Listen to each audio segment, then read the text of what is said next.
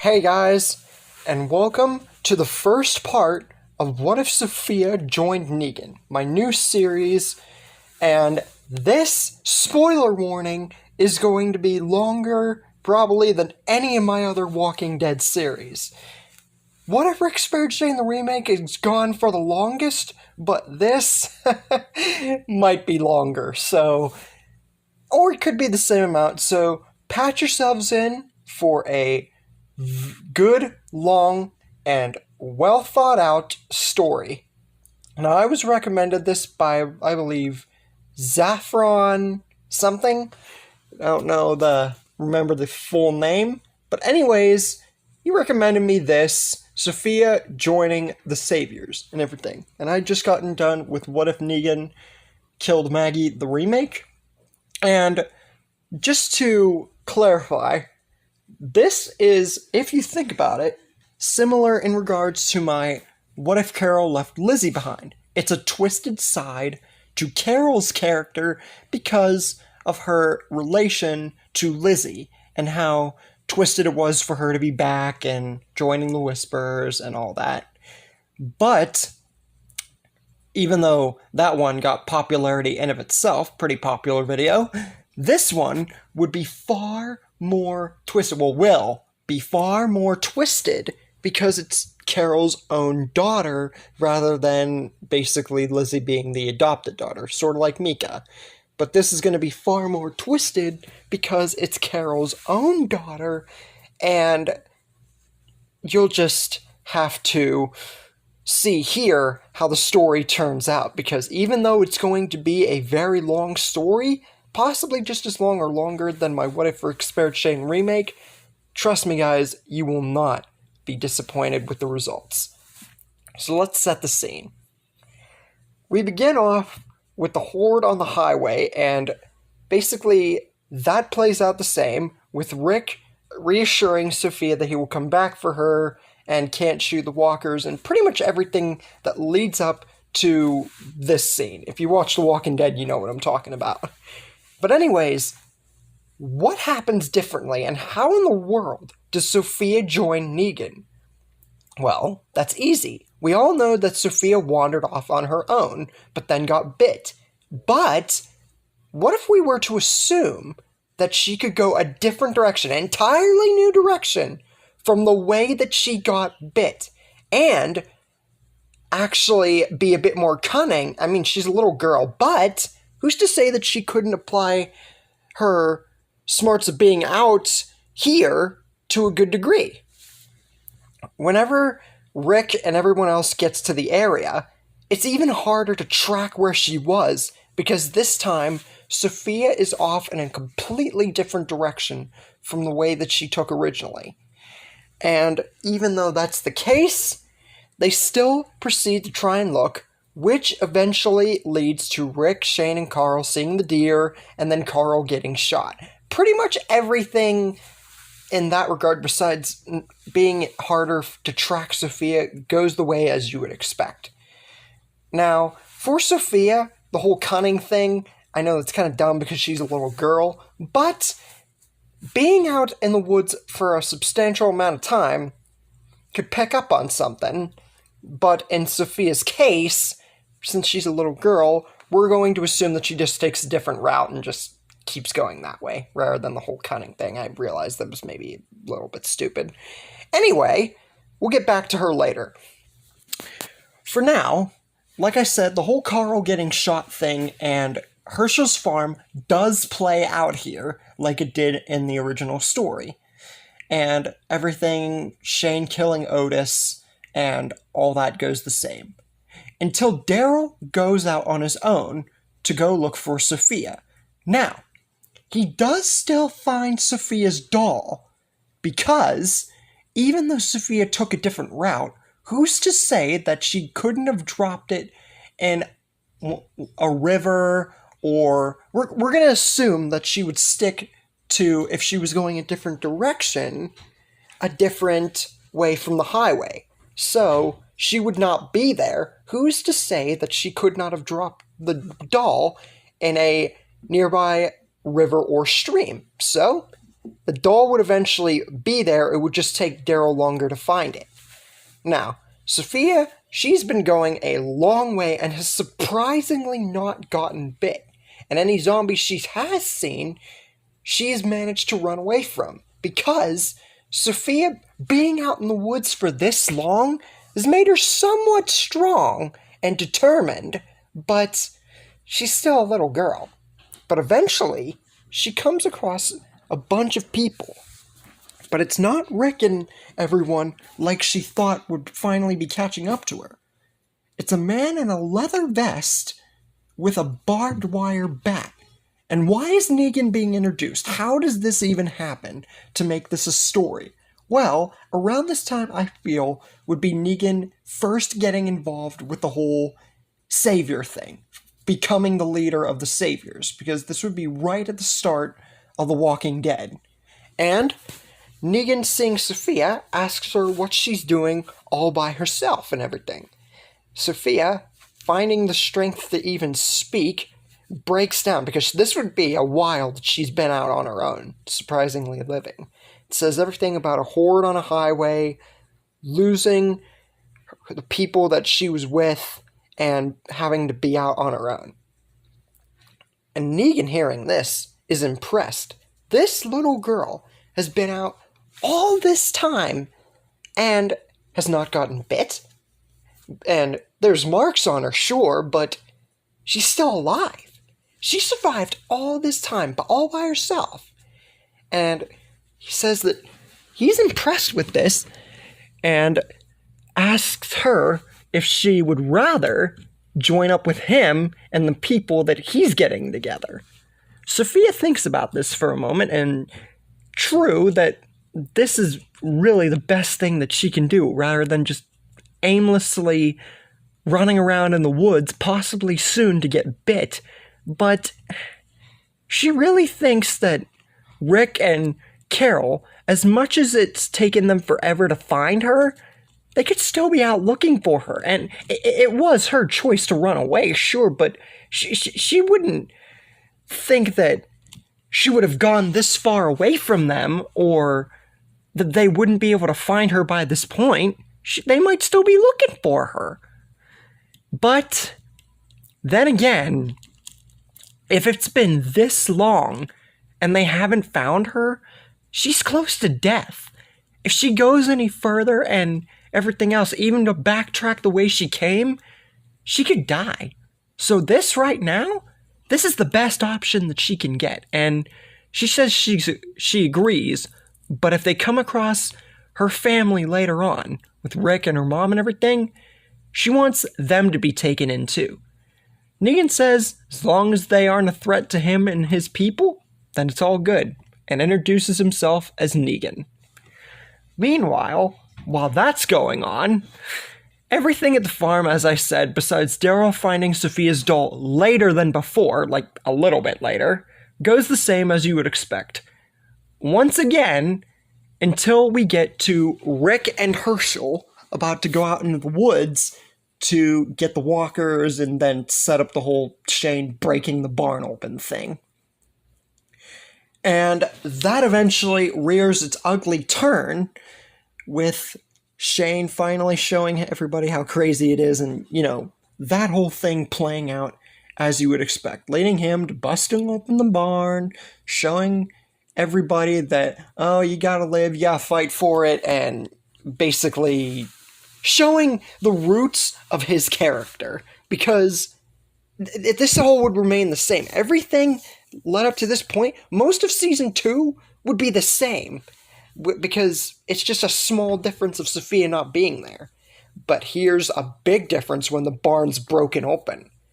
Sophia's walker isn't in there. So this, even though it's sad that she wasn't in there, it's a good thing she wasn't in there. Because it was a sad moment in general when this happened. And this also means that Rick is not going to shoot her, and that part of, you know, officer friendly isn't going to vanish from him. So Rick, because of this, is still much softer than the original version of him around this story, which is also going to change the dynamic between him and Shane. But for how long? Just because Sophia wasn't here, that's just a small change. But how big of a change do you think it will turn out? And do you still think that it will lead to Shane dying? Or could this set up a brand new plot line for this story? And how do you think Sophia will feel when she gets a true connection with Negan?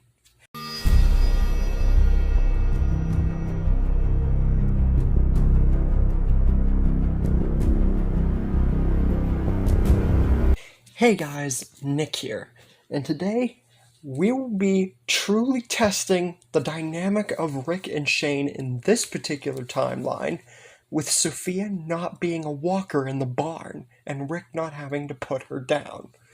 Will the dynamic between Rick and Shane truly change, or is Shane doomed to die? This is part 2 to What If Sophia Joined Negan. Now, in the last episode, there were roughly little to no changes, really, because besides Sophia not being there, really wouldn't change anything until we got to the whole barn scene, in which Shane shows his true motives, breaks open the barn, and then Sophia originally would be in there. But because she isn't and Rick doesn't have to put her down, not only does that change Rick's character development, but it also changes the dynamic between Daryl and Carol, because this means that Daryl's not going to be all mad at Carol, Carol's not going to be so depressed, and feel sorry for Daryl risking his life. It's really going to amount to a lot. And Carol is going to still be lingering on the hope that this is pretty much a blessing that Sophia wasn't in that barn. And even though she is starting to slowly think that her daughter might be dead, this could be very well a chance for her to be alive out there somewhere. Now, Shane, I can't really say how he would feel at this moment in time. All I can say is that he's still lingering to his perspective on Sophia just being dead. And even though she wasn't in that barn, which he would have had no idea what to begin with, he said so himself, he still thinks that she's dead. We all know how Shane felt. Herschel, even though Sophia wasn't in the barn, Shane still did shoot his family, and they kept coming, so he would be on his whole there is no hope thing and everything else, so Herschel's character development doesn't really change. And Shane's not going to argue with Herschel because Sophia wasn't there, except the Rick and Shane argument is still going to happen after everyone goes in the house, in a different way, of course. But this time, the argument isn't over Rick almost basically killing everyone because of Sophia being out there and whatever Shane said.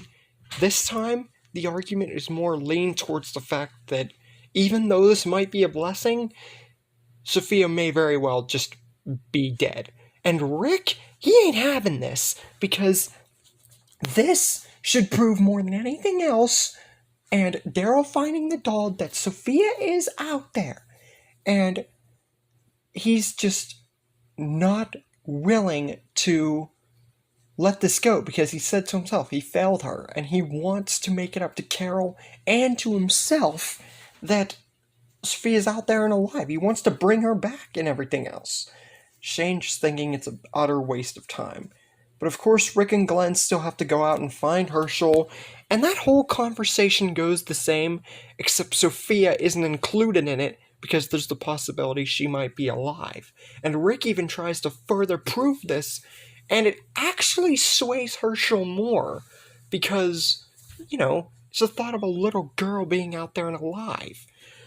But before he is swayed fully into agreeing with Rick, this is when Dave and Tony, members of Randall's group, and Randall's group in general, make themselves known for the first time.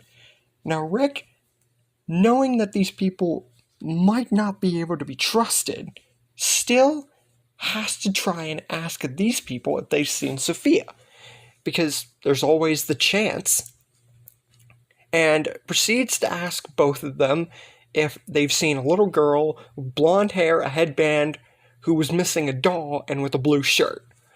Now, whatever motives Dave and Tony were originally planning, we saw they drew on Rick, Glenn, and Herschel.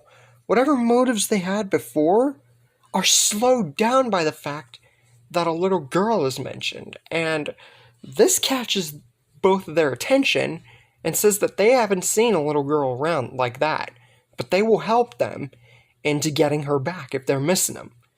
Now, even though this seems a little too good to be true, Rick, Glenn, and Herschel are kind of glad, especially Rick, that they have more hands and more eyes to be able to look for Sophia, because the fact that she wasn't in the barn and the fact that these people, even though they haven't seen them, they could be of use, it's definitely a plus for Rick's group. But that's slowly shut down by Dave and Tony's true motives, because once Rick and them have their backs turned, they hear the clicking of guns. And sadly, Rick knows what this means. Turns around and kills the two guys like before. This would be a bit later into the episode, possibly extending it a little bit, but yeah, as much as I don't want Randall's group to go away like this, especially in this story, I really think that they just would not care about Sophia. So Dave and Tony were doomed to die. Rick is very disappointed at this, because he truly thought that these people were here to help and everything else. And having them just turn on him, basically, after thinking that they were going to help and everything, this is the first step of true character development for Rick, because he hasn't shot Sophia and put her down. So, yeah. The rest of the Randall's group, and then Randall getting his foot impaled and everything else, that goes the same, because I don't really think anything would change that. Except, every time Rick would go to one of Randall's group, and whenever they would go up to the bar doors, Rick would keep trying to get information about Sophia, but to no avail. But he still saves Randall in just a hope that he could be only of use and help find Sophia. I'm back at Herschel's farm. Shane is still upset at the fact that Randall was brought here, and the fact that Rick and them killed 3 of Randall's people. Because if there was any hope of finding Sophia, they might have just ruined it. Because what if that group did have her? And Rick says, well, that might be a possibility. Randall here, he did not want to be a merciless killer, especially after killing 3 of the guys. He still wants to go out and find Sophia, and Randall could be the best chance. And he was going to do the same thing with Dave and Tony before they drew on him. But Randall, so far as they're concerned, is innocent.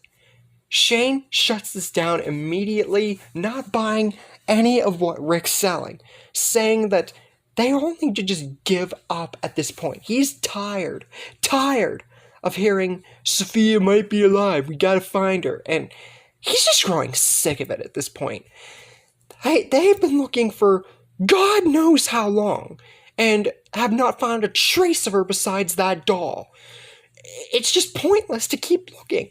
But before he can utter any more, he is slapped straight across the face. But not for Maggie this time around, because Maggie had no reason to really slap Shane here, because he didn't try and attack Herschel. But it was Carol. And she is looking dead serious at Shane right now, and tells him that while she appreciates the fact that he helped her with Ed and everything else back at the Atlanta camp, him continuously denying the fact that Sophia might be alive is just way too much to bear, and it's gonna drive everybody to fight against each other and everything else. Shane is killing this group because of what he thinks is right. And Shane he was not expecting anybody to say this. Okay, maybe Rick, but he was not expecting this from Carol. And as impressed as he is with how Carol just stood up to him like this and everything, something he really wanted from Rick, his pride is shambled right now. Because he wasn't, like I said, he was not expecting this coming from her.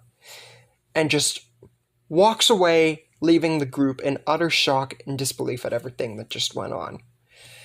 Daryl, since Sophia wasn't in the barn and everything, and seeing how Carol just stood up to Shane, this just makes him want to go out and find Sophia more, because it's starting to literally break Carol and everything else. So he remains strong in his resolve to go find her. Now, Rick and Shane still drive out to talk, except I don't think that Randall would be there, because if Rick wanted Randall to help with Sophia, he wouldn't drive him out. He would keep Randall as long as he could at the barn. So Rick and Shane are alone out here this time, and have their whole talk about Rick knowing about Shane killing Otis, and Lori and Shane being together, and Rick telling Shane that he thinks that he can't protect Lori and Carl. Basically everything, and then Shane telling about what happened at the hospital. Everything like before, except with added conversation this time around. And Shane says he doesn't want to believe that Sophia is dead out there. It's just, with everything that they went through even before this whole apocalypse happened, he just does not believe that Sophia could be out there alive. It's impossible. It's not that he doesn't want to believe it. It's hard to believe it. And he wants Rick and them to understand that. And it feels like Daryl almost died, and while it's bad that he busted open the barn and everything else, he has faults. But he just doesn't want Rick and everybody else killing themselves over a girl that could most likely be dead. And he repeats the fact that he doesn't want her to be dead. It's just hard to believe that she could be out there for this long and possibly be alive. Daryl would have probably found her if that was the case. And Rick says that Sophia, he wants to believe that Sophia's out there alive, because especially in the apocalypse, he owes it to Carol and everyone else. And the only reason Randall is around right now, too, is because he could be their best chance. And if he truly does not know anything or can't help, only then will he kill him. But until then, they have to try everything at their disposal to get her back, wherever she is. Shane, understanding this finally, and Rick finally truly making sense in his eyes, besides, calling him out for everything else about Lori and everything else, understands where Rick's coming from. So that means, since Randall also isn't there, Rick and Shane are not going to fight. Hand-to-hand fight. So, with the fight not happening, and Shane understanding Rick just a little bit more, will he attempt to kill Rick in the end, now that the dynamic between them is kind of figured out already? Or is this all just leading up to Shane truly showing his colors and trying to take Rick's group for himself?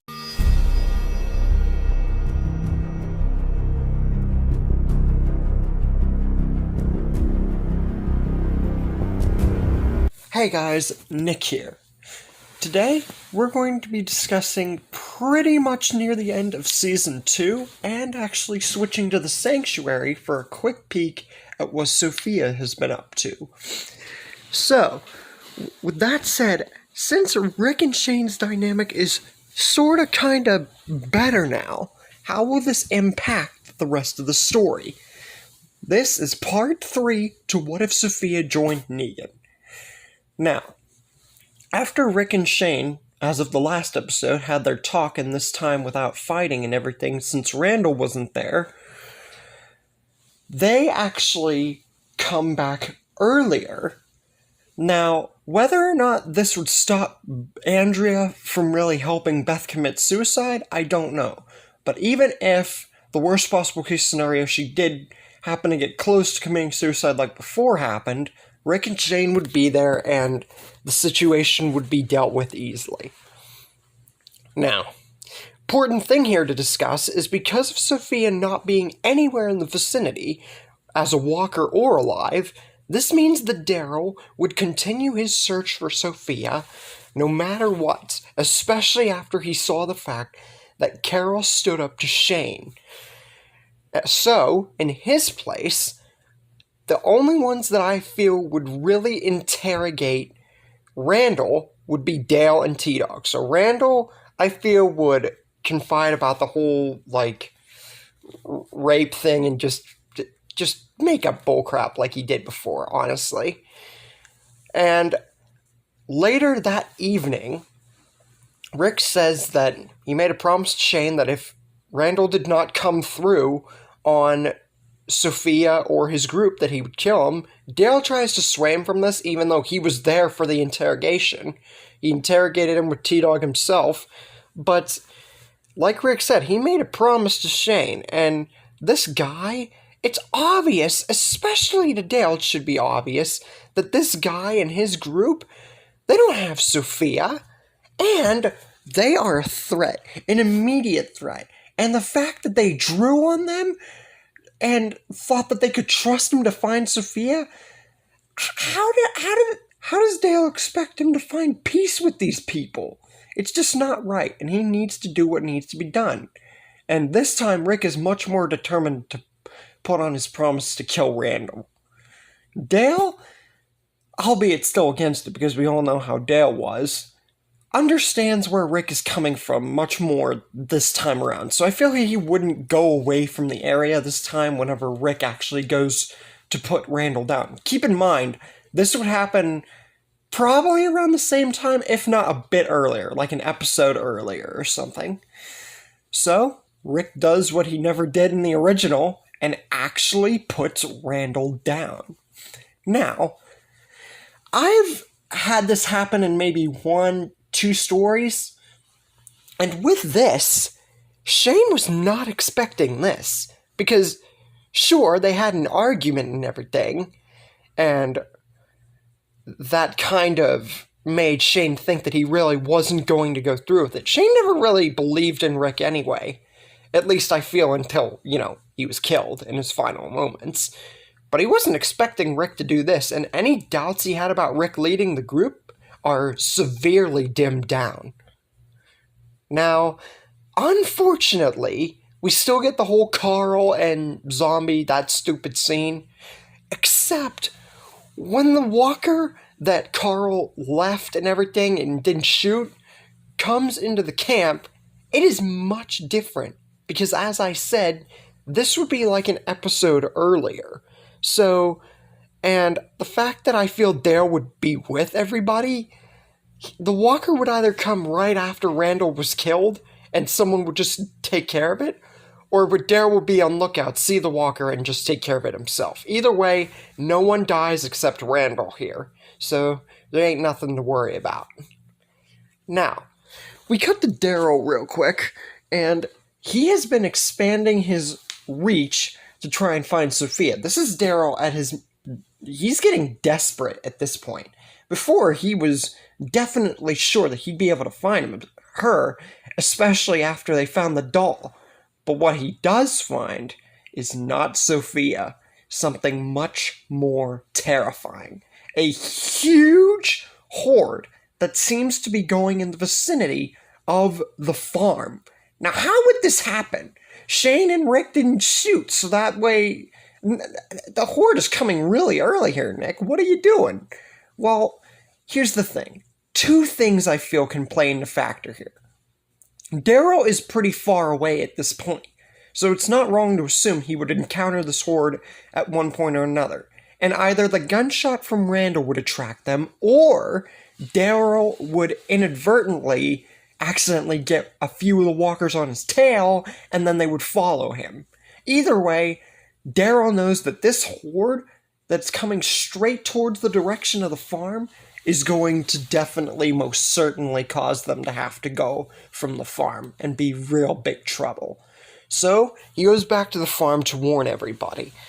Now, once everyone hears about this, Shane and Herschel, the number 2 people out of everybody, want to stay and defend the farm with their lives. Shane, because he doesn't really run away from fights unless it's absolutely necessary. We know how Shane was. And we know that Herschel, at this point, would die for his farm. He even said so himself. Now, Dale being around, he's not really sure that fighting the Horde is such a good idea. Because what if Sophia is in this vicinity and has just been hiding out all this time? And everything else. I mean, it's a stupid thought, but... And they also just... Even though it's leaving the farm, they can't take a huge horde on like that. How do they know they even have enough ammo? Rick says, while that might be true, they've used a lot less ammo throughout all this time, I feel. So, Rick says that they're going to do what they have to. And if they come close to running out of ammo and there's still a huge bunch of zombies, well, they'll cross that bridge when they come to it. But with all the people that they have here, they should be able to make a stand. And Rick tells everybody to load up because they're getting ready for a big battle. Now, with all that said, we'll finally cut back to the sanctuary. And we haven't seen this since either last episode or the first part with Sophia meeting Negan. Like I said, we're going to be cutting back and forth until they actually meet each other. You know, Sophia and Rick's group again. But anyways, Sophia and Negan, after Negan saves Sophia, have just gotten back to the sanctuary, and Sophia is getting a feel for her new supposed home. And she gets to meet Simon, Laura, Arat, Regina, and Gavin. The 5 head honchos besides Negan himself. The 5 main officers of the Savior group, if you will. And gets to meet all of the other Saviors and the people she will be foreseeably spending a good amount of time with. She also gets to meet Negan's wives, and Sherry wouldn't be here yet because Sherry and Dwight haven't gotten involved with the Saviors yet. This is still basically the beginning of Negan getting it, like, his leader as a Saviors thing. This would be near the beginning. So, there ain't that many Saviors as there was when we first met Negan.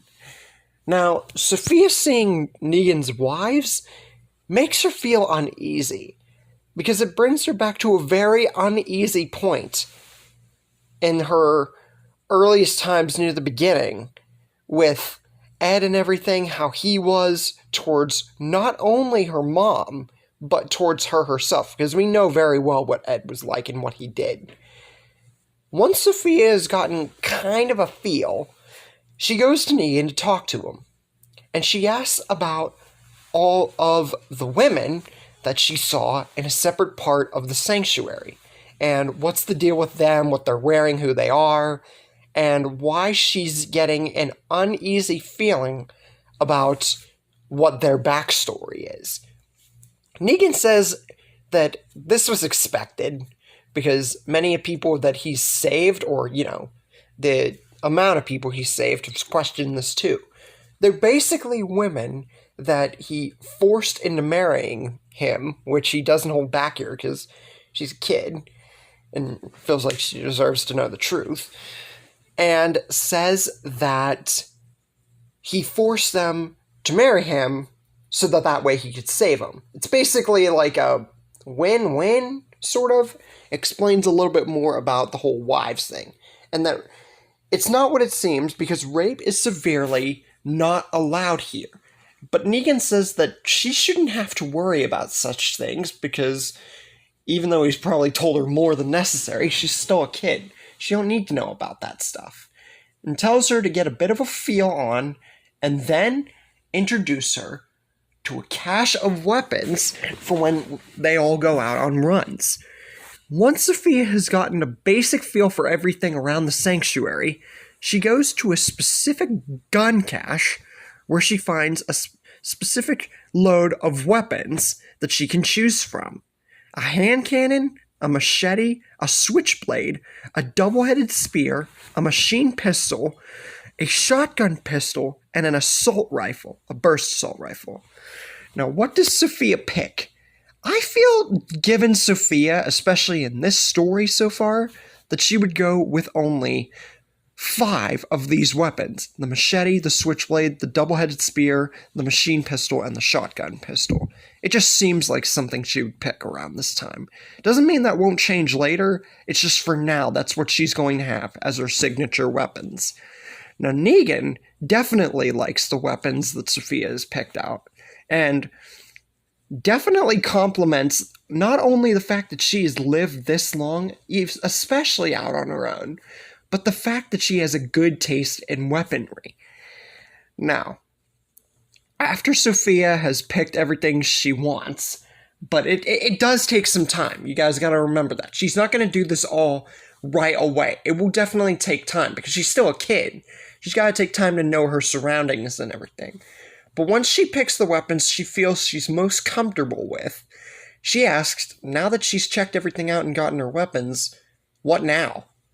Negan says for her to lay down and relax a little bit. She's had it rough out there. But once she finally relaxes and understands more about the sanctuary and himself, then he's going to take them out on a run to save more people just like her and understand truly what the saviors are all about, and tells her, welcome to your new home. Sophia smiles at this, definitely feeling a lot more comfortable around Negan and everyone than she was when they first met. Now, will Sophia like Negan and the Saviors more than her original group? Will she ever see Rick and them again? And where will they be going first to save more people?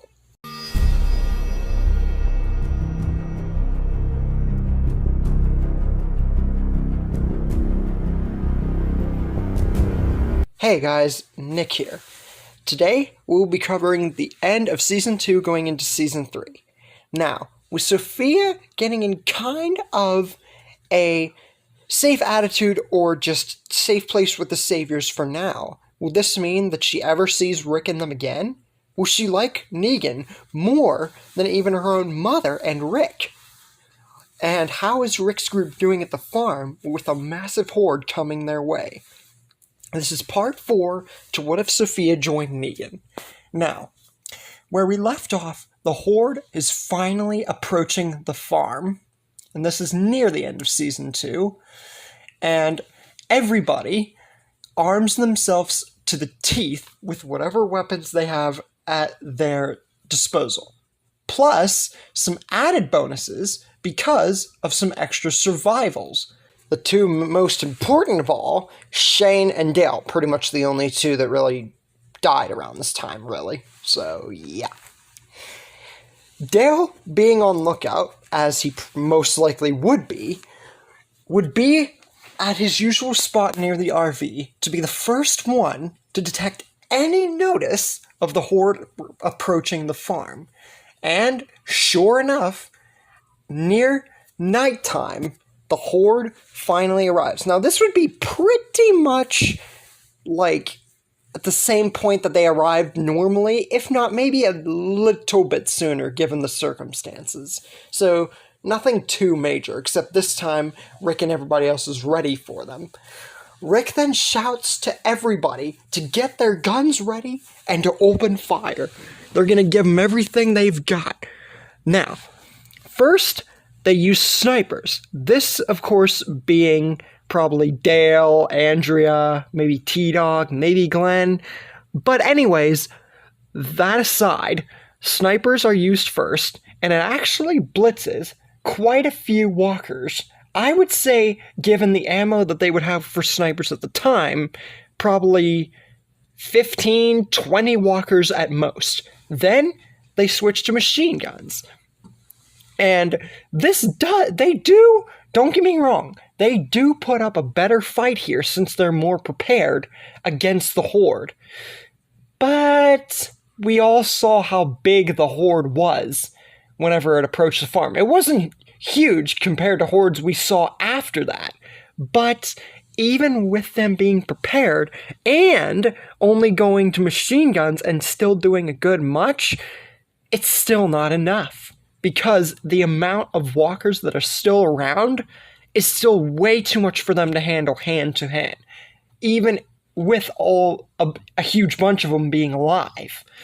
Rick knows this, and at this point, kind of starts to agree on the side of which Dale said, and they should have just left well enough alone, left the farm, and it probably would have been easier. Sure, they would have encountered the horde maybe on their way out of the farm, but they could have avoided them rather than staying here, possibly going to die. But Patricia has an idea. She mentions burning down the barn. And remember, Rick and Carl burned down the barn in the original story because they were just coming back and saw the horde after the whole Shane incident. But with none of that happening here because of Randall being put down, this means that the plan to burn down the barn had not been initiated. And Rick, having not killed Sophia or Shane, would not have thought of this as simply as he did in the original story. So Patricia instead recommends it herself, and that she'll do it. And if it means her dying in the process to save everybody, she'll do it. And soon enough, the barn bursts up in flames, with walkers getting attracted to it. Rick and everybody wait for Patricia to emerge, but she doesn't. Now, does this mean she's dead? No. But even if that's the case, they don't have time to worry about this, because even with this, there are still way too many walkers for them to be taking hand to hand. And Rick knows this, and he says that even if they were able to take all of the rest of them down, they would be completely dry on ammo, and they almost are. So, Rick says, unfortunately, they're going to have to go with Dale's plan. They're going to have to get out of here and live to fight another day, so it would seem. Dale, finally having some kind of joy in this scary moment with his plan actually being recommended, is told by Rick to get the RV and for everyone else to get the vehicles for everyone to get out of there.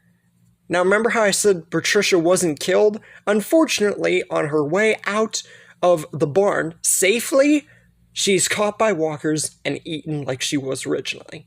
Now, this would either have to be earlier than her original death by an episode or something, or a little bit later into the episode that she was originally killed. Either way, she served a bigger purpose than her original counterpart. Now, Jimmy, spoiler, is not going to die here. At least, not yet. He actually goes with Dale to get the RV while everyone else gets the vehicles. Because Jimmy, I feel, who went for the RV in the original, would want to go for it. And with Dale being alive, he would probably want to accompany him because, Dale's old, probably gets surrounded, he wants to protect him best he can. And because of this, and Dale being around, and with his gun and everything, and Jimmy having weapons of his own and being on his guard, rather than being caught in the RV like his original counterpart, gets to actually live here. And as for everyone else, they get the vehicles, and everyone makes it out of there okay. So the only victim here was Patricia. She pretty much died how her original counterpart did. But Jimmy gets to live, Dale's still around, and we have plenty of other survivors, which I'll touch more on in a moment. Now, important thing that I've touched base upon in other episodes. Dale is alive, so I feel that this in turn would mean that Andrea would likely not get separated. Why is this? Well, especially for this story, they were all together. So, I feel that because of Andrea not getting separated, she would not meet the governor, and that's going to play a bit into the governor, how he acts too. Now, Michonne, something important. Often when I say that Andrea is never found by Michonne and everything, I just throw Michonne to the side to be joining Negan, or something like that. And unless you want to count my What If Negan Killed Maggie remake, in which she's actually a good person. But if you guys think that I'm just going to have her join Negan and just die originally like I have in a few of my other stories, you're half right. But she's going to be playing a much different part when she does join Negan. Spoiler alert again. But that's for another part. Now, like I said, Patricia was the only victim. Everybody else makes it to the highway like they did originally. Now, the survivors are which being Shane, Jimmy, and Dale, because everyone else, they all lived, except for Sophia, which she's still alive, just with Negan. Now, I feel that them going to the highway would have more meaning here. And with Andrea being around, she did not join the governor and everything else, like I said, so that's going to play into the governor's story too. And Rick is also a changed man, because as I stated before, he has not shot Sophia's walker, he has not killed Shane, and he also didn't see Shane come back to life as a walker. So Rick is much softer here. Now, I feel, like I said, the highway would have more meaning here, because who knows? Sophia still could be there because she was never found at the farm as a walker. But to everyone's, she didn't even pick up her stuff. She didn't even go the way of the highway. She just went off on her own direction, so the group still sees her stuff there. And pretty much everything like that goes like originally, except the RV makes it to where everyone stops at the clearing. So RV gets to stay a little bit longer. But aside from that, we have quite a few changes on our hands. That of most important being, Rick doesn't know for certain that they're all infected. So, how will this play into furthering the series? And with Andrea staying, how will this further into the governor? And how is Sophia sitting in to Negan's place so far?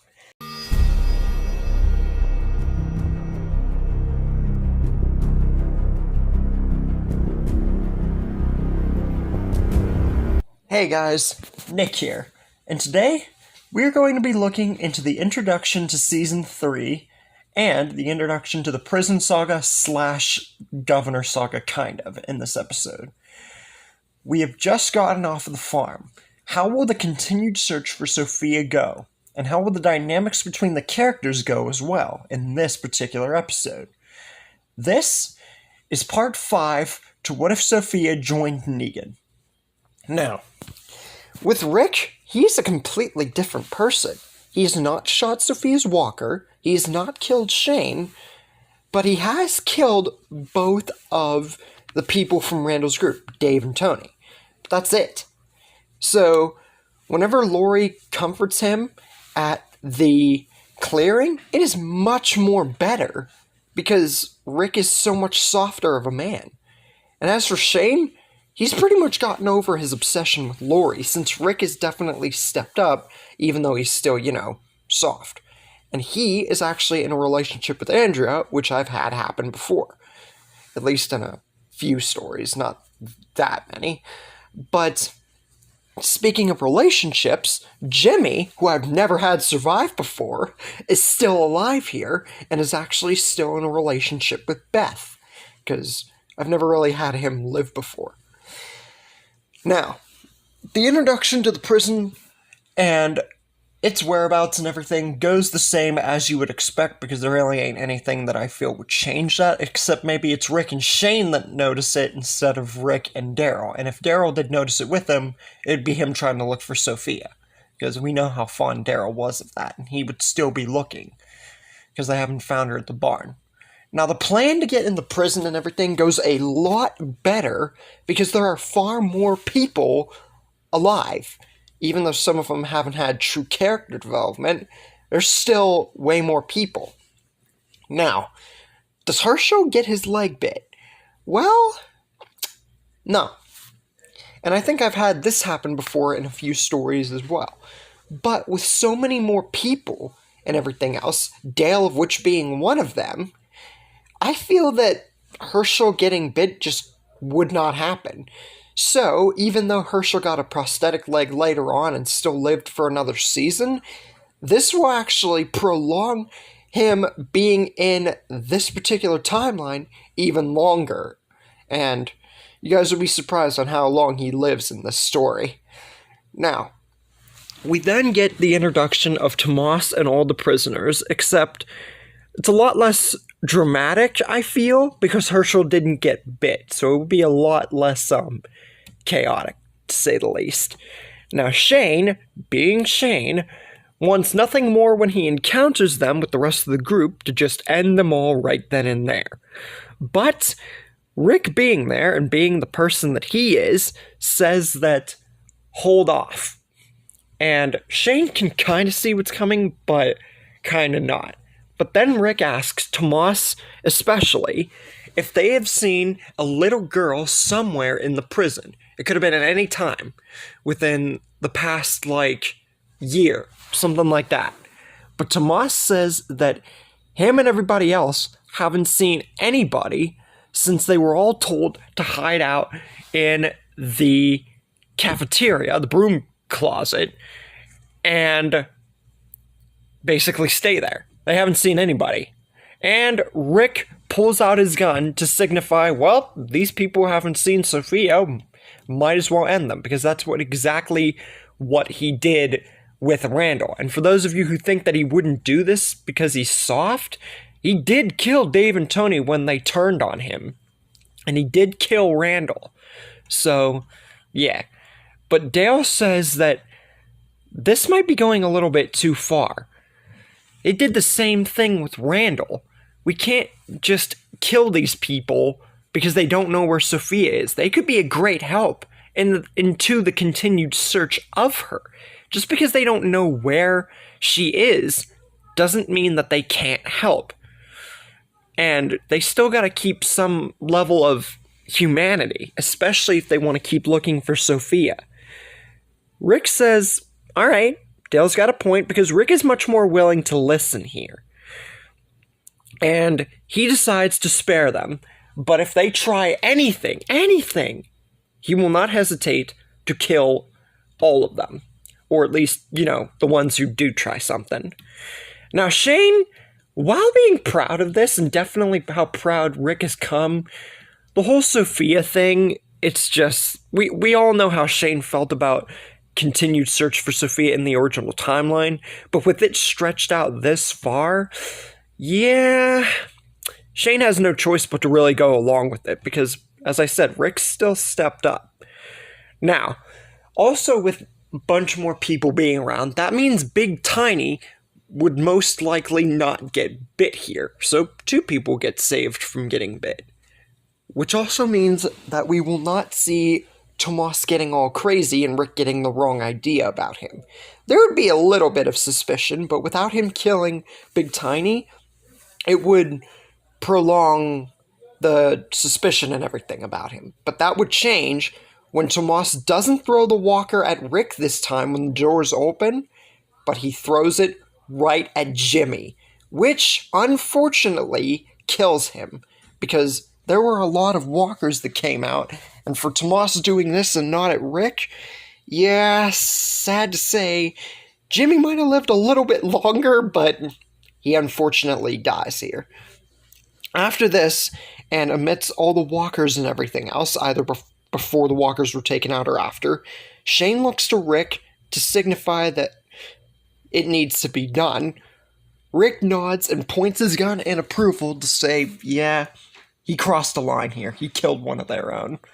And with that said, Shane doesn't need told twice and just pulls out his favorite pistol and boom, kills Tomas right then and there.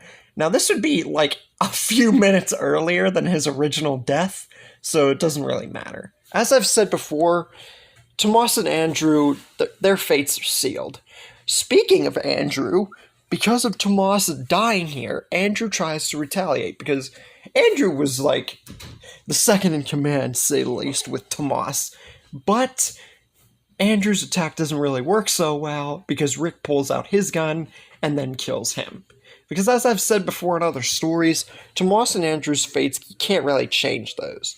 But as for Oscar, Big Tiny, and Axel, their fates I've had in my Whatever Expired Shane remake, and now this one you can actually do something with.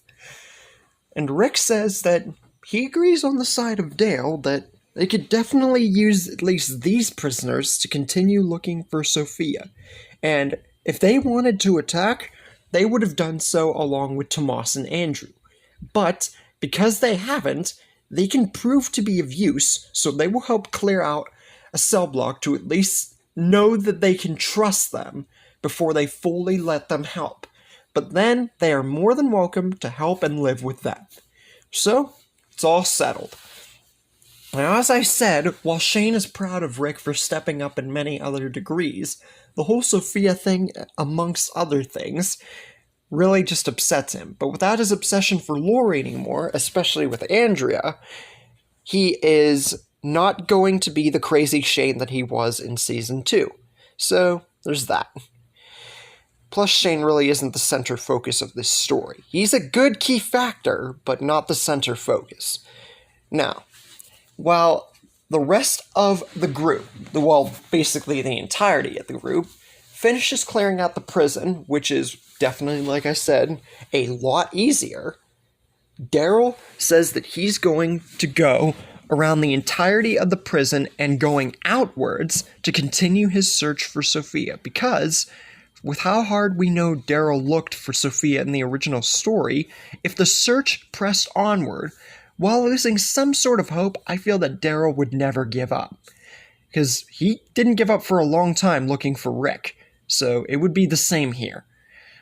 So, Daryl continues his search for Sophia, but not being able to find anything.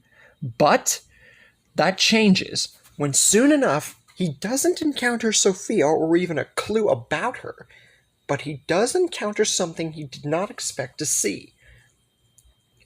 A town. A town that seemingly is in good condition. Daryl thinks to himself, can this be it?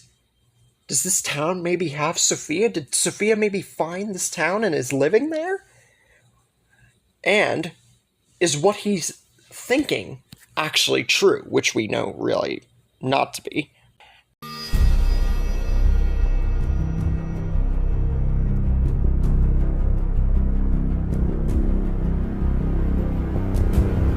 Hey guys, Nick here. Today, we will be looking at Daryl coming in contact with Woodbury and actually meeting the Woodbury people instead of Andrea and Michonne. But how will that affect the timeline? And what has Sophia been up to all this time with Negan? This is part 6 to What If Sophia Joined Negan. Now, since I didn't really cover her in the last episode, just said she was going off with Negan to save people, now we're going to cover that part just a little bit for clarification. Sophia's been getting in a good neighborhood, in a good place with Negan and the Saviors, becoming very comfortable with them as like a new adoptive family. And Negan? We all knew how comfortable he was with children. So, he would think of Sophia, I believe, as the kid he never had. And it would honestly really bring out a better side of Negan much earlier than when we were actually introduced to him. So, that would be nice. But anyways, we left off 2 episodes ago with Negan saying that they're going to go and save people after Sophia got used to the sanctuary. And now, we recap that part, where Negan also says that in case these people are hostile, Sophia needs to arm herself with the weapons she chose from before. Now, with Negan's wives being the main thing that Sophia really was bothered by, soon better reassured by Negan, the weapons part, she's still got to get used to, because keep in mind, Sophia never used a weapon at all, so this is new to her. But the weapons she chose, she felt comfortable with, and soon enough gets a little bit of practice with them, and when Negan says to arm herself, she does. her machine pistol, one of the weapons that she chose, goes into one of the side or back pockets of her pants. The switchblade that she got, she puts in a sleeve in her shirt. And this is basically her arming herself. This is a little girl, mind you, arming herself like a friggin' military soldier. Now, for the machete and shotgun pistol-like weapon that she chose, she puts them on both sides of her pants. Both of the... I believe that there would be pouches, not just fit them in the pockets. Unless they were big pockets. Other than that, she would have to have weapon holsters for her pants. Now, for the double-headed spear, which, in a sense, I don't think you would really see in The Walking Dead. It was just a really cool add-on that I feel Sophia could have, or rather should have. For that, she would have it in the back of her shirt. And for story's sake and clarification's sake, I'm going to say that there's a weapon holder, or like a double-headed spear holder for the weapon, sort of like Michonne's blade, so that way it doesn't end up stabbing her in the process. So, with all that, Sophia, like I said, would probably have training with these weapons before actually using them, so that way she's way more comfortable with them. But with all that said, she smiles at Negan and says she's ready to go.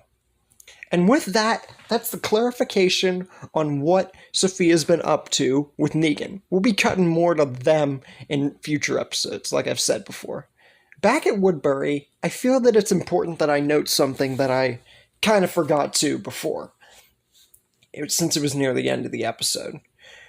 Axel, Oscar, and Big Tiny, who survived, by the way, all go with Daryl to Woodbury. So they're all with him because they also wanted to help with Sophia and everything. And Daryl said, why not?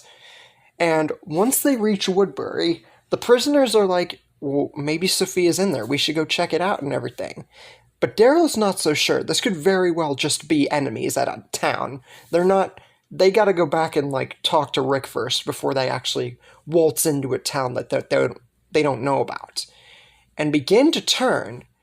But just then, Daryl hears a voice say, where are you going, brother? You're gonna miss out on all the fun.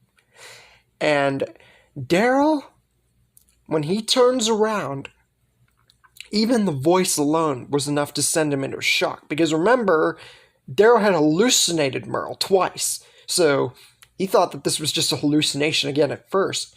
When he turns around, sure enough, the real Merle is sitting right there at the edge of the gates of Woodbury. Because he noticed Daryl at the last second when they were about to go away. And he was just as surprised to see Daryl himself. Because remember, Andrea and Michonne, neither one of them arrived at Woodbury, so the knowledge that Daryl was alive out there was basically lost to Merle, unlike when Andrea and, Glenn and Maggie told him. But now, Daryl meets Merle first, before anybody else, also prisoners. And then Daryl's let in on what happened with Merle, what happened to this whole arm thing. And then Daryl says that they're still looking for Sophia because they lost her at a highway after the whole CDC thing. And Merle says, unfortunately, she ain't here. And with that said, we'll cut straight to the prison real quick.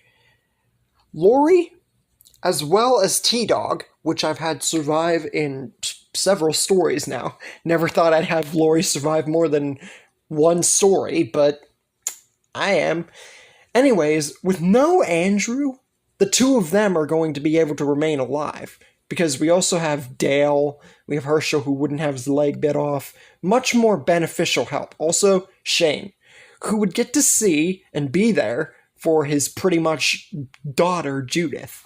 And I've had that happen, and I believe my What If Rick Spared Shane remake, and maybe one or two stories that I can't remember at the moment. Point is, he's there for when she's born. Now, Rick is getting concerned because Daryl and the prisoners haven't come back for a substantial amount of time, and he gets that the search for Sophia is still very important, but for them to take this long is definitely concerning. But he can't go out there alone because, especially if they were invaded, it could mean instant danger. And if Rick goes alone, he might as well just be signing his own death warrant. So, he goes, but Shane, Glenn, Maggie, and T-Dog accompany him because they also have to get formula for baby Judith. Now, with all that said and out of the way, we have come across quite a bit of changes. How will Daryl encountering Merle and the Woodbury people first actually play into the regards of the story? Who are Sophia and Negan going to be ending up saving, since this is so early into the introduction of Negan and the Saviors? And will this particular saving be different because of Sophia's influence? And what about the governor and his influence with so many changes?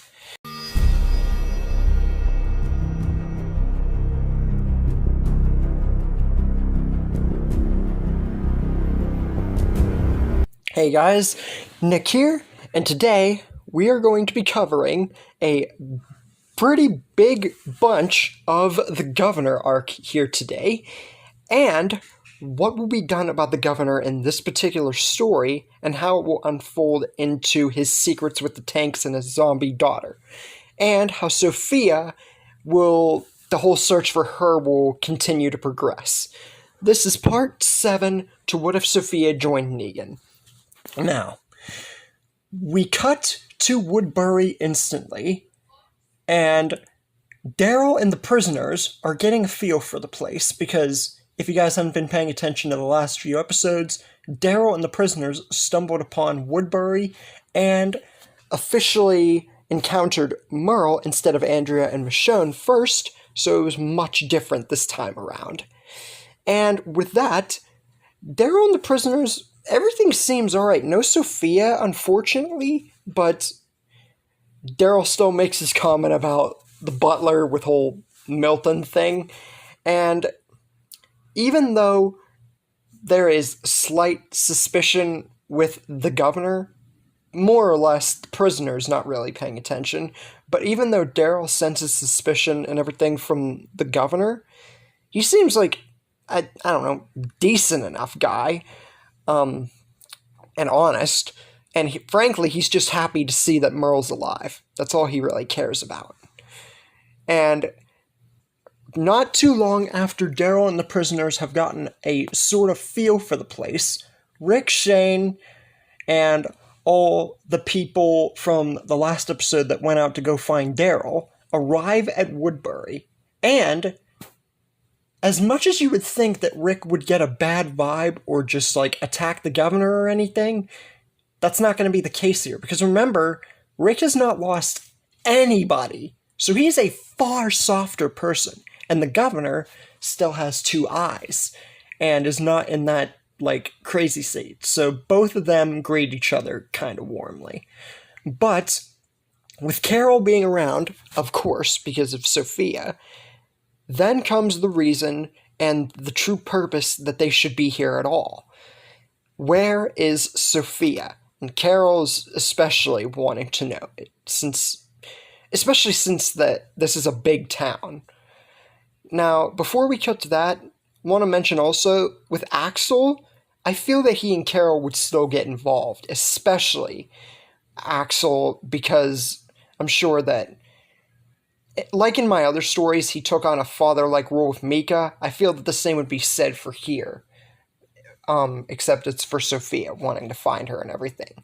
But unfortunately, the governor says, as well as what Merle told Daryl, the girl that they are talking about, the girl that, from their description, Sophia, has not been anywhere in this town, nor has there ever has been any sign of her. But that does not mean that they can't help in some shape or way. And they should definitely stay here and just forget about the prison and everything else. because this place can definitely provide them with the protection they need and the people they need to try and find Sophia. The governor then tells Martinez to send a group of Woodbury people, like some of his men, and some of Rick's group now here too, to not only go get the people from the prison and bring them here, and find Sophia the best way that they can. Carl, Merle, Maggie, Glenn, Axel, Carol, and Daryl all go with Martinez. They go, pick up the people at the prison, the rest of them, bring them back, but as for them personally, they all go out together to scope around even the entirety of the prison, what they haven't, and around Woodbury's place too, to look for Sophia, find any clues of her. Now, T-Dog, since he was one of the ones at the prison, I feel that he would not go with Merle and the others for obvious reasons. Because even though it's been a minute, and Merle's a sort of changed person, he did still try to kill him, and was racist to T-Dog and everything else, so T-Dog's not going to be all down for teaming up. So he stays at Woodbury with the rest of everybody else, who does not go out. Now Shane, more so probably than anybody else, even though he's a softer person as well, is not really liking the suspicious feeling that he's getting from the governor. Now, Daryl had this, but Shane, he'd be far more perceptive. And before he can even put anything together, Dale comes up and talks to him. And surprisingly enough from Shane to hear, Dale is sensing something about the governor too. Because I feel that with Dale, how smart he was, he picked up on Shane killing Otis without any knowledge. So him thinking that the governor's up to something, it would definitely be Dale who figures it out along with Shane. Especially considering the fact that Dale tells Shane that Andrea is starting to take a liking to him. And Shane, he does not like this at all. Because don't forget, they're together here, as I've had in other stories. Shane and Andrea are together. So when Shane confronts Andrea about this, Andrea just gets defensive, as she would, and says that Shane's never been a real perfect peach himself. He's tried to kill Rick and done bad things to the people in the group and everything else. So he should have no room to talk about the governor and his suspicion. And she just walks away. Shane is dumbstruck at this because he thought that he had something with her. It was a way for him to get away from the thought of being with Lori. And now, for the first time in a long time, him and Dale agree on something, that something needs to be done about the governor, and they come up with the plan to wait until no one is around, especially the governor, go into his house and find out what he's really up to. They confront this plan with Rick, as Dale obviously would, and Shane, he's become more lenient with cooperating with Rick since things have changed a lot throughout the story. And Rick says that this is a decent enough plan, and he'll go to his old hometown to collect weaponry, not only to help, but to be a better distraction, so that way everything goes according to their plan.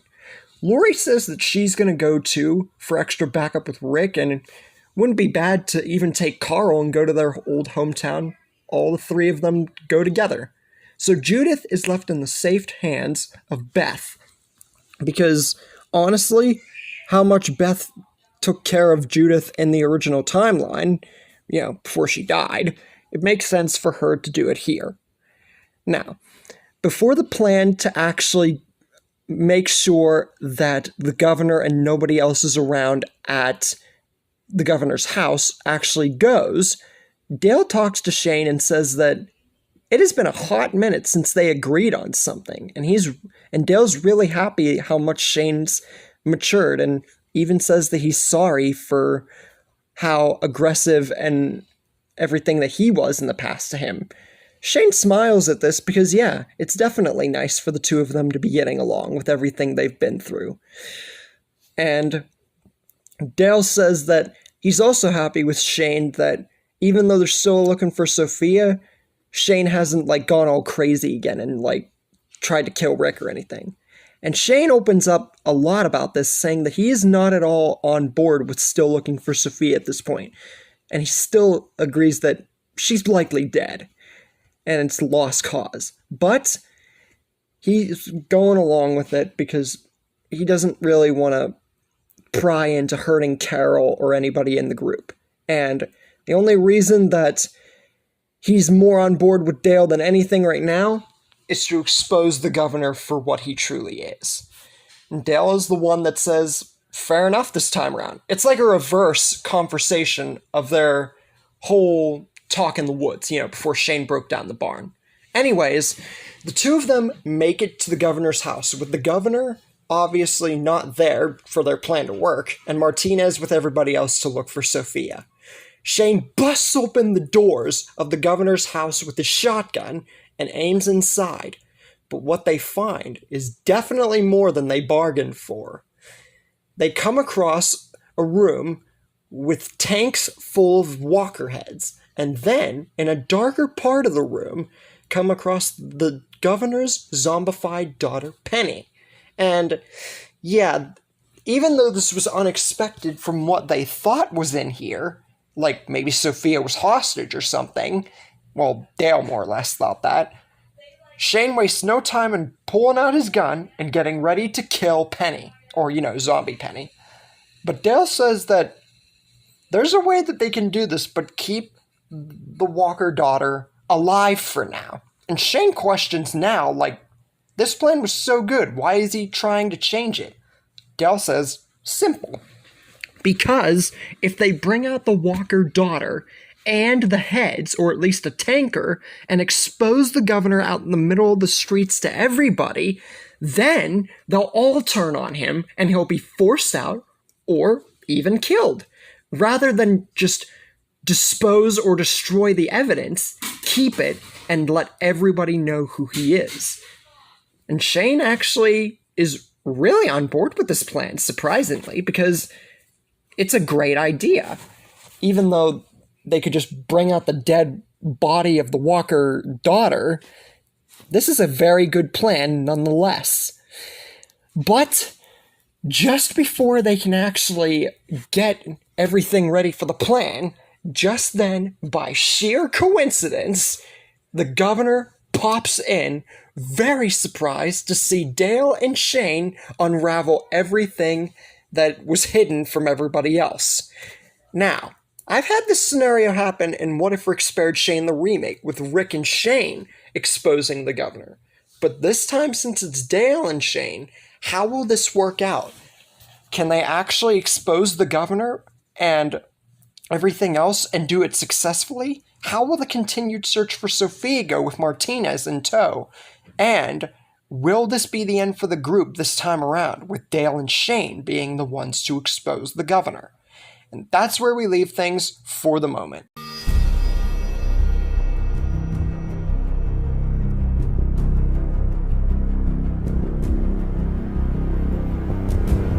Hey guys, it is Nick here, and today we will be seeing the results of what will happen with the governor situation now that it is Shane and Dale exposing the governor instead of, like, Rick or Shane or Michonne. This is part 8 to What If Sophia Joined Negan.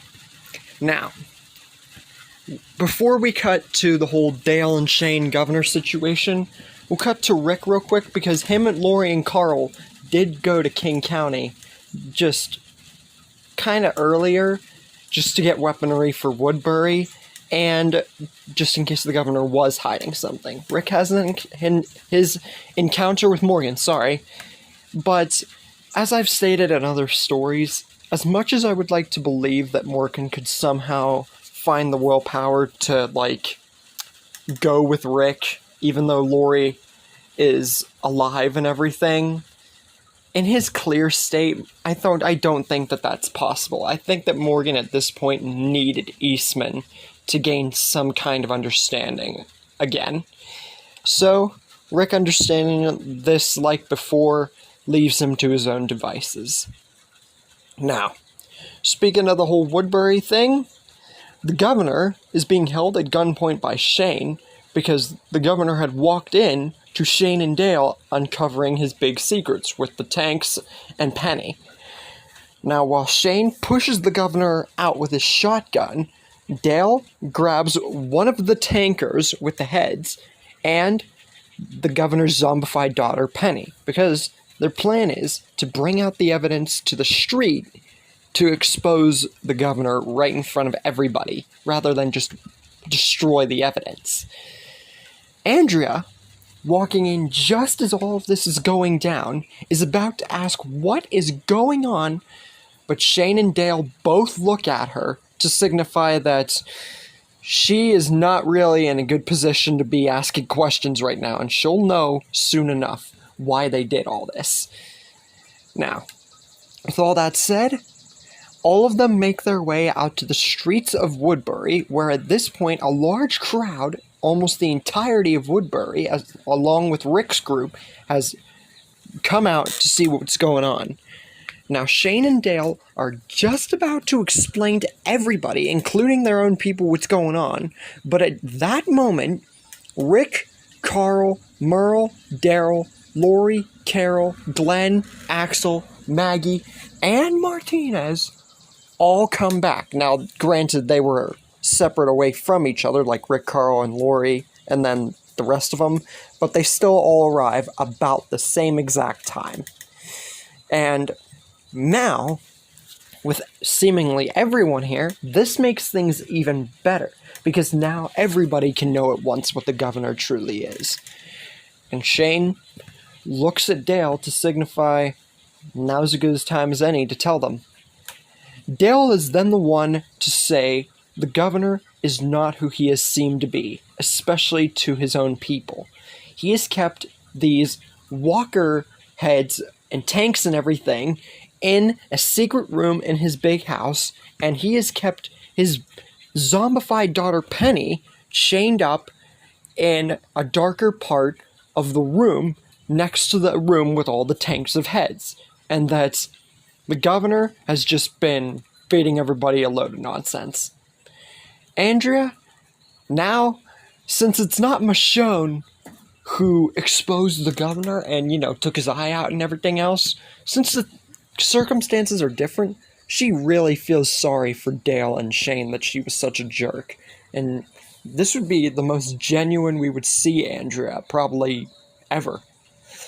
And if you think that's something, Milton, Martinez, and Merle, there's 3 M's, so kinda weird to say that. But anyways, the 3 of them are in just as much shock as everyone, basically, and feeling like they were betrayed by the governor, especially Merle, who was saved by him and got, the prosthetic arm and whatever else, the knife hand. The governor, seeing as his whole leadership is in ruins at this point, is about to attack to try and get his roll back. But that doesn't really work so good, and Shane knocks him down with the butt end of the shotgun, knocking the governor straight on his face onto the hard cement. Now, at that moment, Rick pulls out his python and shoots the governor's zombified daughter, and it's a tad bit later, or I would say it was even earlier than when she originally was put down by Michonne. At this point, I'd say it's around the same time, if not like a little bit later.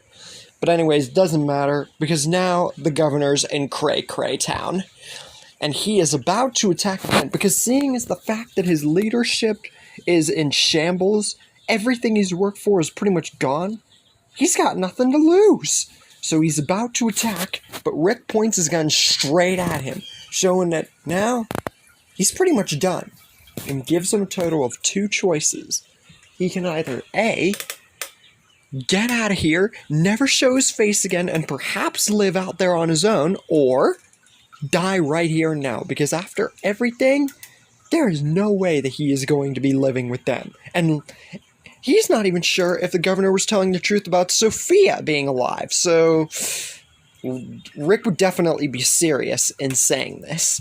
And Andrea even looks at the governor, and the once love eyes that hit his are gone, and all he's met with from her is seriousness and disgust.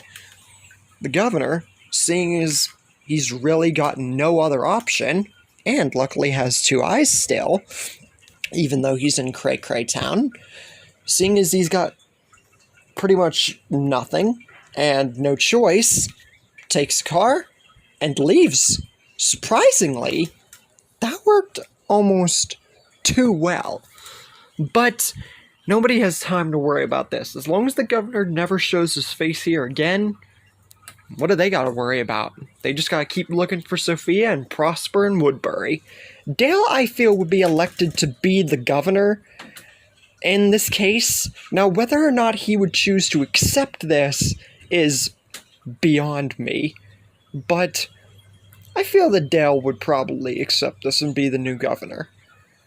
And Rick and Shane would be the two policemen of the town. Now, this would be kind of like an Alexandria job offer, but, you know, it's in Woodbury. Now, who would be to decide this? I feel like it would be decided amongst the town, not just one select person. Meanwhile, a certain someone had come across a car with Rick, Lori, and Carl going in it, and this was when they were going to King County and Morgan and all that. And soon enough, this mysterious lady finds herself coming across Negan. Yep, as I've done in many other stories, Michonne meets Negan here, because the circumstances have been a lot different going forward. Andrea didn't get saved by Michonne, so this would happen. Except this time, Sophia is in tow, because remember, she's the key factor in this story. And I said that Michonne would be brought in later on with a twist. Sophia being here, that's the twist. Michonne, of course, like her original counterpart, the one in the vision, not the real story, she tries to attack, seeing as she's just... She would be evil still by this point, because we all know how Michonne was. But Negan puts her down instantly with a whack to the stomach with his bat, and with how weak and delirious and hungry Michonne is, she can't fight back.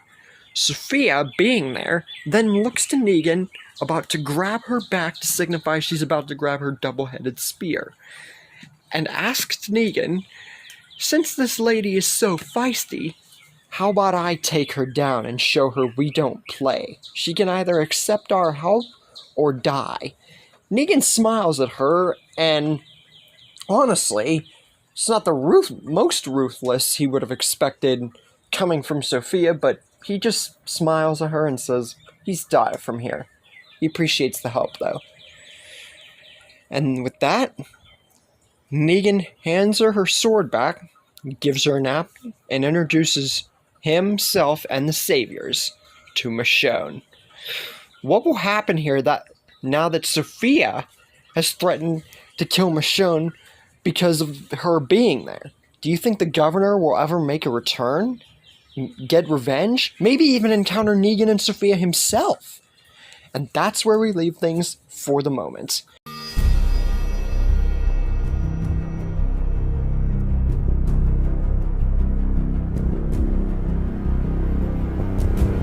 Hey guys, it's Nick here. Today, we have a few plot holes yet to be discovered. For example, the governor is off on his own and still has two eyes, and Michonne has joined Negan prior to my other stories, well, at least a few of them, and Sophia is in tow while this is going on. How will these plot holes in turn affect the story, and will they at all be connected later down the line? This is part 9 to What If Sophia Joined Negan. Now, after the whole governor deal, Dale becoming pretty much the governor, and Rick and Shane becoming the police guards of Woodbury, everything is pretty much peaceful. Nothing bad's gone down. Axel has officially now gotten together with Carol, and Axel very much cares at the fact that Carol's still looking for her missing daughter. Shane and Andrea have solved their differences after the whole governor bit, and have officially gotten back together again. And like I've said before, Shane's officially gotten over the whole Lori thing. Now, Milton's work has officially been shut down by Shane and Rick mainly, because they don't want to have to worry about walkers breaching Woodbury and basically making them have to search for another place, because this is a good place. Daryl and Merle would go out on runs, like, they would, and Merle would eventually warm up to the idea fully at the fact that Daryl's still looking for Sophia. Don't really know how Merle felt about Sophia in general. Never really talked about her at all. But I feel like he would warm up to the idea of helping Daryl more and more looking for her. T-Dog also, after a good long while, would eventually forgive Merle to a degree and be more willing to go out on runs with him and help him and such. So, that's nice. Daryl and Beth officially would get into a relationship like I've had in other stories, because I feel that if they were around together long enough, that would happen. Carl would also be a changed person here because of less happening to him. Well, sure, he still did get shot, but with Sophia still out there, and the fact that Lori is still alive, this means that Carl's character development's going to be different. And the fact that the whole prison fight thing didn't happen and they never knew if Judith was alive or not. That whole thing. But, yeah. Big Tiny and Oscar, besides Axel, are the two surviving prisoners, because Tomas and Andrew, it's just the way their characters were written, there was no saving them, as I've discussed before. But eventually, some time passes, and I mean some time, and we get introduced to the other residents of Woodbury as well as Tyrese's family, that being of which Bob, Mika, Lizzie, David, Karen, Ben, Alan, Sasha, and Tyrese. We get introduced to all of them soon enough, with Tyrese's family having to be picked up because they would still go to the prison. But I feel that with enough runs around there, Daryl and Merle would at least pick up on it. And Tyrese's family would be brought to the prison. Woodbury, sorry.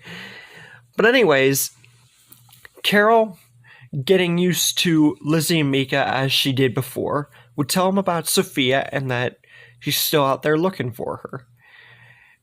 And these two definitely remind her of her own daughter and such. Now, Lizzie, she gets kind of a jealous streak from this, because we know how crazy Lizzie was with the whole walkers thing. So I feel that with Sophia brought up here and the fact she might be alive, this would cause Lizzie to go on kind of a jealous streak, so mad that Carol in turn would unfortunately have to put her down. And I feel that this would be even more sad. Sure, Lizzie killed Mika in the original, and that was sad enough, but this would just be sad on the fact that Lizzie was that jealous. But Mika, she understands the connection between Carol and her daughter Sophia, and agrees along with Axel to stay by her side and continue to help find her. Because she's not like Lizzie, wherein the fact that she's jealous and whatnot. She understands the bond between mother and daughter. So, Mika ultimately takes on an adoptive daughter role, like I've had in other stories, except it's kind of different here, because Sophia's still alive, but I still feel the adoptive daughter thing would go for it. Now, as for Axel, he once again becomes like an adoptive father to Mika, Because as for Mika and Lizzie's father, whom I still think would be alive, it depends on what would go down in Woodbury and such. But anyways, with all of that out of the way, the governor, who is still alive, let's cut to him. The governor is off on his own after being kicked from Woodbury and basically having nothing, when all of a sudden, he walks into the wrong territory. Before he can even blink twice, someone comes from behind with a knife and slashes his eye. So, this is a little bit later down the line, he loses his eye, but we'll talk about that more in a minute. Who is the assailant? Lou, one of the claimers. That's right, the governor has stepped into claimer territory, because I've really never had that done in any of my what-ifs before. What if the governor joined the claimers? But we have that here. Eventually, Joe steps up and says, "You walked into the wrong territory, mister. This area is claimed." And the governor can't even process what's going on because he's in too much pain from getting his eye slashed with a knife. Because remember, he had his eye stabbed with a piece of glass in the original story. Here, he just gets it slashed with a knife. So, same pain still, because, losing an eye. The governor ultimately is given an eye patch because, honestly, I feel that this would just be more of a scare tactic. I don't think the claimers would mean to kill the governor. Especially, they didn't mean to kill Daryl. This would be more of a scare tactic. As soon as the governor regains his composure, he asks who the people are and what they're doing here. Joe says that they're just a band of guys who follow simple rules. And then Joe asks who this guy is and where he came from and why he's off on his own. That kind of stuff. And since the governor once again has nothing to lose, well, bar from, his eye getting slashed with a knife, he basically tells the claimers his backstory, trying to keep some parts hidden, obviously, and that he was kicked from his town where he was once leader by a bunch of men who thought that they were bigger than him, by an old man and just a tough man called Shane, and said that it was all started because of all of them looking for a specific girl called Sophia or something. Either way, he lost everything important to him. Joe says some intriguing news. About a year ago, which would be around the time that Rick's people were at the farm, Lou had seen a little girl matching the description run off to a distant part of the woods that they were at. He had told Joe about this, but Joe paid no mind to it because it was just a little girl, and by the time that they would catch up to her, it would be pointless. So they left it be. Now Joe says he doesn't know how well this information might go in turn to the governor, but it might help him in the slightest to use it to his advantage. But with that, he says that the governor's free to go, and sorry about the whole slashing eye thing. But this gives the governor an idea. This information's more than handy. It could definitely be used, but he can't do it alone. He then proposes a deal. He will join the claimers if they go with him. Because if they go with him to help take back his town, they can use the information of Sophia against them, and it will work definitely towards his favor. Now, Joe says him and the claimers ain't interested in taking a town, and if they were, they'd just be taking the materials. They're not interested in living in a town, but he does like the idea of the governor joining their group. So, ultimately, Joe agrees and says he's got himself a deal, although they might go off on their own after he takes the town back, so that's pretty much it. The governor agrees to joining the claimers for now, just to get his town back. And ultimately, the stage is set. But is it really? Will the governor, in turn, just betray the claimers to his own ends even before he gets the town back? What more do the claimers possibly know about Sophia, or is that it? And will the Woodbury people with Rick's group be able to stop the governor joined with the claimers?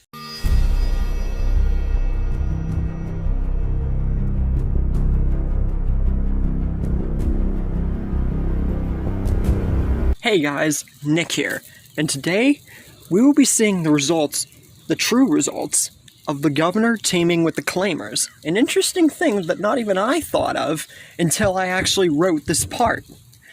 But anyways, how will this team up and the information that the claimers have turn into Rick's group in the process? This is part 10 to What If Sophia Joined Negan.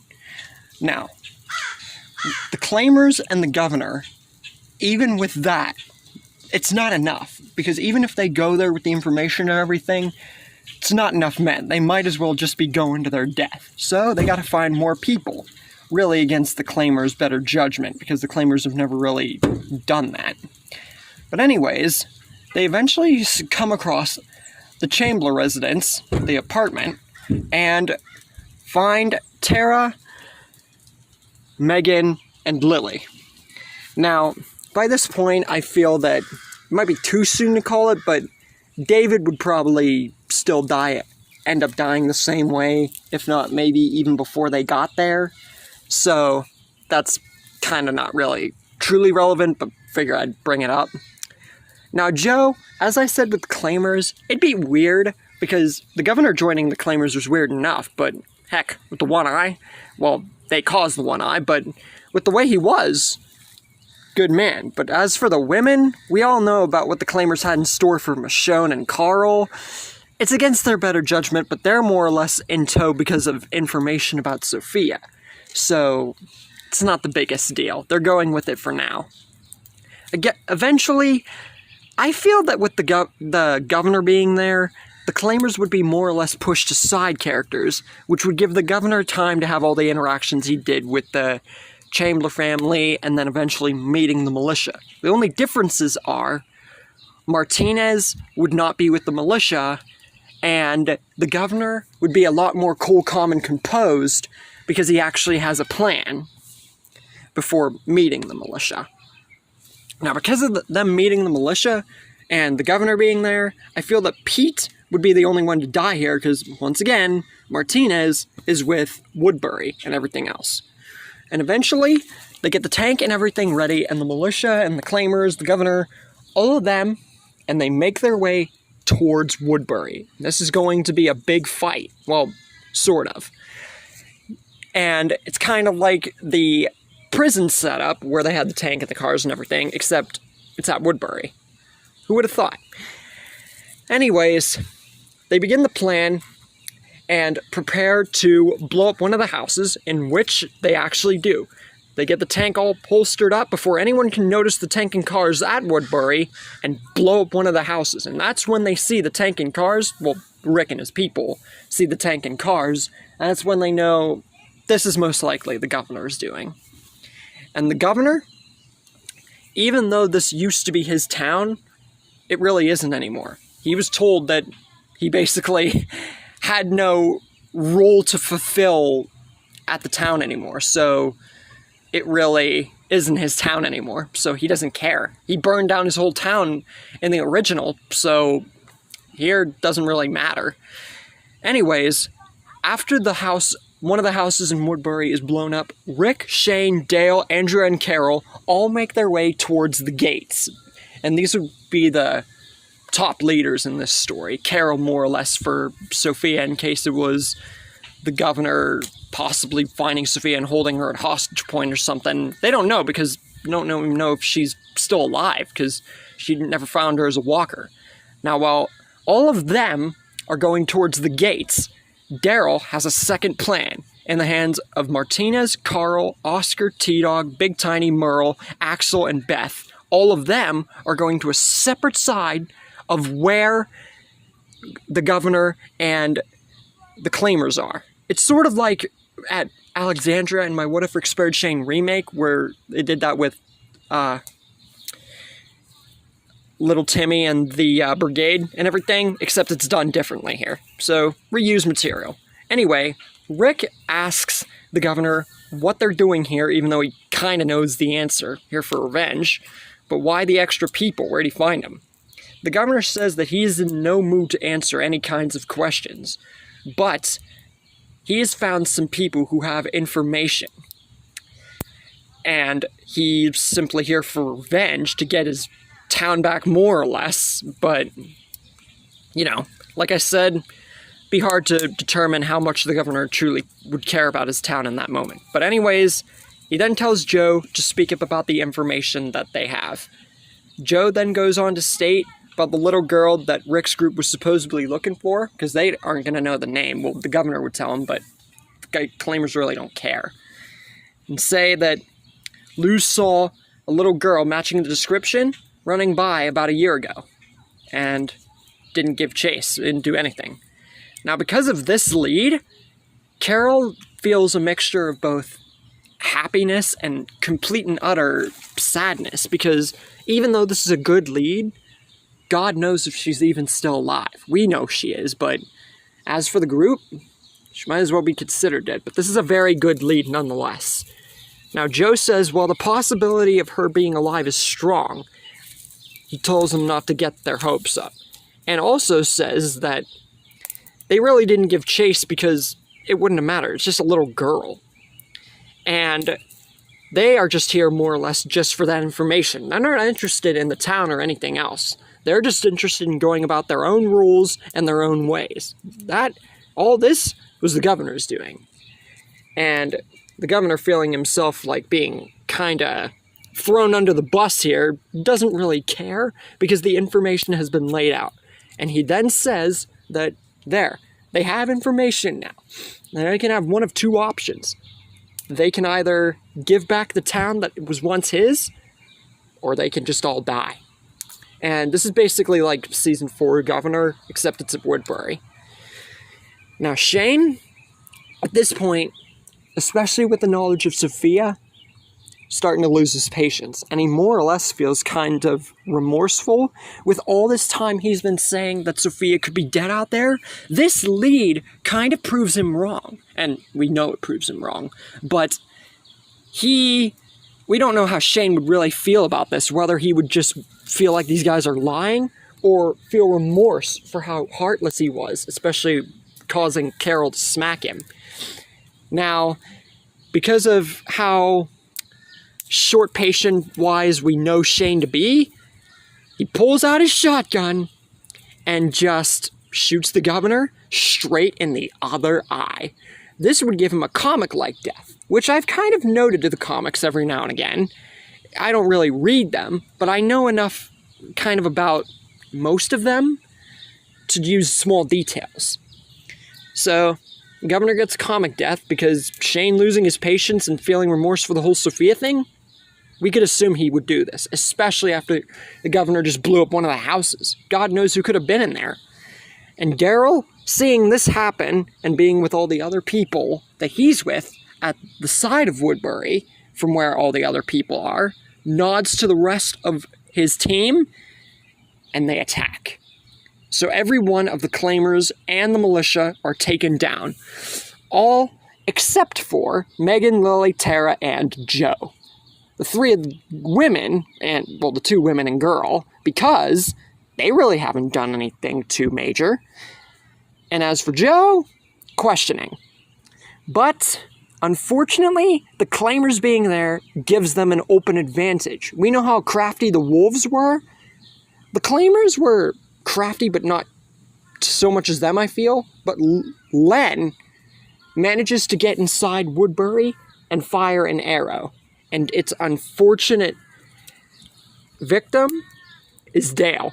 Now, I've had this happen, Dale sacrificing himself in What If Amy Survived, but here it's under different circumstances, and it's a lot sooner.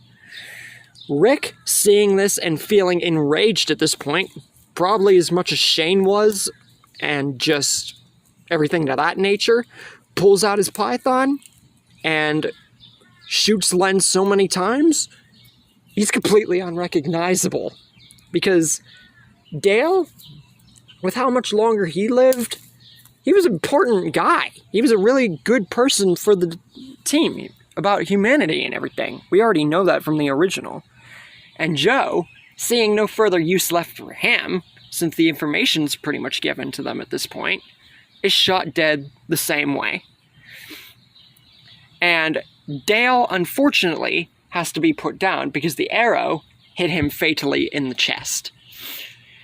And even though he lived a little bit longer, like I've said before, I planned to do a What If Dale Survived remake, but for the consistencies of the stories that I have been doing, it's just Dale's fate.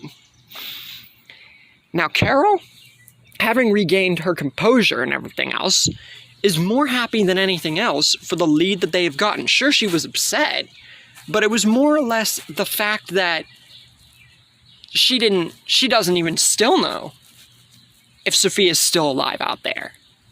But the fact that they have this lead, even from enemies, whether it's true or not, it's a lead. And Rick pretty much reiterates the same.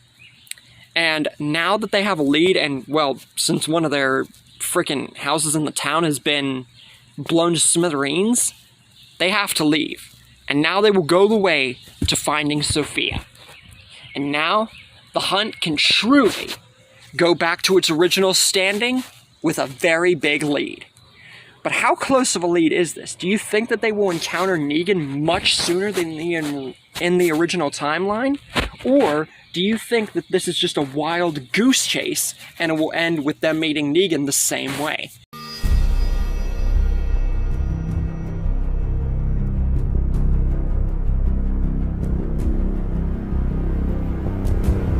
Hey guys, Nick here, and today we will be doing a brief summary of what Rick and his people are going to be doing, since they now have to leave Woodbury because of the whole Governor and Claimers thing. But this episode will mainly focus on Sophia and Negan. Now, what specifically is going to happen? This is part 11 to What If Sophia Joined Negan. Now, after the whole thing with the Governor and the Claimers, everyone has to leave, now that they have a big lead towards Sophia.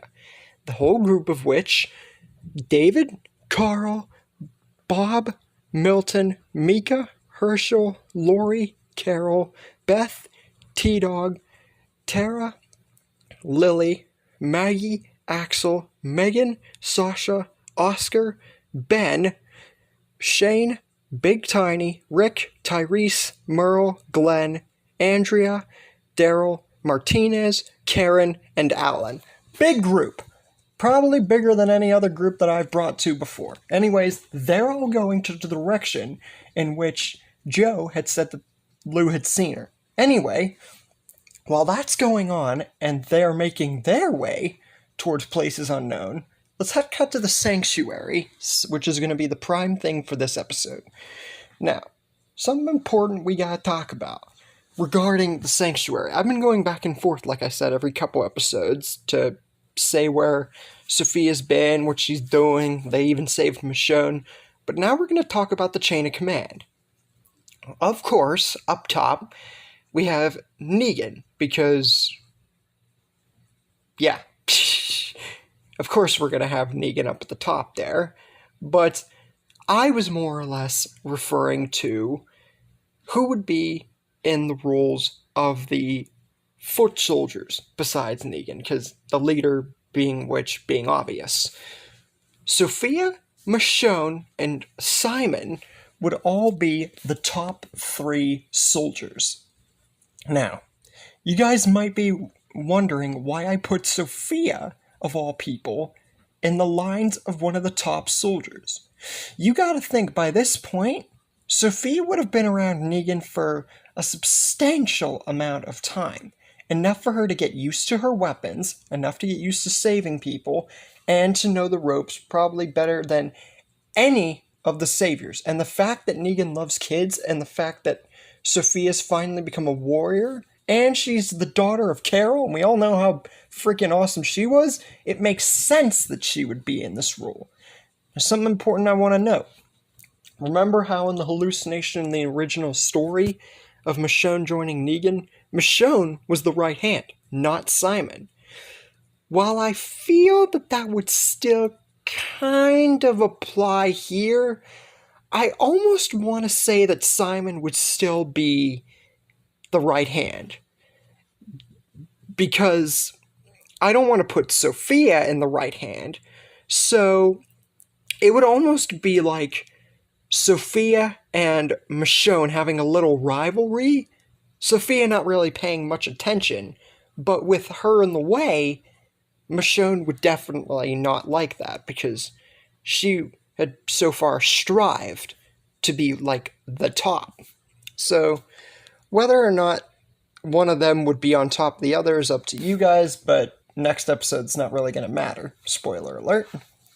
Anyway, Negan would then say it's time for the Saviors to go out and actually, instead of just getting one person, two people at a time, it's time for them to drive out and find big places, big people, and sets the Saviors into groups in which they're going to find more people, more communities, whatever. Simon and Arot are going to go out and get a little group of Saviors and go out on their own area, which, spoiler, Oceanside. Gavin will send out a group of men along with Jared and a few others to go on their own path, spoiler, Kingdom. See a little pattern here? Never really explored the beginning stages in stories about them going to the communities. We just saw it. But here, I'm exploring that. And Negan, he'll be going out with a few men of his own. And that's going to be the scavengers, the junk, the garbage people. So, yeah, it's never explored on who specifically made the deal with the scavengers, but I think it was Negan, judging from how they talked at the end of Season 7. So, go with Negan. And Negan's about to tell all the men to go off and go ahead and do the thing. Then he remembers someone important. Sophia. He turns, feeling kind of silly, because by this point, he would have built a strong bond with Sophia. And then asks her who she wants to go with, because he feels that she should decide for herself. Sophia thinks about this for a moment, because she had went with Negan before on other runs, including getting Michonne. And going with him again would be nice and all. It's like he's become like an adoptive father, much better than Ed. But she surprisingly doesn't volunteer to go with Negan. She then says that she wishes to go out on her own. And sure, she's going to be with other people, but she wants to get more of like a feel of going things her way rather than like going with Negan all the time. She has to learn to protect herself and everything and prove her worth to the Saviors, especially after saving her. Because, you know, too much longer of walking before meeting with Negan, she could have died. Now, Simon, he wasn't expecting this. Sure, it was kind of a thing where he didn't know which group she would go to, but he wasn't expecting Sophia to go with him. But it's whatever. Negan smiles and respects Sophia's decision, because he even admits himself, Sophia's been around for the longest part of a good long while, and her going out and doing her own thing, he gets it. Because, yeah, protecting herself and doing all that, it's good and all, but as a precautionary measure, he sends Michonne with Simon and Arot and the others to make absolute sure that Sophia is okay. Just as one last protocol before Negan feels comfortable enough that Sophia goes, like, on her own accord. Now, Michonne, This is against her better judgment, but seeing as she just got saved not even that long ago, it's best for her to shut her mouth and just go along with Negan. It's not his fault. Now, as for the first community, as I said, it's Oceanside, and the beginning stages of that attack go as we were told about what happened in Season 9. Now, since I never saw it, this is just me going off of what happened, and I say it's pretty accurate with Simon and Arat and everything.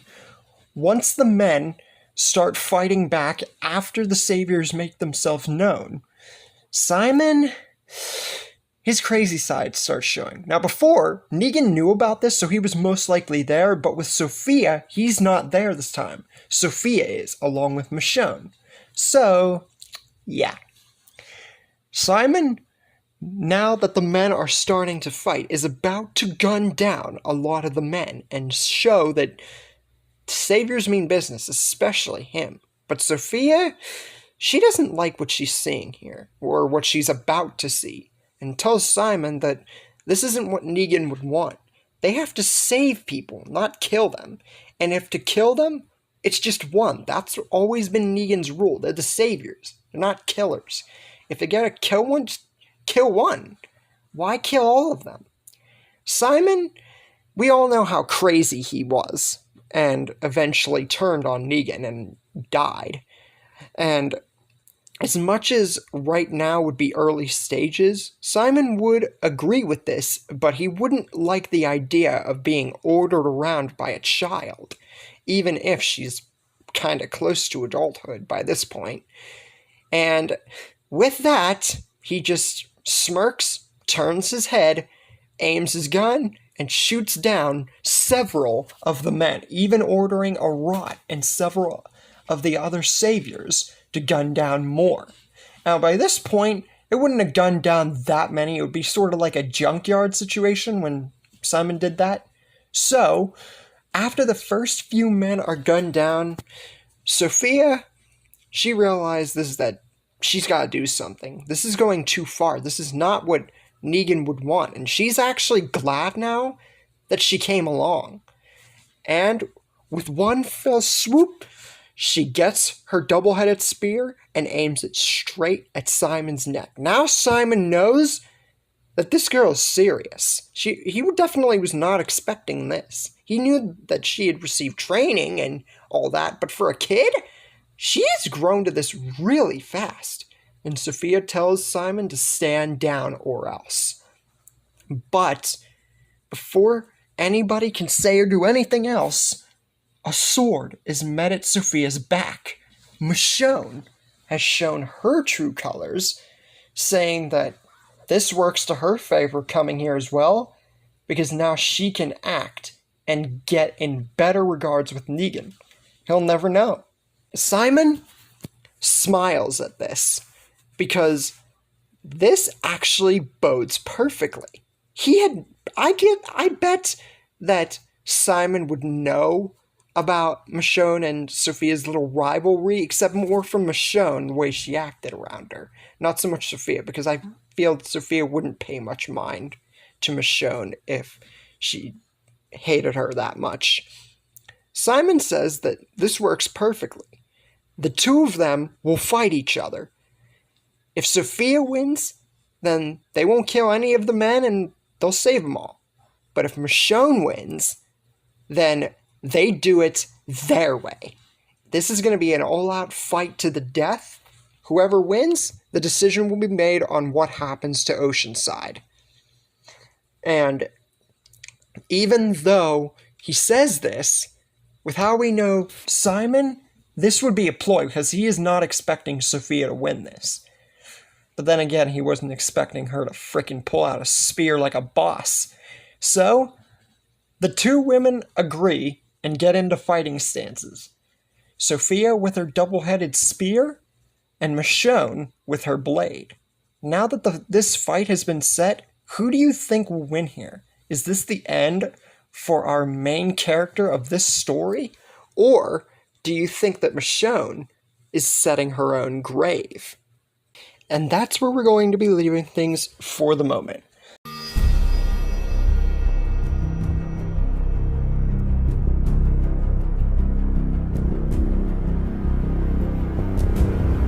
Hey guys, Nick here, and today we will be looking into the fight between Sophia and Michonne, and whether we will see the main character of this particular story bite the dust here and now, before actually getting to see Rick and her mom Carol again, or if Michonne is digging her own grave. This is part 12 to What If Sophia Joined Negan.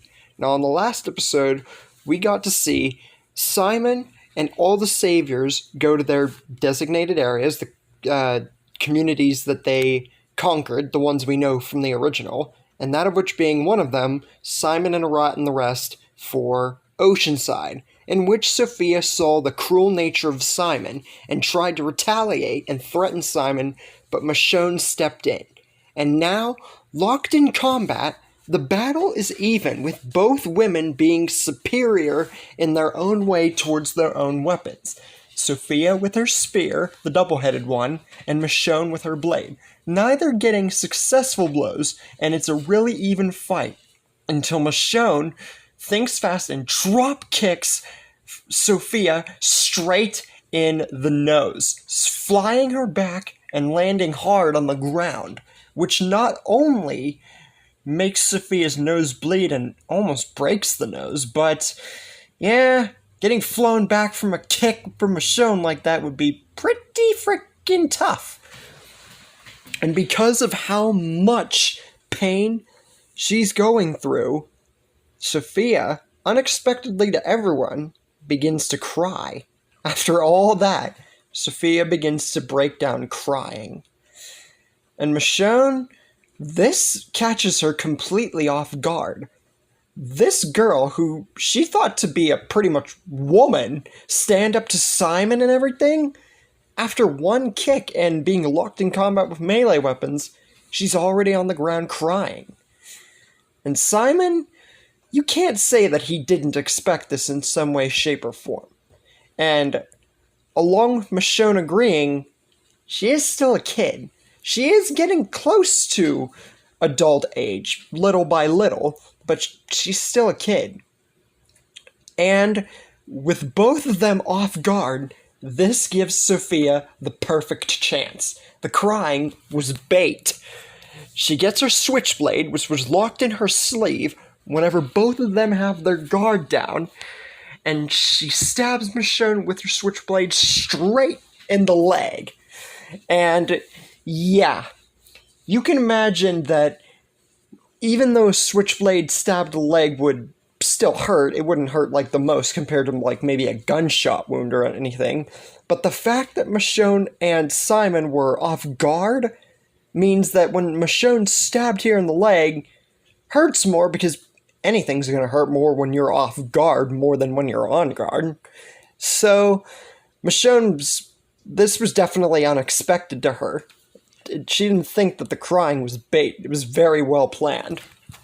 And then, with Michonne writhing out in pain from her leg, Sophia grabs her shotgun pistol type weapon and shoots Michonne straight in the neck.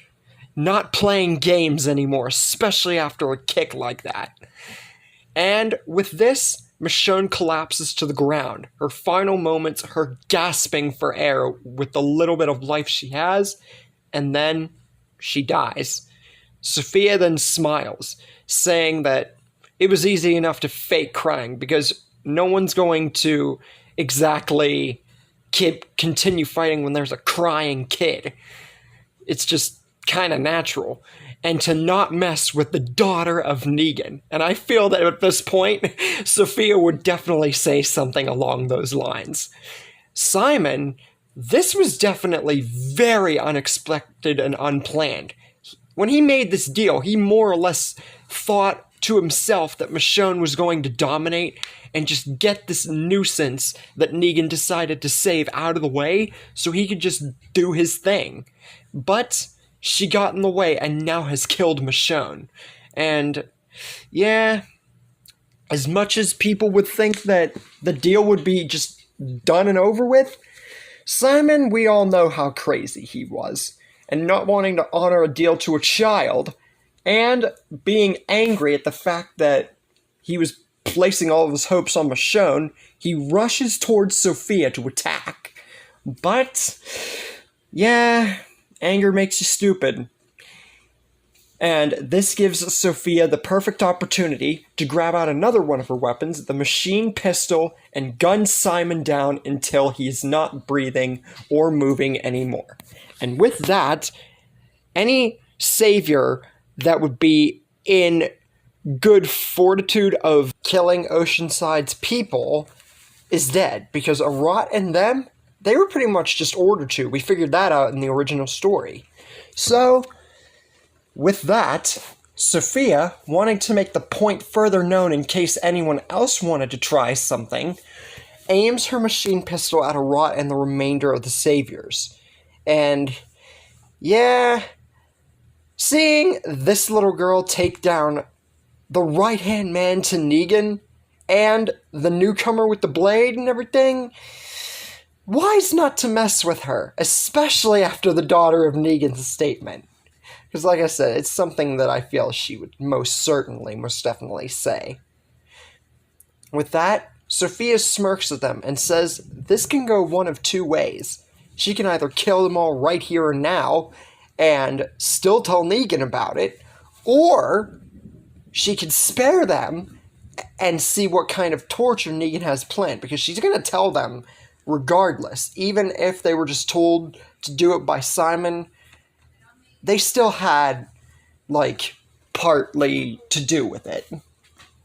Arat and the rest of the saviors choose to not retaliate, because even though having to deal with Negan, whatever he's going to say about them, is going to be an issue, it's still better than dying right here and now when there's a chance to survive with Negan. Now, with Natanya and the men, because we still have a good bunch of men in Oceanside at this point, because they weren't all slaughtered here. Some of them were, but not all of them. But Natanya and the rest of the people at Oceanside are definitely, they don't know what to think. They just saw this little girl take out a bunch of men, well, two, that just killed most of their men. They don't know what to think. Sophia then turns her attention to Natanya and Oceanside, saying that even though they came here with the intentions of taking over the community and saving it, she's going to talk to Negan about leaving the community alone, because after what's happened here, it feels that that's the best way to go.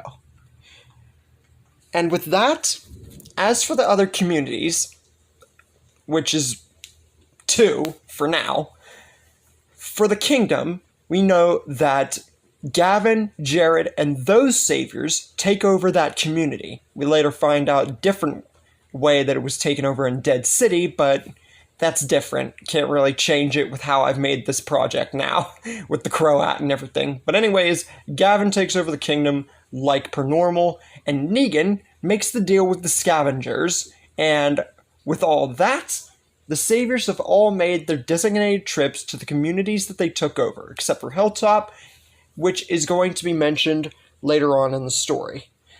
Now, all of the saviors gather back at the sanctuary, the ones that are alive, and Negan is very happy to see that Sophia is alive and well. He does see that she has a broken, nose, well, almost a broken nose, and the fact that she is a bit bruised, but she still seems okay. So there must have been a fight. But then, Negan pays mind to something closer. Simon and Michonne are missing, and this doesn't really sit well with Negan. And he asks Sophia specifically what happened. He's not mad at her or anything. He's just curious to know what happened to his right hand and the newcomer. Sophia, seeing that, once again, she made the daughter of Negan comment, she would be in very high... She would basically love Negan as an adoptive father, which I've touched upon, and would tell him the honest truth about what happened. That Simon was beginning to kill all the men, and that he sent Michonne to fight her, and that she had to kill both of them. Negan, he listens to this very well, and with how well he's bonded with Sophia, he's really not mad at her. She defended herself, and knew that Simon was a little bit over the edge. Not too much like before, because this is still early in the time of the Saviors, but he knew enough. And honestly, he does not mind. Although the loss of his right hand and Michonne is a bit of a downer, more Simon than Michonne, in the end, he is just very happy that Sophia came back and is okay. Because he, as well as Sophia bonding well with Negan, treats her like an adoptive daughter. Because we all know how much Negan loved kids. I've touched upon that too. He then proceeds to point his bat at Rot and the rest of the Saviors, saying that they're in luck. They're not going to receive any torture or anything else because it feels like the damage has already been done. Now, with Simon and Michonne gone, they need all the help they can get if another community or something like that plans to, attack them. Something like that. Now, what is the new chain of command? Well, with Sophia's basic rise in power killing Simon and everything else, that officially makes her, if she wasn't already, the new right hand, slowly growing into a very strong woman. Now, Gavin would be the next one in line, because with how the Saviors operated, he was already one of Negan's top guys, so it makes sense. The next one in line would be Regina, behind Gavin, and last but not least, in terms of top soldiers, Laura. With all that out of the way, meanwhile, while the group, Rick's group, is following the lead from the Claimers to find Sophia, they come in touch with Abraham, Rosita, and Eugene, saying that they're on a mission, and Eugene thinks he knows what it is that caused all of this. With the lead towards Sophia and Michonne and Simon dead, how will all of this turn into affecting the story? Do you think that with Sophia growing this much in power, that whenever she does meet her family again, will she even want to go back? Or do you think that this is all just a game so that Sophia can turn on Negan?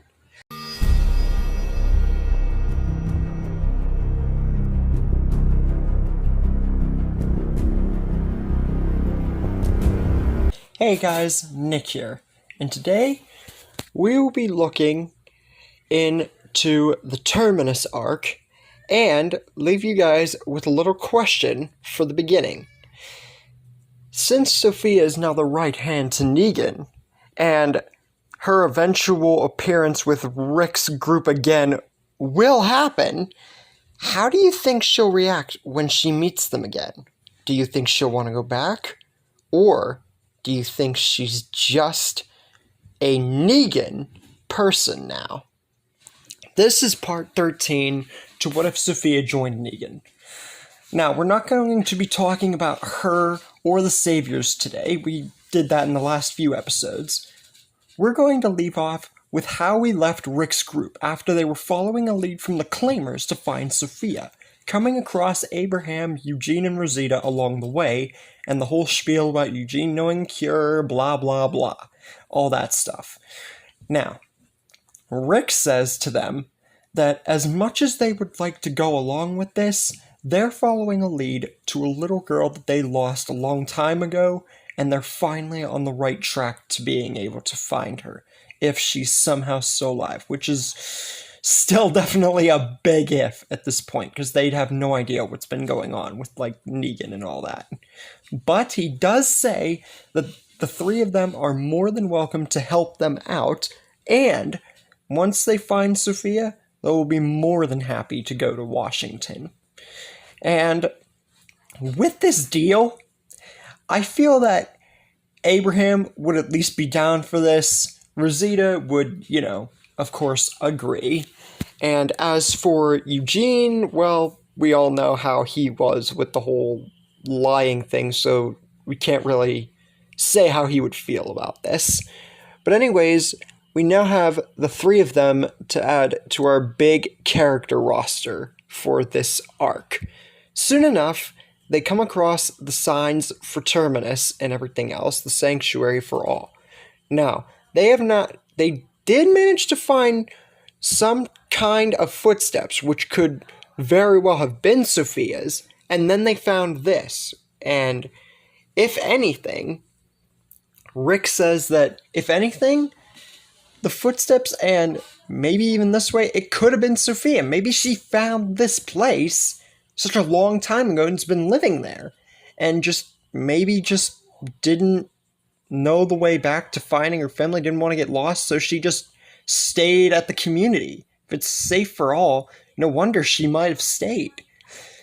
Carol, seeing as this could definitely be where her daughter's been for all the time, agrees, and with that, the group finally sees a beacon of light to finding Sophia, finally. Now, as soon as they get to the outskirts of Terminus, they see the town and see that it's pretty good. No wonder if Sophia's there, she would want to stay there. But at the same time, Rick and Shane both agree on the fact that this place, with how Woodbury was with the governor, and eventually the Claimers and the whole militia thing, who knows? This could just be another setup. So, as a safety precaution, they decide to split the entire group into two halves to make sure that everything is on the up and up. So Shane splits the group into one half, being himself, Big Tiny, Martinez, Mika, Megan, Milton, Merle, Bob, Herschel, Ben, Beth, Axel, Lily, and David. So Shane takes all these people and decide to stay back for now, just in case something goes wrong, while Rick splits the group with himself and the others being Alan, Tara, Tyrese, Karen, T-Dog, Daryl, Oscar, Carol, Andrea, Sasha, Lori, Carl, Maggie, and Glenn. So, while Shane and his group stay behind and, scout out little areas near the town, make sure everything's okay, and watch after Rick's group from a distance, pretty much just making sure that everything's on the up and up before advancing. They don't want to let the whole group in. That is way too many casualties that they're not risking to bear if it's not safe. As for Abraham, Rosita, and Eugene, I feel that it doesn't really matter where I put them for this part of the story. You could say one of them goes with one of the groups, two of them go with the other group, all of them just go together. It honestly doesn't matter. It's just I figured that I'd mention them for those be like, hey, why aren't you mentioning these guys? So yeah. Anyways, we cut to Rick's group and the entrance into meeting Gareth and all the cannibals who we do not yet know are cannibals and pretty much all that. And Gareth and company welcoming Rick's group to Terminus and everything else. Pretty much how it went originally. And then things start to get hairy. As soon as Rick and Carol especially acknowledge, is a little girl named Sophia here, and unfortunately, with the group kinda angry at not seeing Sophia around, they let their guard down, and Rick's part of the group is captured by Gareth and led into the train cars and then to the room where all the blood and the meat is and stuff. Because of how they're not seeing Sophia anywhere around, thinking that maybe she was here and they did something to her, they let their guard down. So that's how this happens. Meanwhile, Shane and his group have not been seeing anything or hearing anything from Rick, so that could be a good and a bad thing. But before they can check it out, they find a hut where Martin is, and we all know Martin would try something, but with so many people and not just two, yeah, he dies. Soon enough, the group, Shane's group, sees all the people of the other half of their group, Rick and them, get sent into the train cars, pretty much how Carol saw it and everything. And unfortunately, we lose 3 people. Oscar, Alan, and Karen are all killed by the cannibals for blood and the meat and everything. Yeah. So we lose 3 people here. And T-Dog is just about to become the next casualty because he's still around here, which I've had happen before. And he's just about to become the next casualty when, just at that moment, Shane takes a book out of Carol's original counterpart and blows up Terminus, blows up all the things and everything. Now, even though there are way more people captured here inside of Terminus, once this happens, even though there's far too many, and this could definitely pose like a hostage situation thing, with the surprise of Terminus blowing up, Gareth and all the other cannibals are taken down here. So there's not going to be any Father Gabriel church things, which I've had happen before. Now, Terminus is slowly after completely burned down, and all the cannibals are dead. So no cannibals coming back or anything like that. And afterwards, Abraham says that since it is painfully obvious that Sophia is nowhere to be seen, he thinks that they should just move on to Washington, and who knows, maybe this Sophia found another group and is like going the same way. It's just very important that they go to Washington. But Rick says that he wants to regroup with the rest of his people and maybe come up with another plan before they actually go to Washington. He's not saying no, but it's kind of sort of like the whole waiting for Carol and Daryl thing at the church. Sort of like that. He just says that they should still stick around, and he needs to talk everything out with the rest of his group. Once everyone's regrouped, Shane and Abraham especially agree that looking for Sophia at this point, especially not seeing her at Terminus, should be a dead set.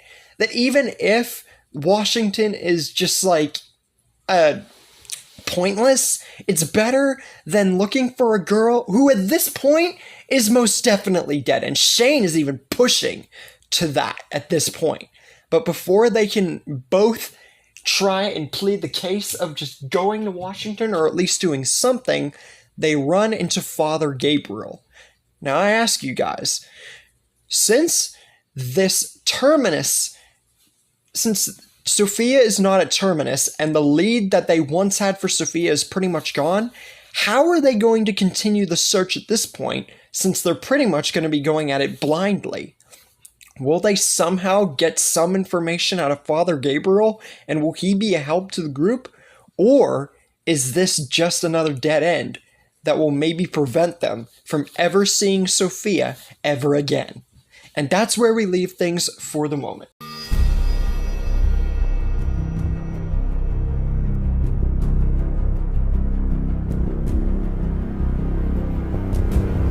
Hey guys, Nick here, and today we will be seeing the introduction to Father Gabriel and if he has any information regarding Sophia, who most of the group is kind of getting a little bit unhopeful in the regards of finding her, to say the least. But anyways, this is part 14 to What If Sophia Joined Negan. After the whole deal with Terminus, and the cannibals being dealt with and none are left surviving, and the unfortunate casualties who we had in the last episode, Rick and company encounter Father Gabriel, who is about to die at the hands of a few walkers. Now, after rescuing him, Rick and company ask him about the same questions, although a little bit nicer, and then bring up Sophia. Father Gabriel says that he hasn't seen or heard of anyone, let alone a little girl, for quite some time, and it also brings him back to the whole locking out his congregation thing. Of course, he doesn't admit this right away, not yet, but still does make him think about it.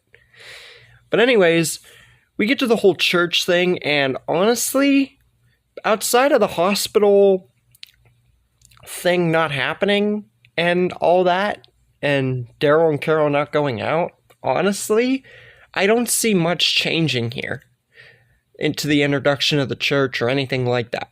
But we do get to a noticeable change once the whole food bank things happen. Now, who goes to the food bank is going to be the first change, and the group consists of course, Gabriel, Rick, Carol, Carl, Merle, Mika, Beth, Axel, and Daryl. Reason it's these people is because of the continued search of Sophia. Even though the lead is a dead end, Rick and company, well, pretty much still most of the company, with some of them dying on hope, still want to look for Sophia. Now, once they get to the food bank, unfortunately, because of Father Gabriel's cowardice, Axel gets bit. And after this happens, Merle being there kills the walker that bit Axel, because this time it's actually seen that Axel gets bit, because I feel that it would just be... With Axel, I feel it would actually be noticeable that he does get bit. So Merle kills the walker that bites him, and besides Axel unfortunately having to die, everything's good.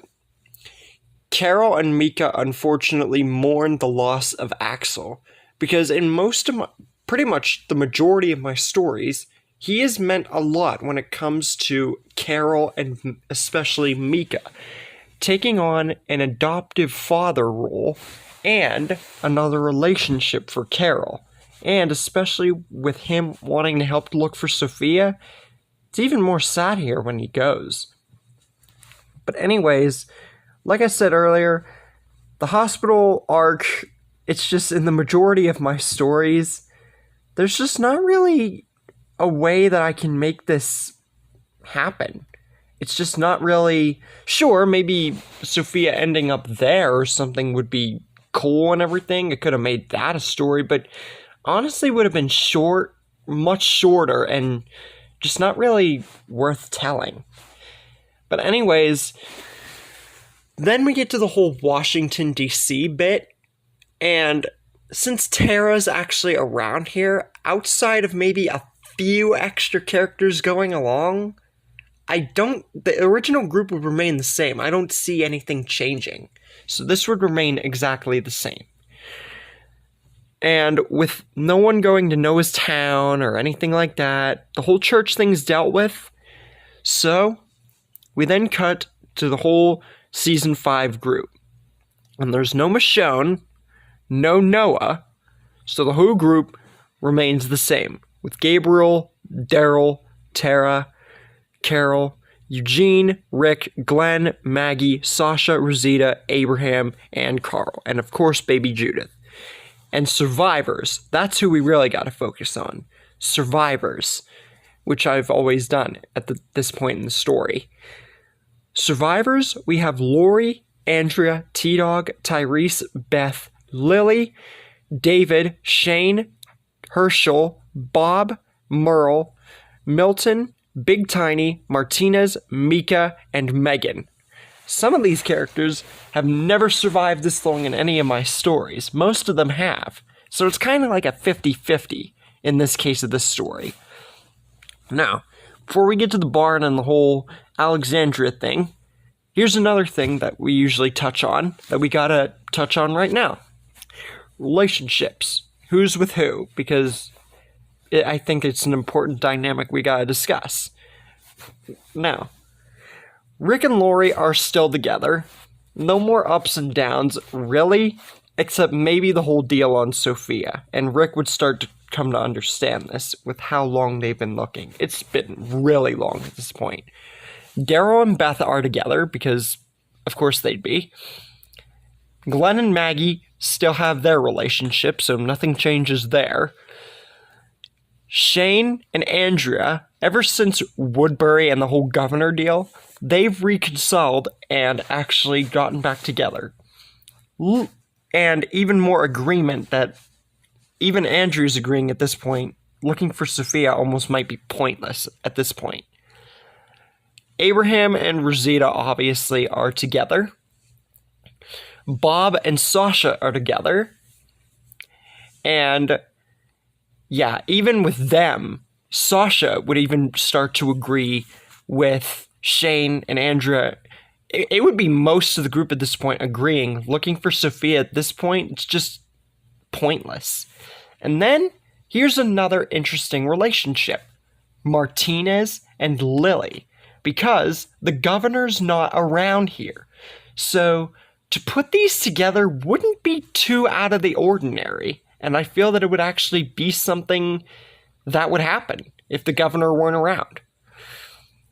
Now, with this huge group, not too much huger than some of my other stories recently, but with this huge group, we get to the whole barn scene, and that pretty much plays out the same way, except with additional people, obviously. And then we get into the introduction of Aaron and him talking about Alexandria.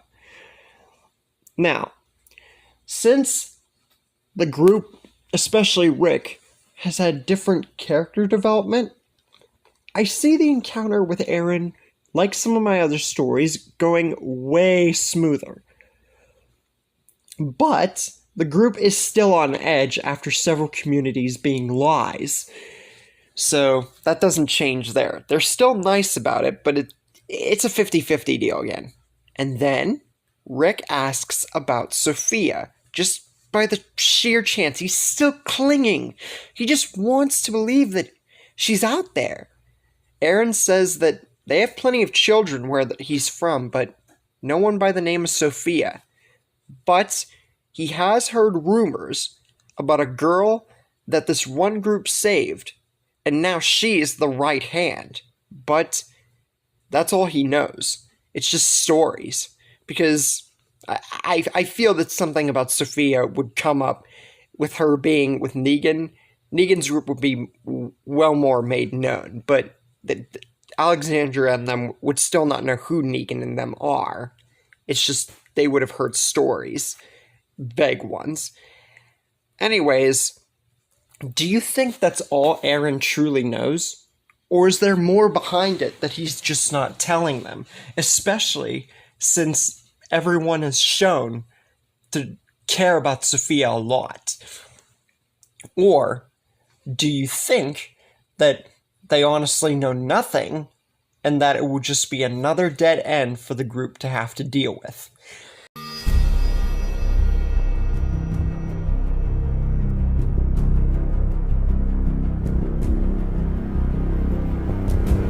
Hey guys, Nick here, and today we are getting into the introduction of Alexandria and the continued search still for Sophia, who we know is alive, if you haven't been paying attention to the series.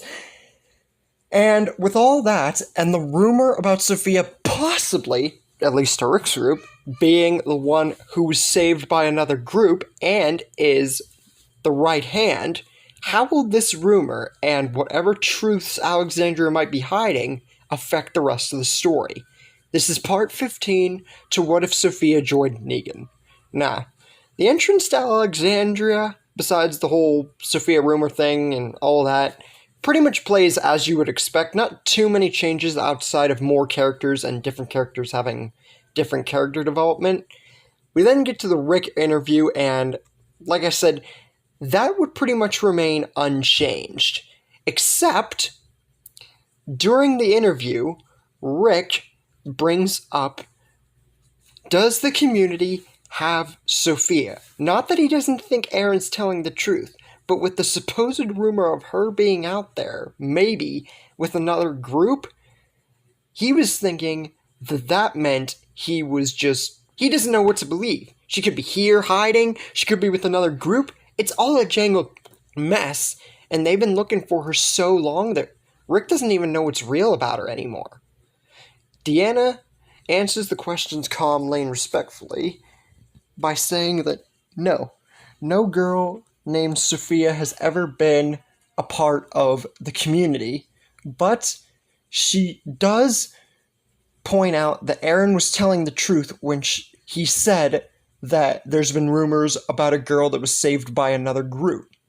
Now, Deanna, like Aaron, says that they know nothing besides those rumors. It's not really anything too major right now. And with that, everything else goes pretty much per normal. Glenn and Aiden have their scuffle, except there's no Noah. It would just be like T-Dog or something. Rick and Shane, since Shane's still around, would get the police jobs.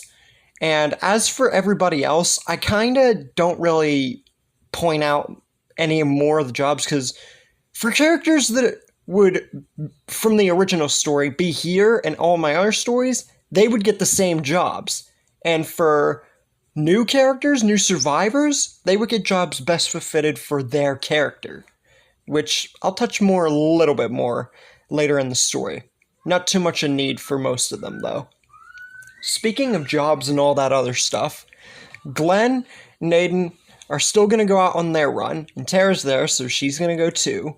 But as I said, T-Dog is going to replace Noah here, because really, none of my stories really made the hospital arc happen, so Noah's just nothing in any of my stories, really. Not much to do regarding him. So anyway, T-Dog takes the place, and usually it's either been him, Tyrese, or Bob that's taken the place.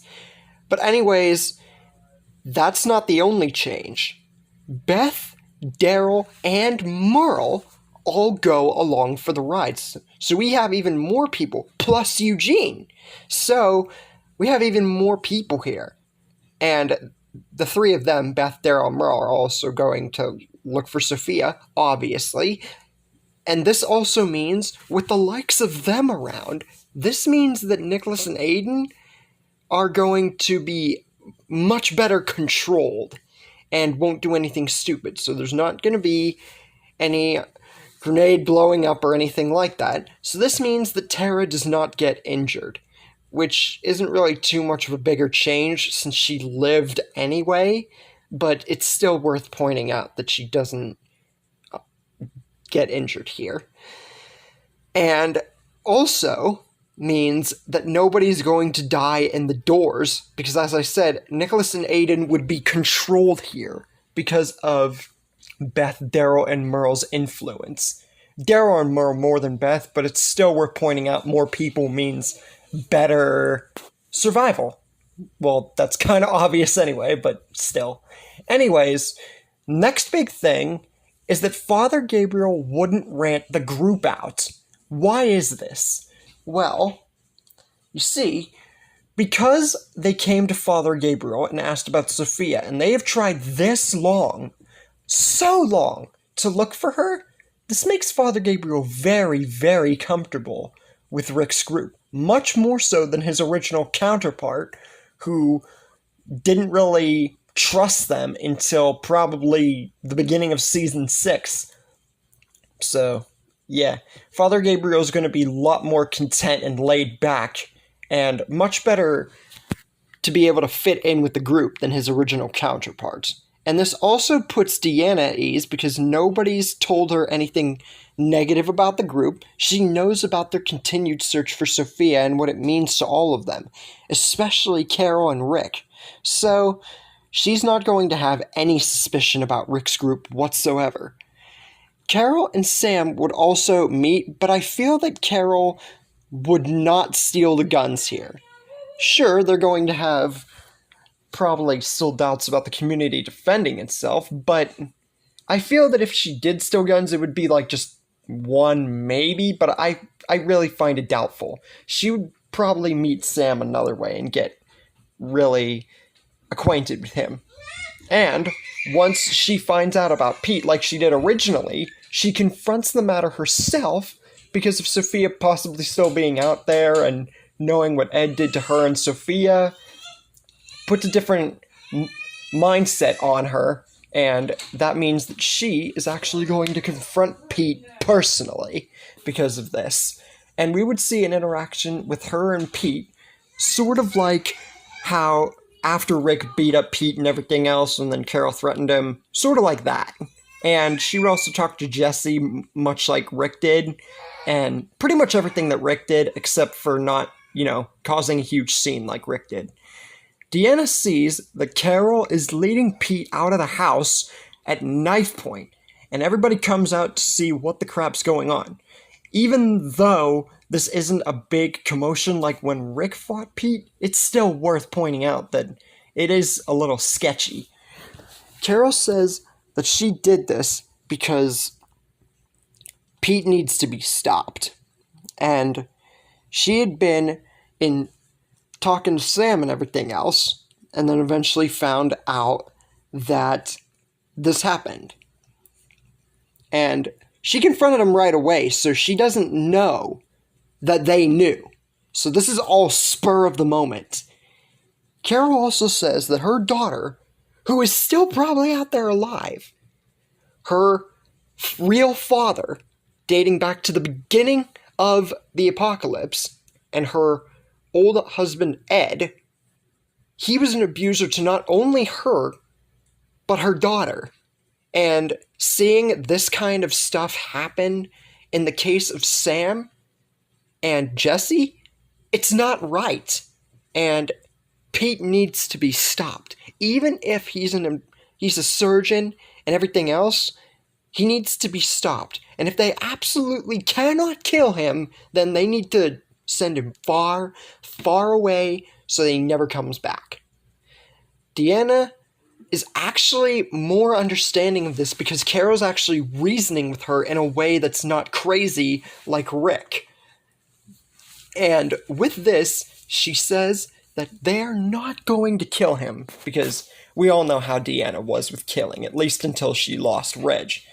But she does agree that it's probably for the best that they take him out. They have plenty of people, especially from Rick's group, to cover up the surgeon spot. So this time, losing Pete is not really a problem, like it was in the original story if they were to kick him out. Carol points the knife at Pete again and says that if he ever comes back, she will not hesitate for a second to shoot him or slice him open dead. And with that, Pete, seeing no alternative, is actually forced. He wouldn't do this because Pete was not smart. He did grab the sword and everything to kill Reg, but I think that in this case, he would more or less be forced out. He wouldn't have a choice. So, Pete is kicked from Alexandria. After this, Daryl and Aaron still go on their run, but it's not just to find people, it's to also continue the search for Sophia. Now, while many of others have given up in the group to look for her at this point, since it's been so long, Daryl, Merle, and Beth are three of the main ones, besides Carol and Rick, that want to keep looking, especially with rumors, and it feels like they're getting so close. They just have to keep trying. Soon enough, with the four of them, they find the trucks and the whole scene with the walker heads with the W's and the walkers with the W's and the wolf trap. Let's just leave it at that, the wolf trap. And then Morgan saves them all, but with 5 total people, I believe that this would allow them to take out all, if not maybe at least half, of the walkers in that area. Granted, there were a bunch, but keep in mind, 2 extra people could mean a great difference here, because it was just Daryl, Aaron, and Morgan first. But here, we have Beth and Merle included, so they could at least probably take out half of the walkers there. Now, Ron is not going to hate Rick. He's going to hate Carol here, but Pete is not dead. But Ron's still gonna, dislike Carol because even though, like I said, Pete's not dead, but he still got kicked from the community. But speaking of Pete, what's going to happen to him? Since he was more or less forced out far away from the camp, what's going to happen to him now? Well, that's what we're going to find out right here. Pete is trying to find weapons or anything he can in a distant part of the woods a bit away from the community, trying to get his revenge and get back in that community and everything else, when he meets an unexpected someone, Owen the Wolf Leader. And they honestly, the both of them, Pete being very skeptical of this guy, he asks what or who he is. And Owen has a conversation with Pete, sort of like Morgan, sort of like just a normal conversation with a gun aimed at him, which Pete doesn't take too kindly to, but he doesn't care, because he has a plan. He knows that there must be more than one of these guys. So, he agrees to make a deal. He will agree to join their group if they help him get back in the community that he was kicked from. And who knows, it could benefit them too, because it could give them a huge bunch of everything. It's a freaking cornucopia of stuff. Owen does take a minute to consider this, but it is a pretty good idea, because not only would they have another one in their ranks, but they could take over a whole community. So, even though Owen is skeptical of this and surprised that someone like Pete has the guts to even make this kind of deal, he surprisingly agrees. Because I don't think Owen was picky on people joining, because he just seemed like the type to kill. But who knows? He could take anybody. We never really got too much on that part of Owen. But anyways, we all know that Owen was also injured, so this helps him out in that regard. And he says that he agrees, but if Pete tries anything, he will kill him without a second thought. And with that said, Pete officially becomes a member of the Wolves and gets his own W on his head. With Pete joining the Wolves and the continued search for Sophia, how does these two factors play into how the rest of the story will pan out? And how do you guys like the little twist of a little callback to when the governor joined the Claimers? It's sort of like that here with Pete and the Wolves. And the fact that Pete is actually living longer than his original counterpart. With all that said, hope that you guys enjoyed this episode.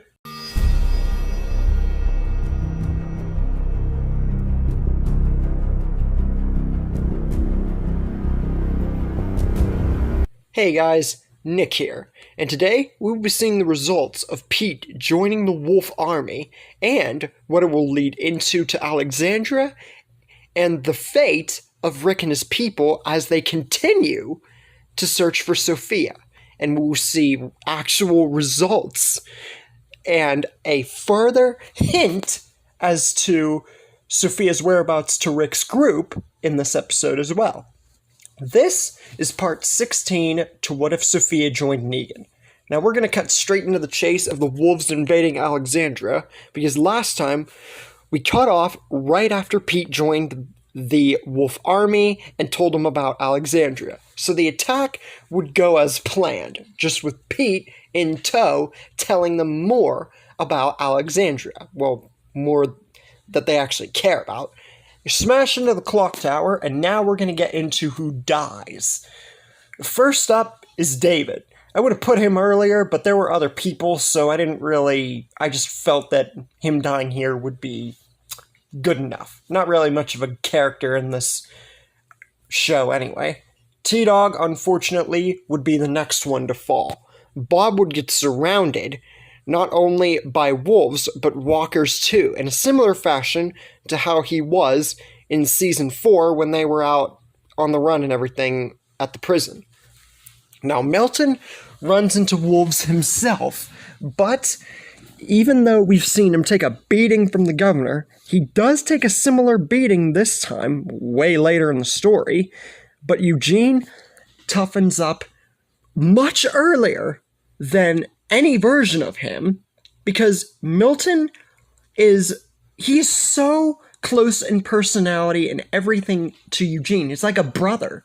So to see him almost die to these folks, he would actually toughen up and protect Milton and succeed. Lily, being around, is also in danger, but she's luckily in one of the houses because I don't see her being out fighting or anything. I feel she'd be in one of the houses.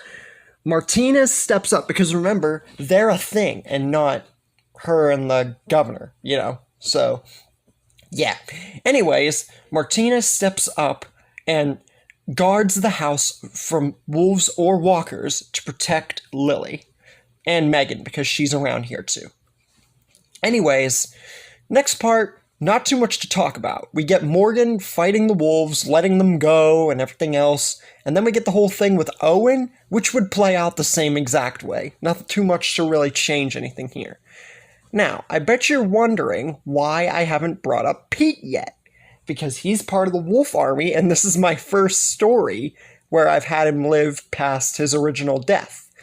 It's because, unlike everybody else who's just killing to kill, Pete has an agenda. Well, Owen sort of did too with Morgan, more or less, but Pete has his own agenda. Joining the wolves was just his way to get back at Alexandra. He didn't do it out of the goodness of his heart or anything. He is going to pay his family a visit to either 1, get them to leave with him, or 2, hold them at hostage point to show that he's going to get his revenge against Carol and Deanna for going along with kicking him out. And going after his family could be the best chance of doing that. But, sadly, that plan doesn't last too long, because soon enough, Pete, having just joined the wolves, doesn't have too much of a disguise other than the W. Mika sees him firsthand. Carol disguises herself as one of the wolves, so this catches Pete off guard because, he's going to have a lot of... Pete wasn't, he was half smart, half dumb, so he's not going to know that this is Carol in disguise. But Mika being there is enough of a distraction, too much thoughts going through his mind.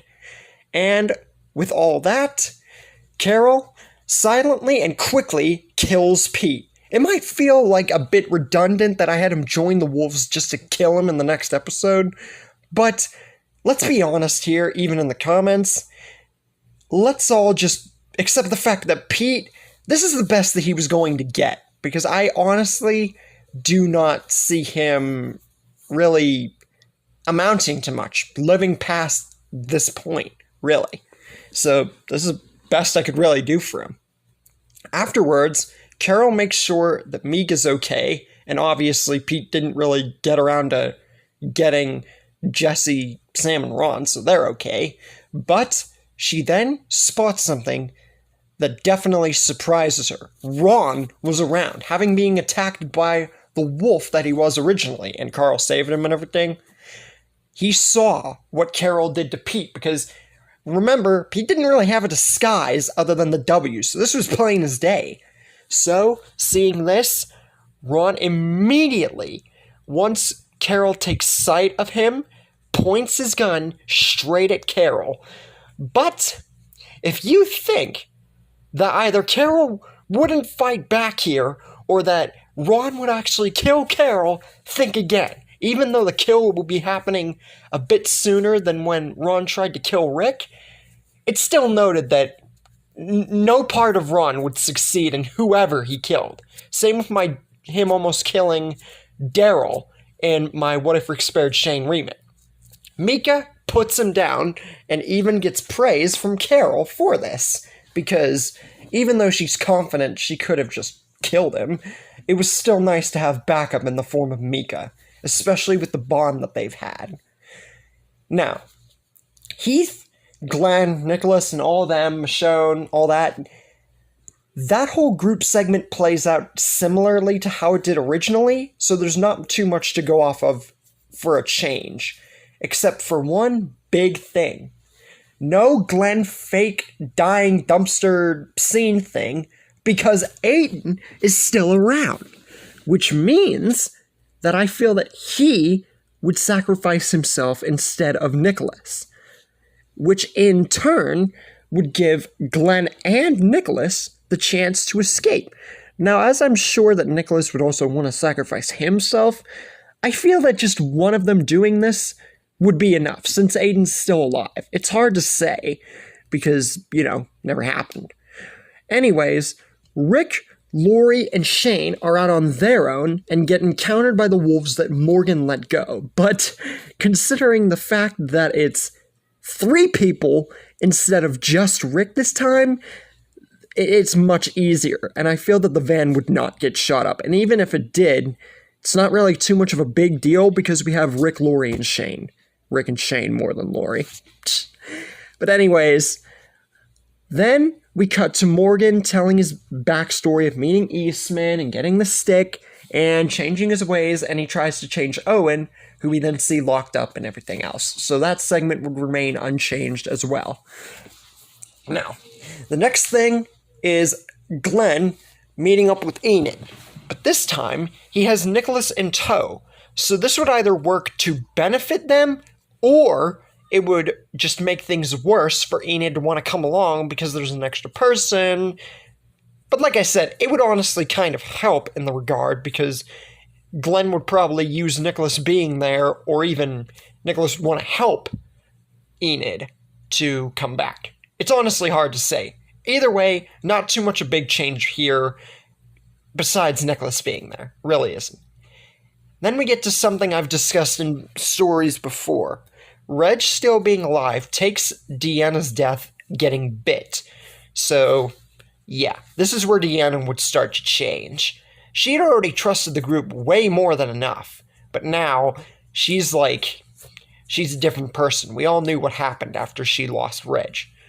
Meanwhile, we get a scene with Tyrese, Abraham, Sasha, Beth, Merle, and Daryl, and their first encounter with the Saviors, and that whole scene with them driving off trying to lead the Horde away. Except we have Merle, Beth, and Tyrese in tow. Now, instead of Daryl and Merle getting split off to meet Dwight, Tina, and Sherry, Beth is in tow, because I've had Daryl and Merle meet them in a few of my stories, but this time, if I haven't done it already, Beth is around as well, which means it's 3-on-3. Now, the encounter with Dwight, Sherry, and Tina goes as you would expect, but, like I've discussed before, this time more in detail, right before Dwight is about to attack or shoot or whatever, Merle points his gun and stops the whole thing, and says that killing Daryl probably isn't the best move, because it doesn't matter if they kill him, they still got him and Beth to deal with, so 3-on-3, even. And then he asks Daryl if he should just put all of them down, considering what trouble they've given them.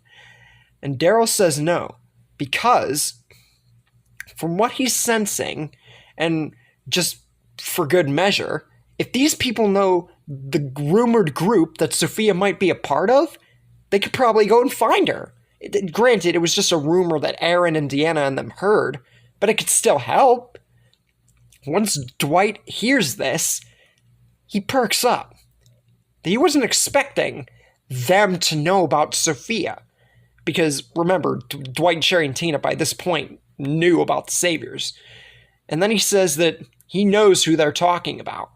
Daryl then points his crossbow so fast that nobody could even have time to blink. We all know how defensive Daryl was of certain people, especially when Dwight brought up Denise, after he killed her at the whole end of season 7 thing. Anyway, Daryl points his crossbow so fast no one has time to blink, because he wasn't expecting Dwight or anybody to know about Sophia. He was just taking an educated guess, and then he tells Dwight to talk. Dwight simply says, knowing not really another way out of this. He says that the group that Sophia is a part of, because she's actually with them, they had some trouble with them just a while back and managed to get away. But Sophia is part of that group and is apparently the right hand. They call themselves the Saviors. They take what they want and make it seem like they're saving people, but really, it's just a load of nonsense. However, the Saviors are on a different playing field because of Sophia being in tow. And he even states that it's not as bad as he honestly thought it was then, and how the original Dwight would think it. But of course he's not going to say that, because we're not parallel dimensions here.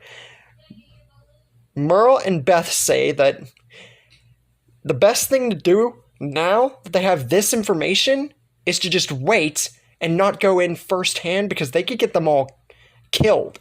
And Dwight, Sherry, and Tina agree to help, because rather than Daryl being there alone and not seeming that genuine and just threatening them, they seem genuine about getting Sophia back. So they're going to help. And with that, Tina also survives because we didn't have the whole run-in in the woods thing, so she would live here.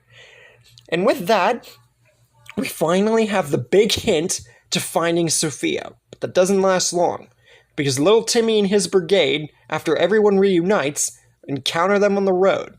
Now, with Daryl having the information that he does, as well as the rest of the group here at least, about Sophia being a part of the Saviors, now that it's finally coming to Rick's group full circle, how will this go into actually encountering Sophia?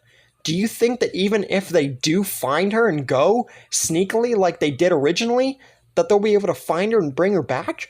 Or do you think that Sophia is so far gone into loving Negan as an adoptive father that she won't want to come back? And with that big cliffhanger, this is where we're going to be leaving things for the moment.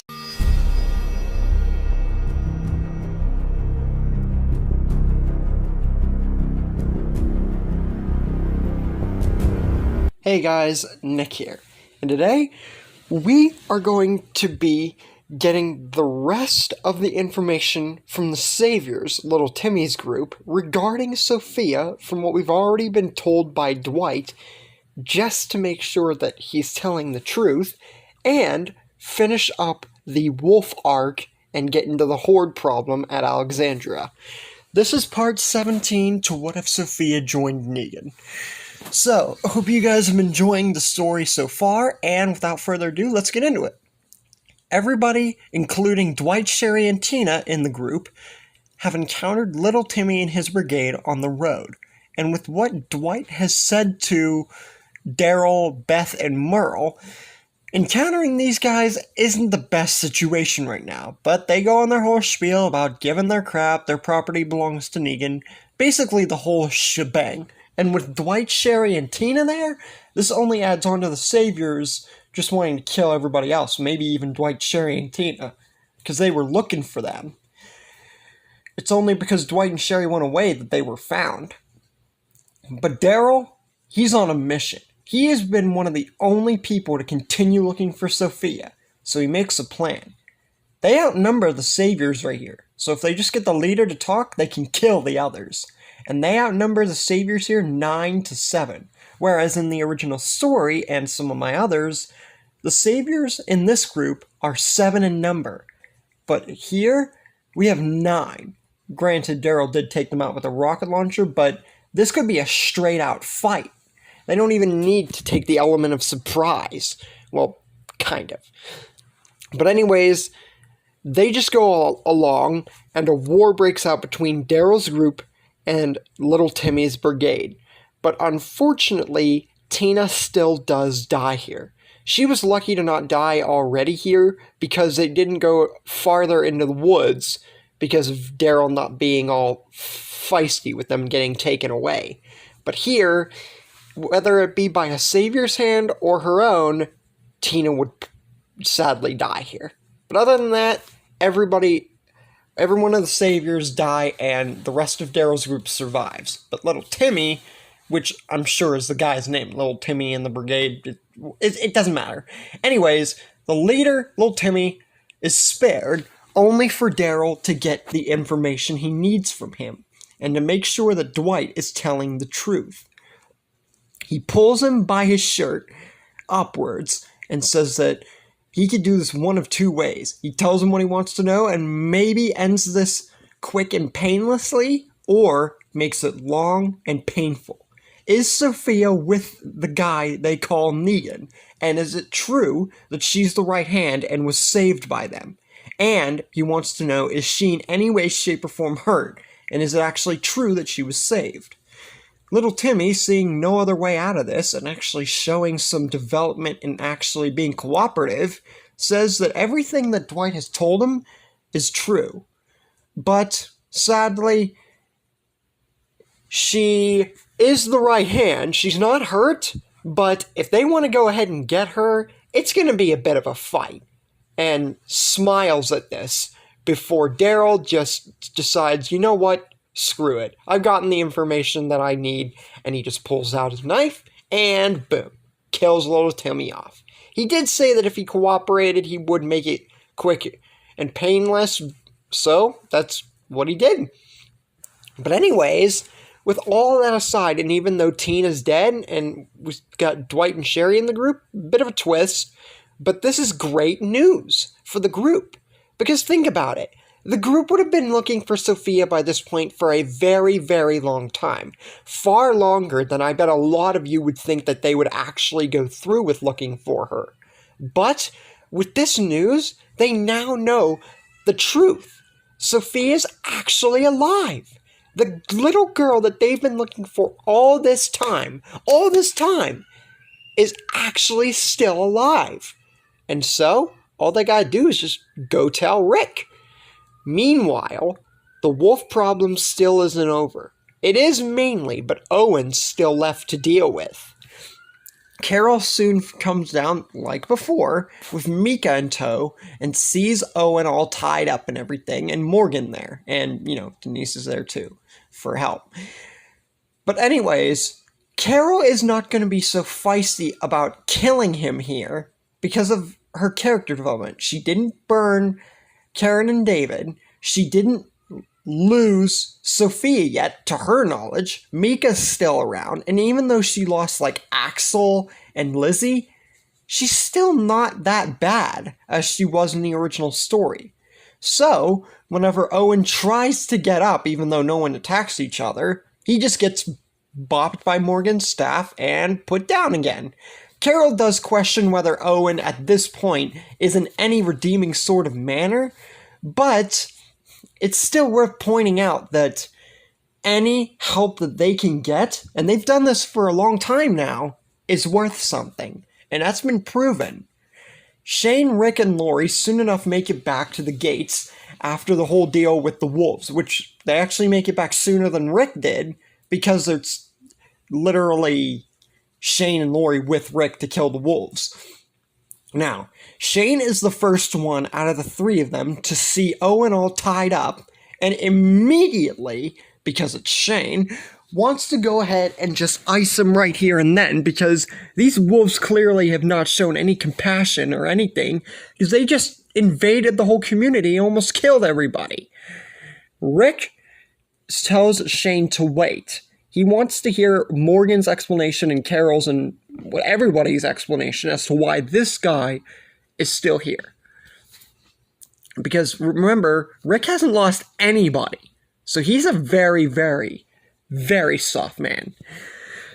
But anyways, Morgan basically tells him the whole deal about encountering him in the woods and then encountering him again, to letting the wolves live. Basically the whole shebang.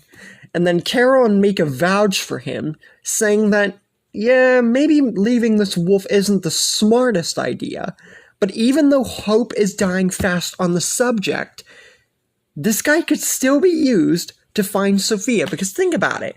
What if the rumor for Sophia being with the supposed other group is actually still alive? And Daryl and them being out there, they could find her and maybe bring her back. Shane, literally surprising everyone in the room, yells out in a voice that you would probably only have recognized from season 2, and it's even louder here with Shane's mood. He tells Carol that enough is enough. They have been looking for this little girl for years on end, and many people died because of it. Sure, he had doubts because of everything they've been through, small hints, but did they ever get anywhere? Have they ever gotten anywhere with all this? No? Then it's pointless. There is no sense in risking any more lives and letting enemies live for a little girl, a ghost. And Carol is just about to go over and not only slap Shane like she did a long time ago, but this time she's feeling in the mood to just shoot him. Because they're just, Carol and Rick and them, they're just not ready to really let it go. And all this commotion lets Owen get up and not take Denise hostage, but Mika. Because she's a kid. It'd be way easier to get her on the side of things rather than a woman who, sure, she had the medicine, that's probably why Owen took her, but Mika, it's even more leverage. Just then, surprising everyone again, Herschel, who lives this time past the wolves, surprisingly, I didn't even know I'd do that when I made this, Herschel surprisingly walks in after being able to survive through all of this, and sees what's going on here, and says that Owen should drop the kid and just leave well enough alone. He has believed in Rick and everybody, thinking that they were all bad when they first came onto his farm. But were they bad? No! Heck no! Shane, maybe a little bit. But they have went through above and beyond to look for a little girl who he even believes might actually not be there anymore. And if Morgan believes that this guy could help them or become a part of their future, Herschel believes that Rick and everybody else should let him live. And he believes that Owen himself should change. He should recognize this. Owen, being the person that he is he's on the bridge of, this is getting to him, but with how Owen was, it's barely working. We all know he redeemed himself like just a few minutes after this happened with the whole Denise thing, so he is really close to wanting to listen. But it's that wolf part of him and the leadership role kicking in that doesn't make him want to listen, and he stays strong in his resolve. But Morgan then pipes up and says that he wouldn't have spared him if he didn't believe there was a way. There wasn't a way. And with life, there's possibility. And whether or not Sophia's still out there, Rick spared him after all he did. After Morgan saved his life. It's all a circle. And then Morgan just repeats what Eastman taught him. And he believes that Owen can change. He just has to let himself change. Owen smiles at this, and it seems that for the first time, he's actually listening. And he begins to lower the knife. But just before he can utter something in appreciation, a bang rings out. And boom! A shot rings straight through Owen's chest, making him fall to the ground. It was Shane, with his shotgun. And Shane, at this point, has lost any semblance of patience. He's done with this whole charade. After everything he just said, they all ignored him. He is very, very angry. Season 2 Shane is coming back. He basically makes a statement similar to the one that he made at the farm. Remember, he still made that statement because they didn't know that Sophia was in the barn or not. That still happened. So he would make a statement similar to that, except it would be worded differently because they're not at the farm. Basically. It would be worded a little bit different, but similar enough all the same. Now, Morgan, feeling enraged that Shane just bypassed the fact that this wolf was finally ready to redeem himself, Morgan doesn't know what to think. He knows now that Shane is nothing but a monster. He gets staff and knocks Shane out cold. You wouldn't think that this would work on Shane, but Morgan, he was taught pretty well with the staff. We can believe that this would happen. Now, Rick, he's going to have very mixed emotions about this. True on one hand that Morgan deserved to do that because of slowly being able to redeem the wolf, but Shane was also right in the regard, since this is season 6 Rick, mind you, but it's still Rick, he's still soft because he hasn't lost anybody. So it would be very difficult to say how Rick would feel here. But if you think that I'm killing Owen here, think again. I know this is going to surprise a lot of you, but hear me out. Hear me out. I am giving Owen a chance to live here. Never done that before. Remember, I gave the prisoners a chance too. I gave Herschel a chance, Sophia. This time, I'm letting Owen get to live past this. Now, if you don't think that he would survive this, it's only because he was shot and then bitten by a bunch of walkers in the original that he died. Or, he was bit before then, but my point stands. We've seen Carl get shot in the chest and eye and live, and then Judith gets shot. So, Owen surviving a shotgun blast isn't too far-fetched. He would be saved, thankfully, by Denise, Herschel, and Morgan. Luckily, he would be in stable condition, but he would be unconscious, sort of like Shane. So it would be for the best. With all that said, we then get to the whole going out and trying to get rid of the walkers thing with the whole tarps of guts and everything. Now, with Ron already dead thanks to Carol, and all of what had just happened has happened, what do you guys think is going to go on to happen later in the story? Do you think that this big hint will actually be useful once Daryl and everybody gets back to Alexandria? Do you think that Shane will hold resentment against Morgan permanently, or do you think he'll finally shut up whenever Daryl and them come back with a very, very good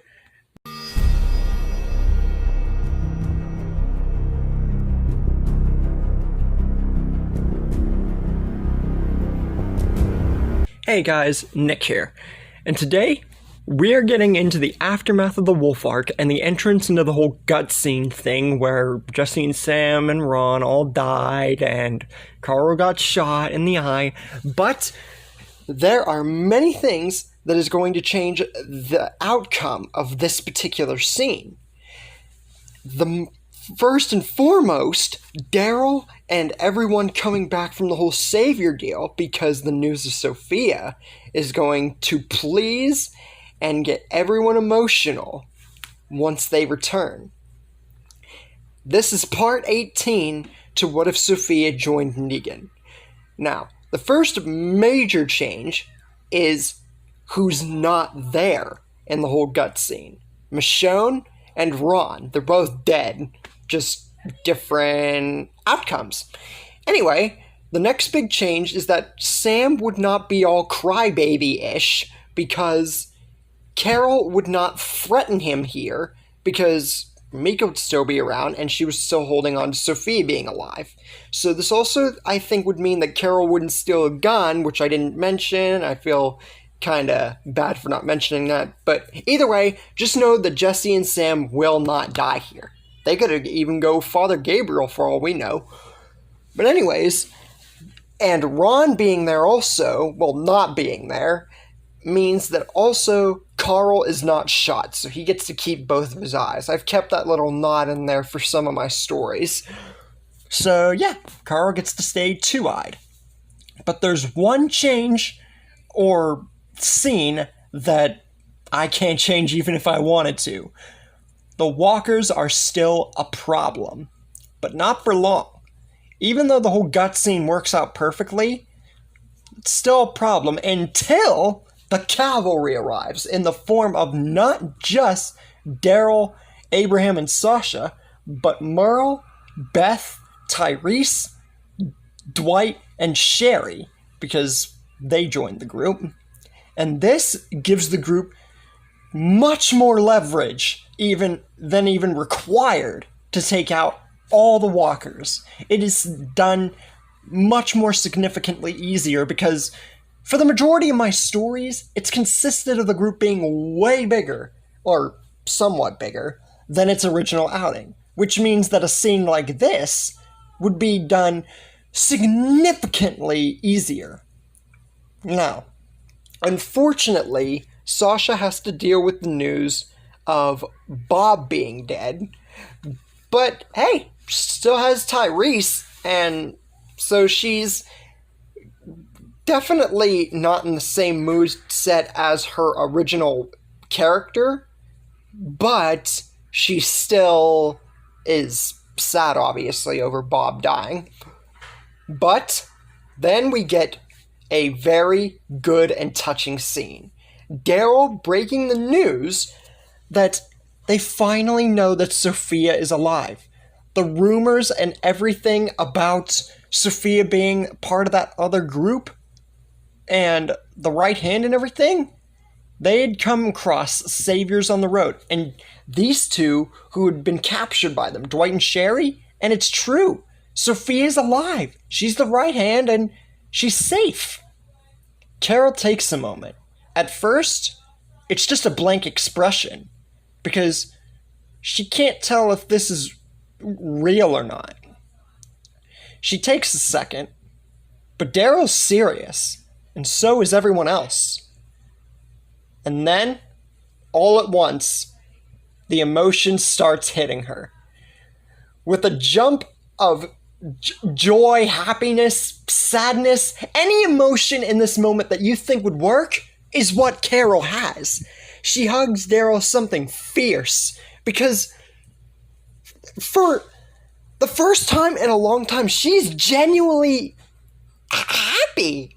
Her daughter is alive after all this time of looking for her and starting to think that maybe she was just dead. So many people died looking for her, and she's alive. Even though she is the right hand and with another group, she's alive nonetheless. But it's not all sunshine and rainbows. Dwight and Sherry say that there is a problem in hand. Negan has way more than enough numbers. They might have good numbers here in Alexandria, but it's not enough. They've been at Negan's place firsthand and have seen that even if they all went in there, they would just get subjugated. It would be all for nothing. Even if one of them got Sophia, they wouldn't get far. And here's another thing. Who's to say Sophia wants to come along? They have no idea for how long Sophia's been a part of the Saviors. So it's really sneaking in and doing something like that seems to be the best way in. They can't just go rushing in. Carol says that no matter the cost, she wants to get her daughter back no matter what. Another group or not, safe or not, right hand or not, she has been looking for her daughter for this long. Many people have died trying to get her back. And she doesn't care about the risks. She just wants to get her daughter back, no matter the cost. Rick says that while he wants to get Sophia back as well, because remember, Rick felt as though he failed Sophia, and for her to be alive here, hearing this, he feels responsible and feels he needs to take charge, and agrees with Dwight and Sherry. They need to go about this covertly. They can't rush in. They've gone this far, they've got to do it right. So, Rick breaks the news of Sophia being alive to everyone else in the group. And this greatly pleases, and it's just a very touching moment. Because the girl they've been looking for this long is actually still alive. No one's affected more than Rick, Daryl, and Carol, especially. But anyways, he breaks the news and said they're going to go and into the Savior's base covertly rather than, going in head first. But someone has his own agenda. Shane goes to his house and shaves his head again. Now, why is he doing this? Well, Shane's in his own head. Since the farm, he has been, rather than caring about Sophia and wanting her to be alive, he's pushed every notion aside of the possibilities of her being alive. We saw it in the original story. And then for her to be in the barn, it makes sense, but still. Here, it works in the favor of her being alive. That Shane hearing this, it would definitely hit him. His conscience would be talking to him hard right now. And he now has his own plan of what to do. After shaving his head and thinking it through, he goes to Rick and says that none of them need to go to the sanctuary to get Sophia back. Because remember, Dwight and Sherry were at the sanctuary, so they would know about it way before they met Negan. So, with that said, Shane said that none of them need to bother going. He's going to go himself. And he deeply apologizes to Rick, Carol, and everybody else and says that he feels he needs to make up for it by getting Sophia by himself. But Rick says that that's a terrible idea. Because one person sneaking in alone, okay, on one hand, pretty good idea. But with the numbers that Dwight and Sherry say they have, it's just a fool's errand. They'd be much better in numbers, or even attacking an outpost, or, like, the whole plan is to go about it covertly, not just rush in and hope that it works. It's dumb, it's suicide, and says that Shane could die here. But Shane ain't listening, because he says to Rick, all this time, he has been thinking of the notion that Sophia couldn't possibly be alive out there for this long.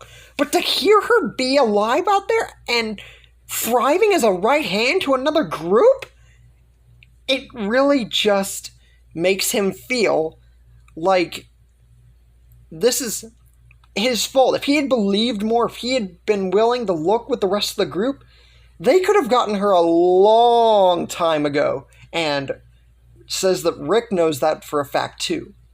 And fully owns the situation of going to get her alone. None of them need to carry the weight. He'll do it alone. And just walks out. Doesn't say goodbye or nothing. He just walks out of the Alexandria gates and just doesn't even say goodbye or nothing. So Shane is going to the sanctuary alone. But he's not alone for long. Because soon enough, halfway from Alexandria, he comes across a strange man in a mask and a hat. And this was definitely not something that Shane expected. And we know this to be Jesus. So Daryl and Rick are not going to be meeting Jesus in this timeline. Well, not yet. But instead, we have Shane be the one. Because I feel that this would happen around the same time, if not a bit earlier, just a little bit earlier than when Rick and Daryl met him. Jesus states his name, Paul Robia, but his friends call him Jesus and all that. And basically says to Shane sort of how he introduced himself to Rick and Daryl, except with obviously differences. Now, Shane is sort of amused and kind of confused, more or less, with the whole Jesus thing, but he doesn't really care at this point. He didn't even expect to come across anybody. But this works in a regard, because think about it. He just walked out. He doesn't actually know where to go for the sanctuary. But this guy? He decides to ask, but it's a long shot. He asks the man, Jesus, where the sanctuary is, and that he's going there to look for a little girl. Jesus is very perplexed at this, because he wasn't expecting this guy to just ask about Negan in the sanctuary right away, but he reluctantly states he knows. And Shane says that he's going to take him there, and that he needs to rescue a little girl. If they both play their cards right, they can get this little girl back. But if he feels that he's tricking him or playing it smart to his own advantages, he will kill him right then and there. Because even he knows that if he were to go in alone, he will die. but the fact that he met Jesus here gives him a little bit of leverage. Now, Jesus, once again, reluctantly agrees, because on one hand, he's more or less being used here to help Shane find the sanctuary and just to get in, just save a little girl. But on another hand, this could be just the turning point to save their community, his community, the Hilltop, from control. You would think he'd take him right to Hilltop and just do it outpost to outpost, but Shane's not going to be all like that, even if he did. So, with that said, with Shane now accompanied by Jesus going to the sanctuary, how will the recovery of Sophia actually turn out? Will seeing Shane help Sophia remember her old group, her old family, and make her want to return? Or, since she's the right hand to Negan and have been around him for a very long time, will she even want to come back? Is she too far gone? That's where we're going to be leaving things for the moment.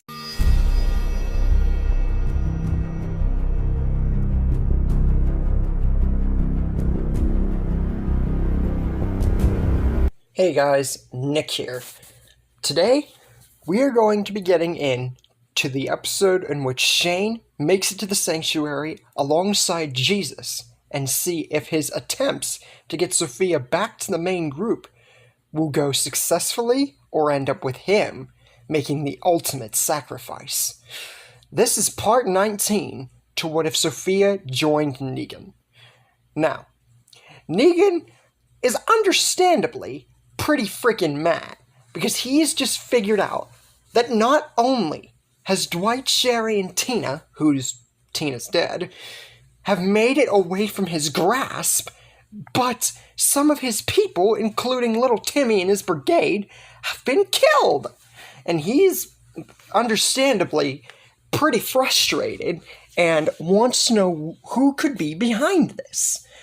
Sophia, of course, being the right hand and pretty much an adoptive daughter to Negan at this point in the story, calms him down by saying whichever community it is, whoever it is, they still have way more than enough numbers, and this is just a small thing to worry about. Think about it. Even though Simon and Michonne are gone, they still have not fallen, which means that whoever this is, the battle is not in their favor yet. Negan smiles and says that is very true, and actually respects this because he has really gotten along with Sophia up to this point, because we all know how Negan loved kids, and with how long Sophia's been part of him, he'd be like a daughter to him. And says that even if this group gets the advantage in, like, a satellite outpost or something like that, they have the ultimate plan to tip things in their favor. The whole lineup scene, I'm sure you guys know. Arat then barges into the room unexpectedly and says that someone's at the gate by the name of Shane, and says that he requests an audience with Negan. And this definitely takes away the tone of Sophia calming down Negan, because now it just started all up again. Because they don't know if this guy's with the group that just attacked their guys and everything else. And Sophia, she knows the name Shane, of course.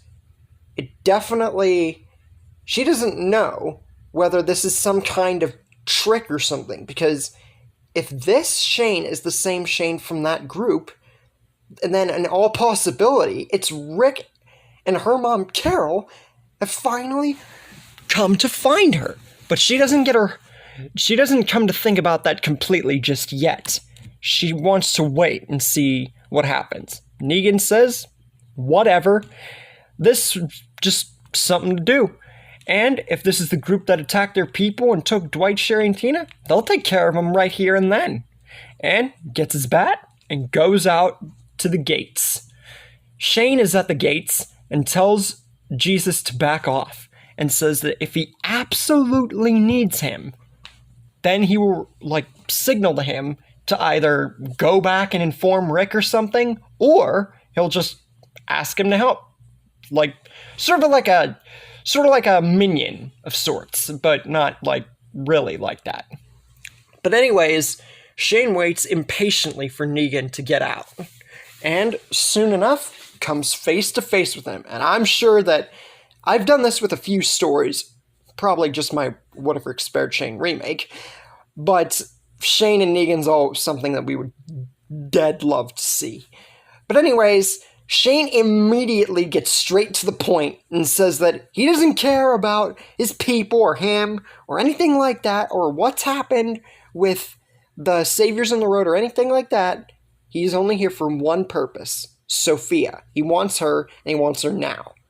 Now, Negan is understandably angry and surprised at this, because on one hand, he could very well be with the group that killed his people. And on another hand, this guy seems to know Sophia. And he remembers when Sophia told him the story about her family and the group that left her behind and couldn't find her or whatever. And curiously, he asks, "How do you know Sophia?" And Shane says even though it's none of his business, he'll tell him. He is part of the group that lost her a long time ago. He doesn't know how she ended up here, and personally, he doesn't care. He made it his own intuitive choice to come here and get her back once and for all. Bring her back to the group that actually matters to her. Her family. And this is not the family. Negan, you can imagine the emotions that would be turning in his head right now, especially with Shane's bravado. And he says that, as far as he's concerned, hearing from Sophia her own lips, they left her behind. And if they really wanted to find her, they would have done that before he even met her. So it seems kind of far-fetched. And plus the fact that how does he know that he's not with the group and that group just killed his people? It's honestly just, he doesn't really know if he should give her back. Shane points his gun and states that he ain't playing games here, and she needs to get out of here right now, or bad things are going to happen, and points his gun straight at Negan with no remorse or any kind of guilt in what he's doing. Negan is just dumbfounded at Shane's bravery, stupidity, and just overall demeanor. And since originally he would have just iced him right then and there. Either his men would have killed him, or he would have just Lucille'd him straight in the face. But with this, plus the fact that he knows Sophia, he decides, you know what? All right, I'll play around. But he also states that just because he's going to call Sophia out here doesn't mean that she's going to be likely on board. She's a way different person now from whenever they last met her. And Shane once again states that he doesn't care what he thinks and to bring her out. Negan finally complies and wants to see where this goes himself. He shouts for Sophia, and soon enough, Shane being very surprised, a door opens from which Negan first stepped out of, and out steps a pretty much fully grown Sophia. And Shane, at first, the tone is just blank. It's silent. Because think about it. Sophia would have been away from the group for a long time. Enough to grow her from a little spout little girl into a friggin' pretty much grown woman. Well, kind of. She's still, kinda in... I guess she'd be around, 18, 17. I don't want to push it, but she'd be pretty grown by this point. And as for Shane, he's pretty surprised. Not only has he seen how much Sophia's grown and seemingly matured, but she seems to be really at home here, and this puts him off and makes him start to question if he's even doing the right thing here, but he's not going to let that be known to anyone here. He's just thinking this to himself. But anyways, the tension is finally broken when Sophia speaks up. She asks Shane, what is he doing here? And this comes completely out of nowhere. It's like she doesn't care about him being here. She doesn't care about why he's here. She really is just genuinely asking him, why is he here? Not seemingly caring. And it's really putting Shane off. But he remains firm and says that he's here to bring her back to her family. And then goes on to tell Sophia the whole story about what happened since they have been apart. About how they have been looking for her nonstop. Every twist and turn that they could take, they tried to find her. And then the clues finally started coming together. And that's how they were able to come into contact with Negan and the Saviors, and even the ones on the road. And even states that he was even skeptical about even the notion that Sophia was even alive. But whenever he heard that she was actually out there, this is why he is here right now, and told Rick, Carol, and everybody else that they do not need to worry about the burden of trying to get her back, because he's going to do it himself. And says in the end, that's why he's here, and he wants to bring her back to her true family.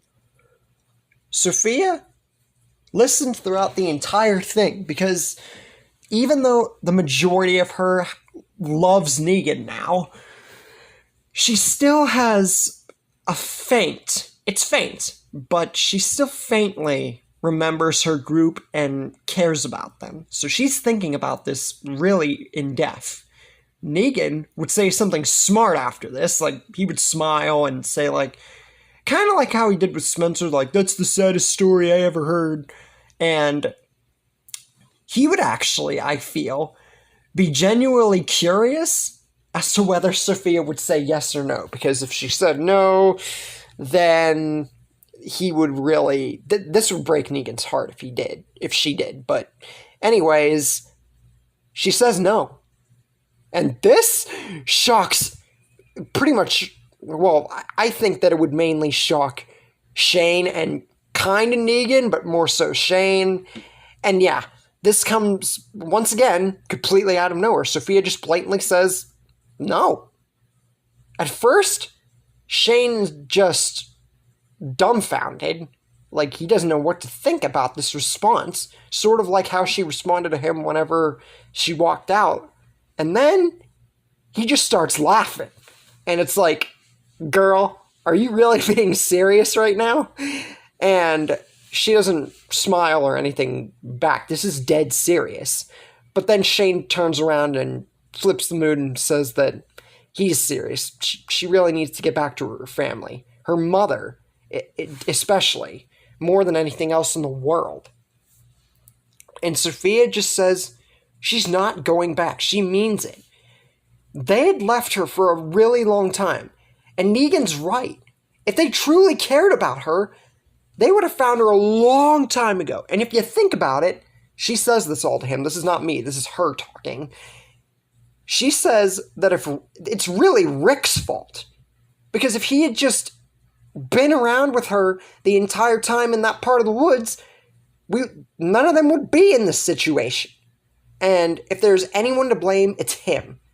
And she loves Negan. She loves her place with the Saviors, and even thinks of him more of a dad than Ed ever would be, and really just does not want to go back. She doesn't want to go back to running around and being all scared and this and that and what they did before. It didn't work, and that's what almost got her killed. Negan, at this point, seeing as things are finally turning his direction, almost thinking that they weren't going to, for some reason, asks Sophia if they're through talking, if he can just kill Shane right then and there. It's kind of weird Negan would ask Sophia for permission, but then again, we know the relationship that they would have, and I feel that that's just how the dynamic would go. Because, once again, Shane's with the group that killed his people. Sophia says that nobody's going to kill anybody. She just wants Shane to leave. And tells Negan, I've got this, Dad. Don't worry about it. And at this point, Shane's his whole brain, I'm talking his whole thought process just explodes after the dad comment. He is like, what? Sophia's being dead serious. At first he thought it was a dumb joke and that she was just gonna drop the whole gambit, run over for a hug, but no. She just called this guy Dad. And as much as Shane should be, like, happy and everything that Sophia's found herself a family, he cares for Carol and Daryl and everyone else that's looked for her. He feels responsible. And he's losing it at this point. If she won't come back, he's gonna make her come back. And Shane pulls out his shotgun in the blink of an eye before anybody can react and fires around. But who does he fire it at? Does he fire it at Negan? And if so, will this make Sophia actually realize her wrongs and come home? Or will it make her vengeful towards Rick and the group forever?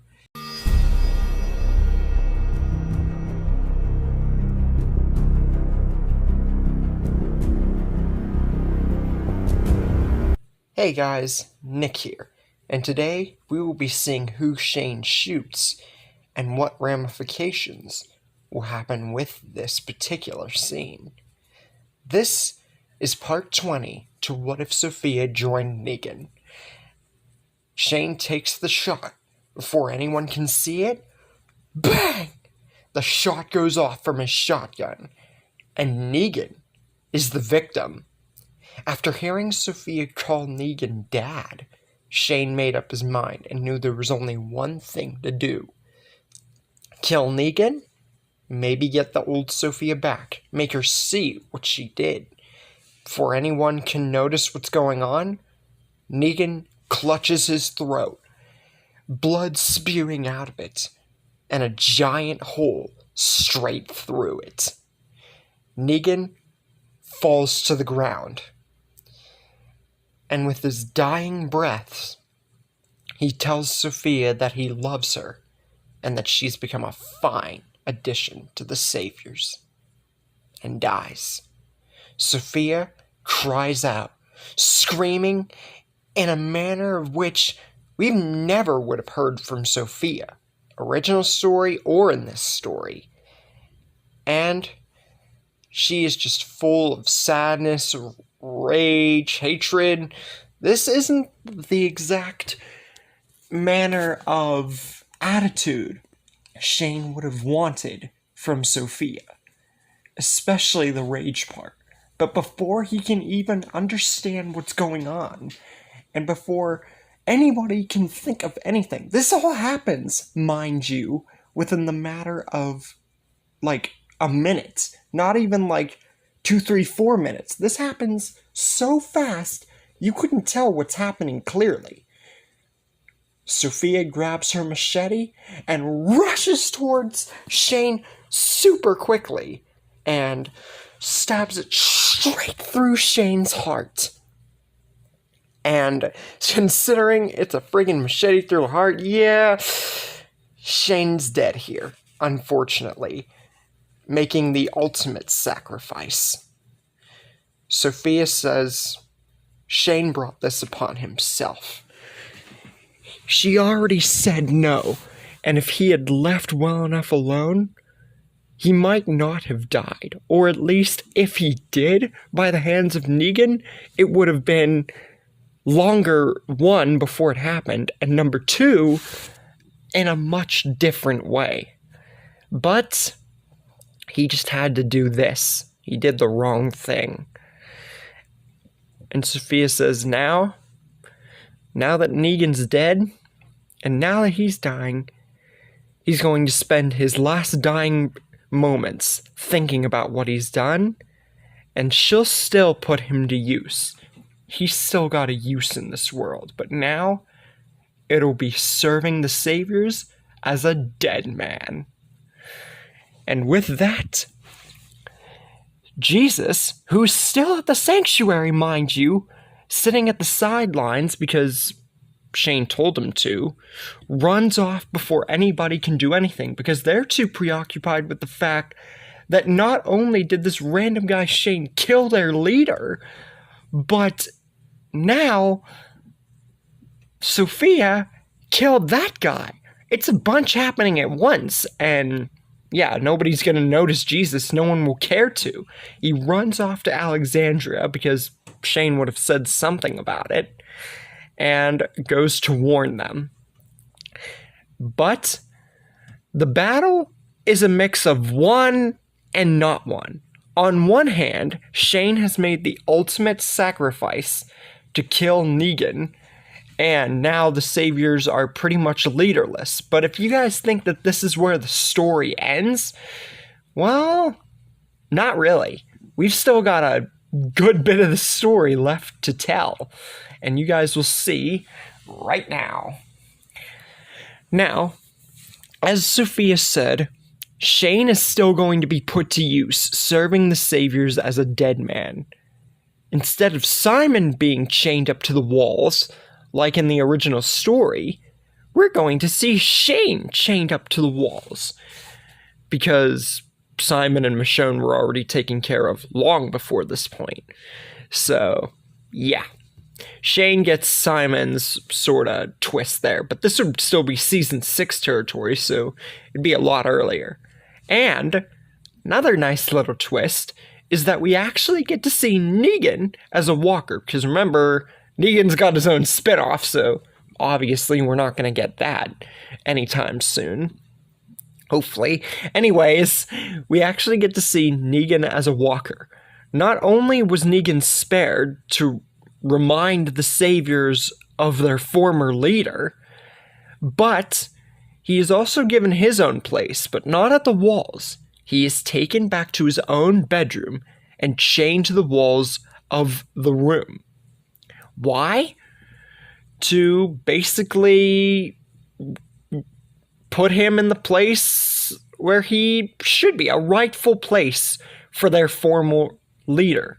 And for Sophia to remember him, because Sophia, it's kind of her room too after a certain point. Now, it's also for Sophia to remember her pretty much former dad, because Negan, he really was a better dad, as I've stated before, than Ed ever was. So for him to die so callously like this, it really just has broken Sophia. She's not going to take this sitting down, but I'll get to more of that in a moment. She also takes Negan's bat Lucille as an extra memento to remember him by, and to signify that the leadership of Saviors, just because Negan's dead, has not gone away. But like I said, I'll get to that right here in a moment. But yeah, I don't know if she would take the vest, but the bat, I feel she would most definitely take. Now, Gavin brings up a very interesting point after all this is said and done. It would take some time for all this to get arranged. But Gavin brings up a good point. Without Negan, who's going to lead them? They're down a good many of soldiers. Simon, Michonne, now Negan. Who's going to lead them? They're in a pickle. This is bad.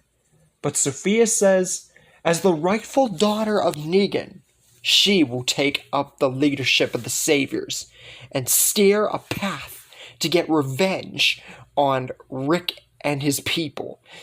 At first, tiny little part of her maybe wanted them to join, still get her family back in some shape or form, but this, nope.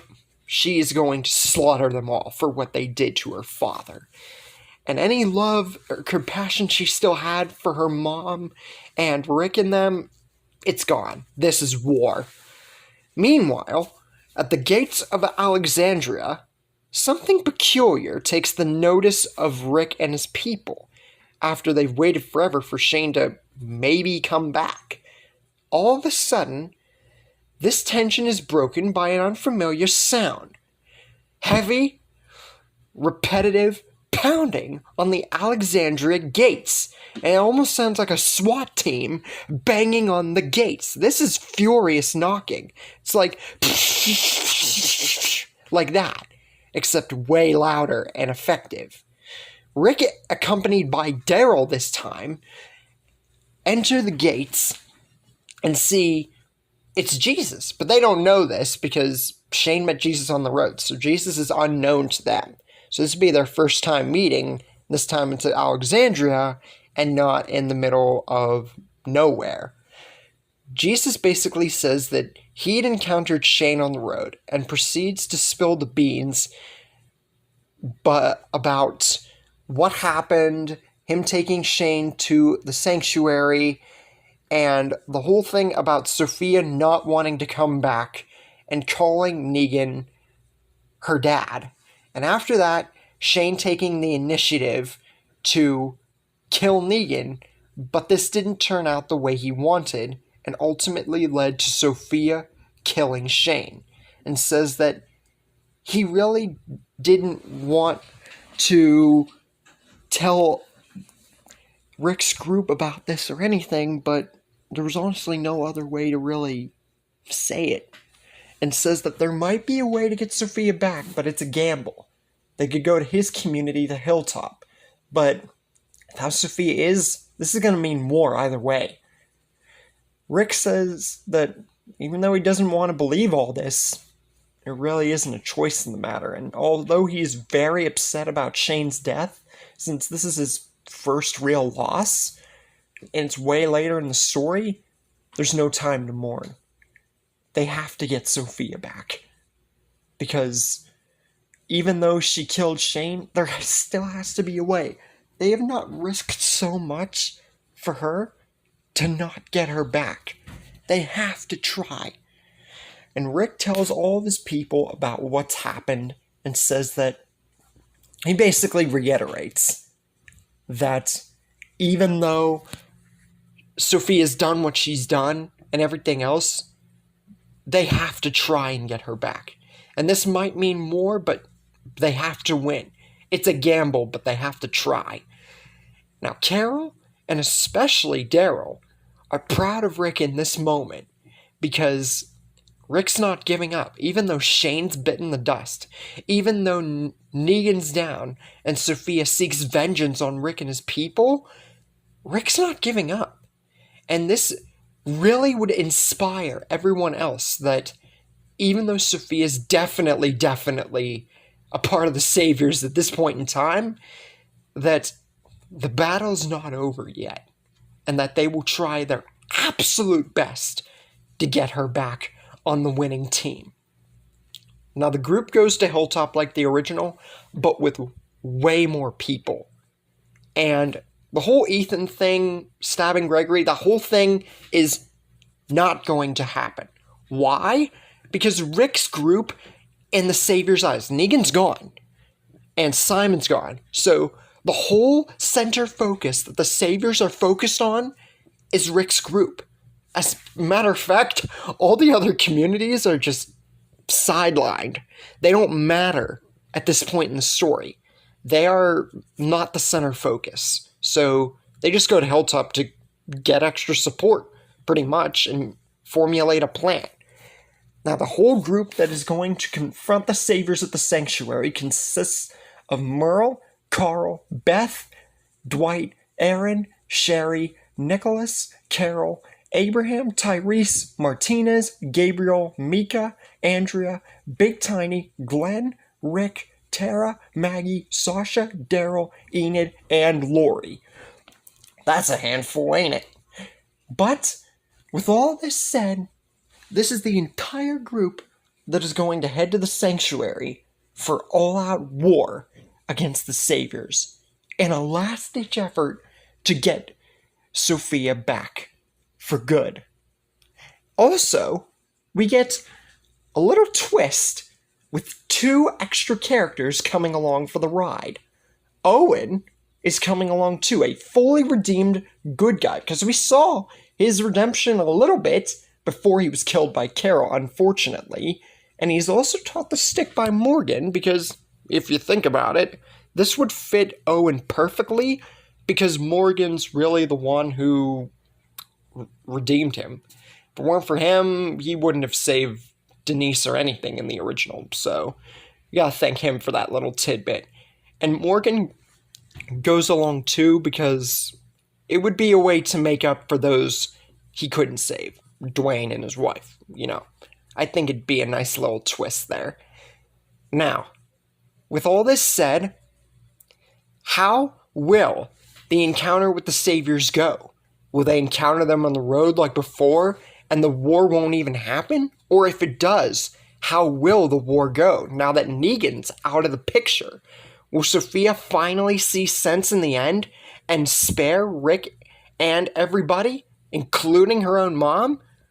Or is any part of rationale gone with Sophia?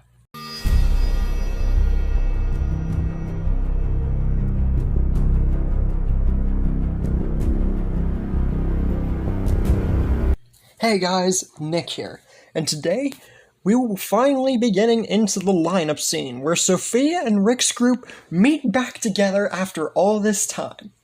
But how will the encounter go with the Saviors and Sophia? Is Sophia really too far gone, especially after Negan? Or is there the slightest chance she could be redeemed back to the good side? This is part 21 to What If Sophia Joined Negan.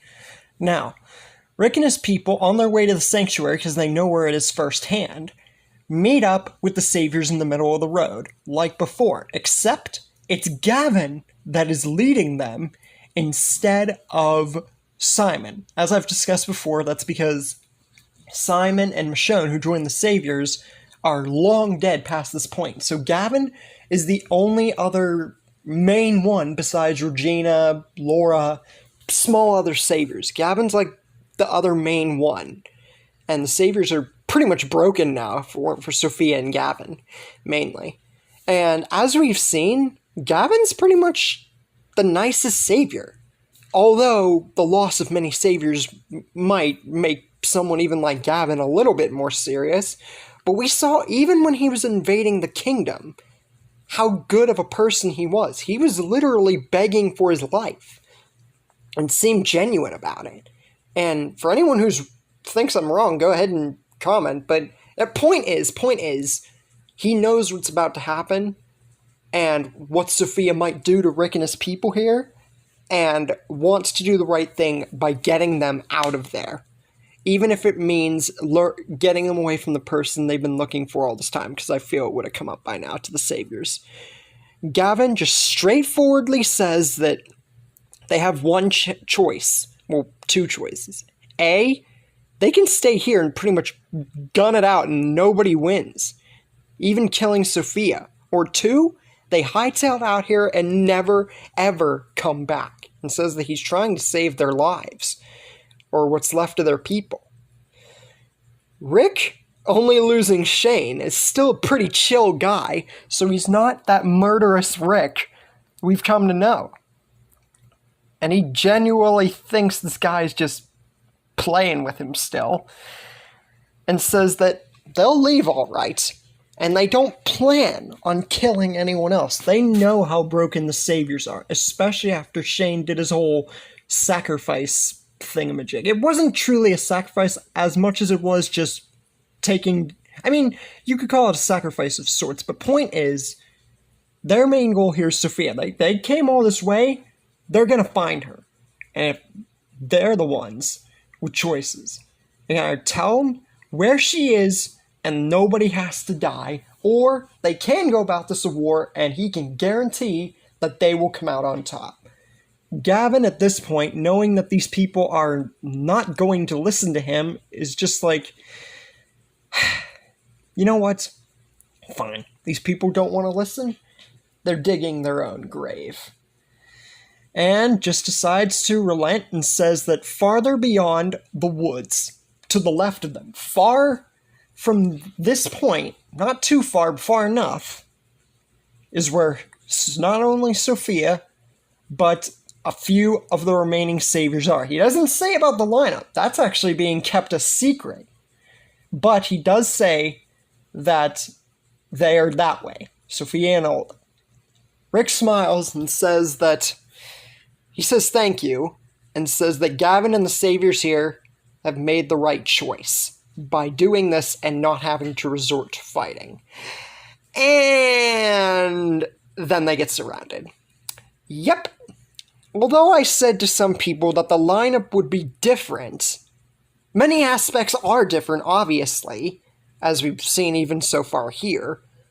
But some of the main parts, even like here, are the same, except nobody has to worry about Maggie, because I feel even if she was pregnant and everything else, it would not matter in the aspects of here. So, yeah. Anyways, they get surrounded like before, going that way since they know to go that way, and then you see Gavin show himself once again and be like, yeah, we did make the right choice. You didn't. And puts everyone on their knees, takes their weapons, to his reluctant view, because once again, Gavin's pretty much the nicest savior. And then we get the moment we've all been waiting for. Sophia steps out of the RV and does an intro sort of like Negan. We could expect that at this point, because Sophia, she's basically Negan, because she's the leader of the Saviors now, and has the bat and all. Speaking of weapons, she has brought more than just Lucille. She has all the weapons, her signature ones that I demonstrated at the beginning of the series, whenever she was first introduced to being a savior. Her Colt Python, well, it wouldn't be the exact Python that Rick has, but it would be close. The machete, switchblade, double-headed spear, machine pistol, shotgun pistol, and the burst assault rifle. And the big top two, Lucille from Negan as a monument to remember him by, and to symbolize that the saviors have not yet died. If I didn't explain that already, I feel that's a pretty decent explanation. And Michonne's sword as a trophy from whenever she took her down at Oceanside. Didn't have really anything to take of Simon, so yeah. Anyway, Sophia, basically after doing a little intro like Negan and demonstrating superiority over Rick and his people, says, looking down, well, here we all are. And this is just a cold smile. This isn't a happy smile. This isn't a good to see you smile. This is a heartless, cold, cunning smile coming from Sophia. And the main two that this gets thrown off for is Rick and Carol. They were not, absolutely not expecting this. What happened to her? They get that, from what they heard, Negan was a bit of an influence for Sophia, especially after being with him for this long, but what's happened to her? Carol would be the most affected by this. What happened to her little girl? She seems so heartless. And out of a desperation and finally seeing her face to face, they ask her to come back. They've been looking for her all this time, but Sophia cuts them off almost instantly. Because one, they're on their knees, so they're in no position to be making orders. Number two, Sophia's past the whole, oh, can we just come back together and live together and all that stuff. No, Sophia's well past that point. And she states why. She would have probably at least declared peace if Negan weren't killed. Then she goes on to explain what's happened since they last met. She goes to say that after seemingly being abandoned and everything, and yes, she did run off on her own, but she still expected them to find her. And after seemingly being abandoned, Negan rescued her.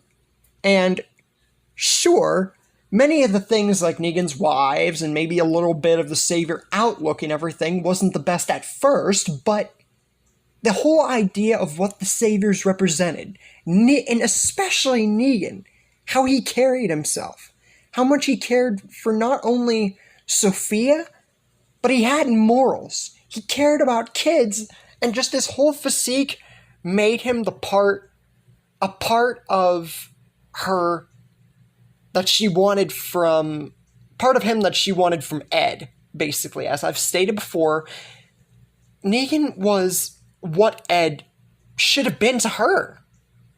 And it was just, she finally seemed at home with the Saviors and Negan. That's why she started calling him Dad and everything, because it really meant a lot to her. But when Shane just appeared, and not only just wanted to get her back, and just randomly popped up at the gates, and everything else, not only forced that, but the fact that he took Negan's life and just, he had to die. There was no getting around that. And Sophia goes on to say he couldn't accept the fact that she was at home here and that she wanted to be with Negan and the Saviors. He wouldn't accept that, so he had to die here.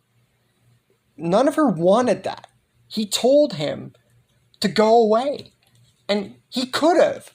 But he stuck to his own stupid agenda. This is all her words, by the way. He stuck to his own agenda, and that got him killed. And her pretty much dad. And after hearing this, everyone is just shaken to tears. Even the people that don't know Sophia, and there's a lot of people here, mind you, if you watched the last episode, there's a lot of people here. And the people here that don't know Sophia, and believe me, there's quite a lot of them, this just breaks their hearts to hear a story so sad and so enticing. And honestly, they were not expecting it to be this serious. What started out as something small grew to this. But in a last-ditch effort, one final push, Rick, Carol, and everyone else who knew Sophia, that of which being Andrea, Lori, Glenn, Daryl, and Carl. Carl especially, because they were kind of close. I'm not saying that they were in a relationship because they were little kids, but still, everyone who knew Sophia, every main person who had the smallest even influence, mentioned that they have lost plenty of people from their old group, and that they have risked so much to get her back. And then Rick decides to speak for himself, saying that he can't excuse for what Shane did, or how it was done, or what was going through his mind. He tried to even stop him himself. But if it meant trying to get her back, he let him. And maybe that's his fault for not stepping up as a true leader and stopping Shane from doing something reckless. If he had stopped him, Negan would be here. And who knows how much worse it would have been, but it honestly could have made things better. But as much as everything here has no kind of excuse or meaning, there's no excuse for any of what's happened, obviously, but they can't just quit abandoning Sophia now, because if they do, it'll mean risking their lives this far will have been for nothing, and they just want her back. And that's it. And say that they are very, very sorry for not finding her sooner.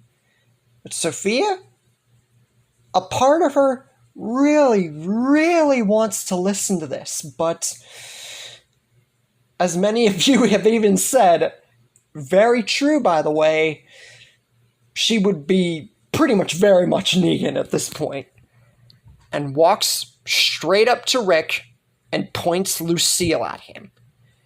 And she would be very much fighting herself right now, whether or not she wants to kill Rick right here and right now, kill all of them, or let them go. It's honestly a struggle of her feelings. And Rick knows that whatever part of her that maybe wanted to listen, he doesn't know if it really will. But what do you guys think?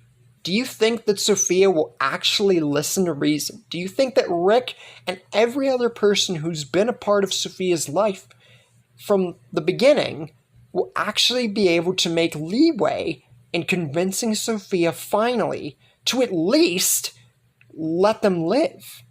Or do you think that she's just too far gone and this is the end for Rick and everybody else?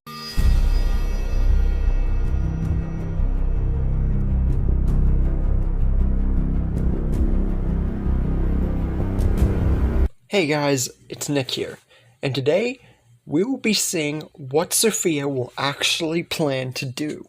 Whether she will kill Rick and his people for what they did to her pretty much father and just be beyond far gone, or if that little bit of her that remembers what it was like with them will relent and spare their lives. This is part 22 to What If Sophia Joined Negan. Now, we are at the part where Rick, Carol, and everybody else made the speech and is like, Sophia, come back with us. You have to know what it was like before. Things have really changed. But it seemingly all falls on deaf ears. Sophia doesn't seem like she's listening. Walks up with Lucille in her hand and is about to strike at Rick. But then she backs off and then smiles. And this unnerves everyone because they can't tell if this is genuine or if it's really just a cold-blooded way of saying, now it's time to die. But then she speaks and says that she's not going to kill any of them. And that this isn't out of her wanting to come back or anything like that. Because remember, Shane and the whole Negan thing, she ain't forgiven that. But it's because she doesn't want bloodshed on either side anymore. She will allow Carol, her mother, to come back with them. But that's it. And her community will be left for itself. No more fighting, no more talking, any of it. Now, Rick, although this does definitely disappoint him amongst others, he's glad that Sophia at least found it within herself and has grown to accept the fact that keep going like this, blood was just going to keep being spilled, and it was just going to end up being a friggin' free-for-all, really. And he's at least proud of her for that. Now, Carol, she is definitely happy that Sophia acknowledges Carol as pretty much being allowed to join the Saviors, because mother, and seemingly just doing this makes her think that Sophia is not all far gone. Now, Carol also asks about Mika, if she can come along too and join them.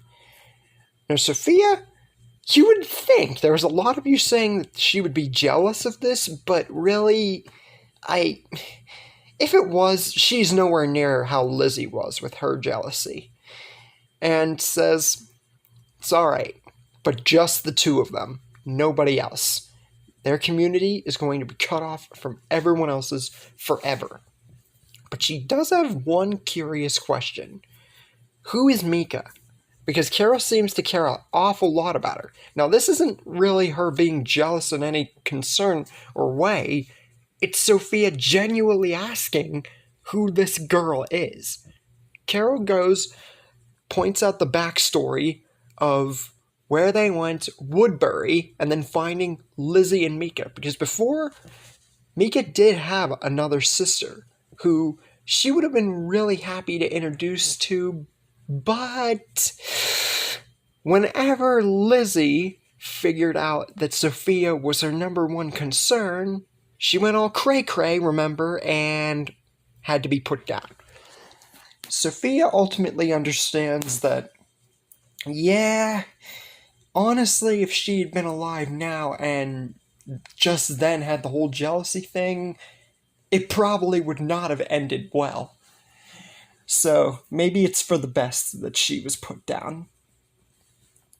And Sophia, although not showing it to Rick or anybody else, is really happy to at least see her mother again. Because even though she's part of, Rick's group and them whole abandoning thing, it's her mom. Let's be real here. And Mika, she decides to learn to get used to seeing, being around, and all that stuff. But now, with all that out of the way, we don't get any true lineup scene. I mean, we kinda did, but kinda didn't. So, this is still pretty much the end of Season 6, if not going straight into the beginning of Season 7 territory. And Carol and Mika have joined the Saviors, and they all go back to the Sanctuary. Once Rick and them all get back to Alexandria, every one of the other communities, the leaders, that of which being Jadis from the Scavengers, Gregory from Hilltop, Tanya from Oceanside, and Ezekiel from the Kingdom, are all known about what happened and such.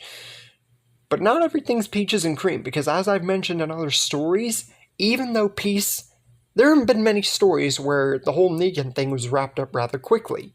But with Jadis being around still, and her people, and all that, she would try to trade someone to get into the CRM.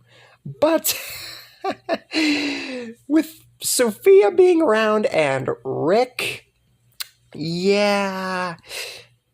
Once again, this is a story where Jadis doesn't get anywhere. No Heath, no Tara, no nothing. And that's happened in the majority of my stories, if not pretty much all of them. So, yeah. Now, you might think that I'm just throwing the garbage people all the way to the curb. Pretty much in every one of my stories, the garbage people just do not matter. It's almost like I'm putting the garbage people in the garbage. Get it? Know what I mean? Get it? Because they're garbage people, and I don't really utilize them enough in the stories. Do you get it? Because they're It's funny. But aside from all that nonsense, anyway, back to the main focus there. Sorry, I don't really get to do jokes in these stories, so I figured that I'd spruce it up a little. But anyways, enough with all that yammer. The whole group and everybody for the rest of the story is a lot bigger here because of what's happened. We have a lot of survivors. Spencer, Ethan, Lori, Carl, Sasha, Gavin, Glenn, Martinez, Milton, Heath, Richard, Tyrese, Paula, Jesse, Merle, Mika, Jared, Megan, Natanya, Owen, Nicholas, Andrea, Abraham, Deanna, Sam, Eric, Benjamin, Shiva, Martinez, Beth, Big Tiny, and the older lady of the Saviors that I could not remember the name of. Anyway, a lot of survivors. But anyway, the other thing is, Dwight and Sherry, who I've never focused on really. Remember I said that they actually joined the group. So they are still around, and Dwight still keeps part of his face and never gets that side of his face burnt, and they both remain part of the group. Olivia and Denise are also around. So, I mean, small thing really, but still worth pointing out. Anyways, Abraham and Eugene, since this is just getting into season 7, have solved their differences about what happened before and all that. And Abraham acknowledging Eugene's skills. And Abraham and Sasha, since it was never really truly a thing, actually fully get together 100% because they were never able to. Anyway, Carl remains two-eyed, and like the majority, if not all of my stories, gets together with Enid. Now, whether or not they had a kid, I would not know around this time, but it would probably most definitely happen, like I've focused on before. Except the whole Carl Jr. thing, that was more or less in just my original What If Rick Didn't Kill Shane, so yeah. Anyways, King Ezekiel still keeps the whole king standard because he hasn't lost anybody, and Shiva's still around, so it's pretty good for his character development. And also, because Carol is going with Sophia and their whole community's getting shut off, and Carol's never went to the kingdom, so this means that Carol and Ezekiel won't get together, most likely ever. So, yeah. Morgan also never goes crazy again. He still remains in the mentality of Eastman, like permanently, because he hasn't lost anybody. No Benjamin death or anything.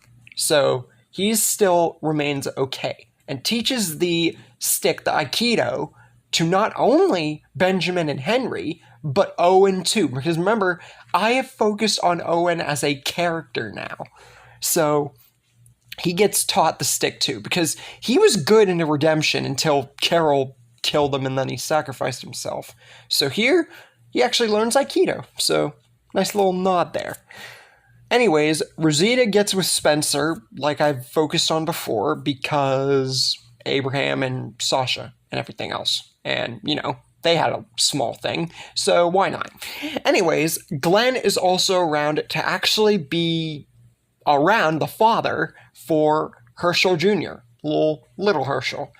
And speaking of Herschel, something very interesting, if you guys have not caught on with the series already, Herschel is still alive. Yeah, the old man Herschel, I have never focused on Herschel or Dale having survived past, really, Terminus, but here, I feel that with circumstances, Herschel would live.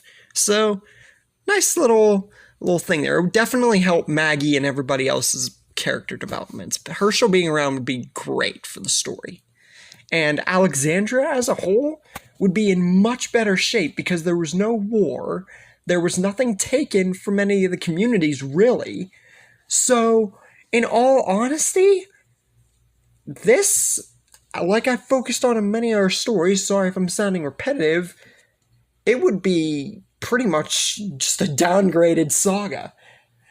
And if you guys watch the original and would compare it to this would be tame as crap.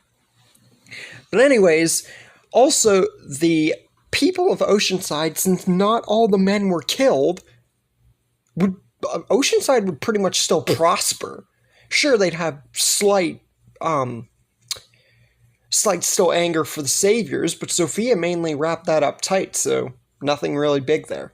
And also, Darrow's character development would be significantly, shall we say, downgraded or more nice, because Beth and Merle are still around, because Darrow and Beth are still together here, because that hasn't changed, and Merle being around, obviously, brother, so this would both kind of help and hurt Darrow's character, but I think it would honestly be better that we see Darrow happy.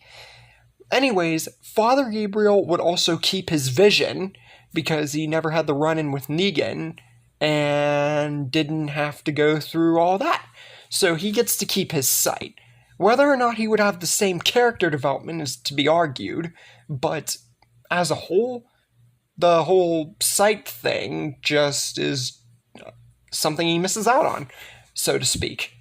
Also, we need to discuss something very, very, very, very important. Eugene and Milton, the two smartest scientists who I have not focused on as a direct asset. But with Milton being around and Eugene and the two smarts of them together, this greatly, greatly, greatly is very much good for our team as a whole. Because this not only means that they get to make bullets twice as fast, but it means that many of the things that Eugene did with everybody else in the original story is going to happen a lot sooner and with much more headway because Milton's around. But what do all these details mean? And could this mean that our group is way ahead of what they are in general, or does it mean the whispers and further threats are going to be even worse?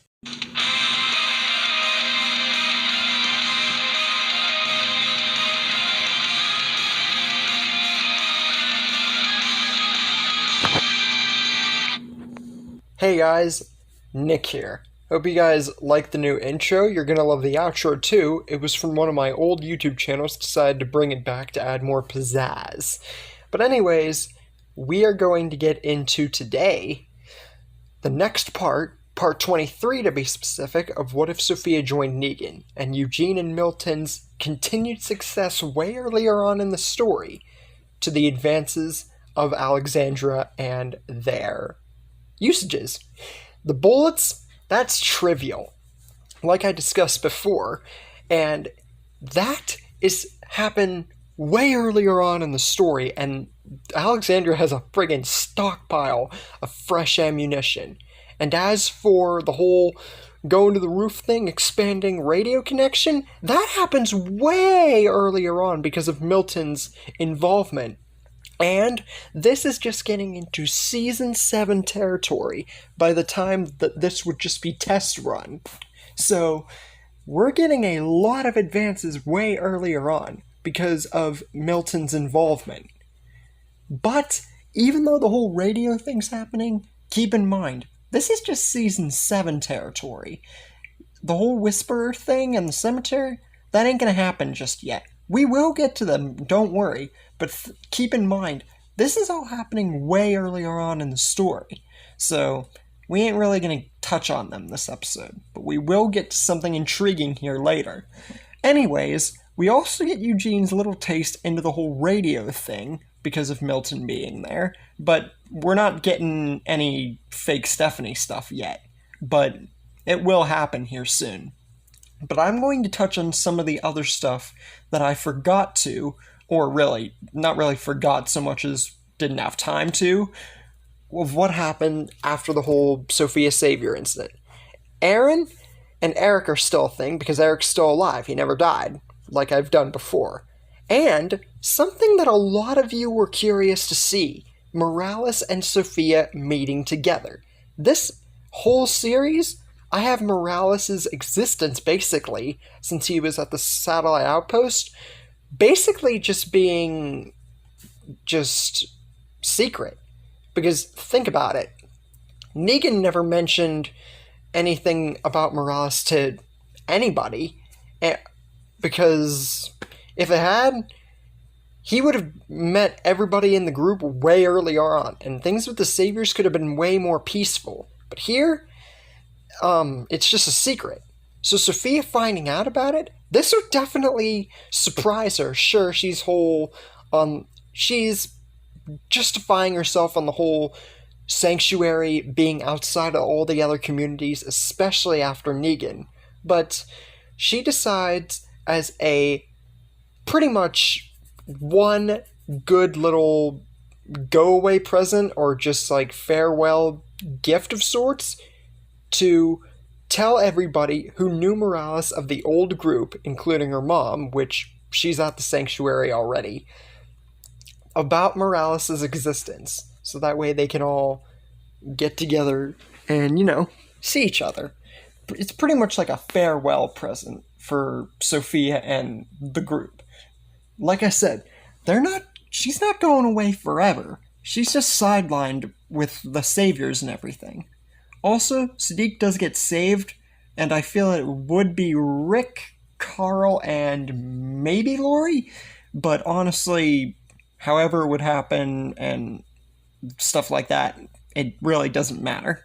Sadiq was more of a side character anyway. But then we get a long time skip. I'm talking, this would be very substantially long. We get a 2-season time skip, basically. Everything major that impacted seasons 7 and 8 really wouldn't happen here, because, duh. So, we get to season 9, the entrance to it, and Eugene and Milton, with their amazing success, have actually gotten the whole radio thing down. And Eugene talks with the fake Stephanie and everything, and arranges a meeting.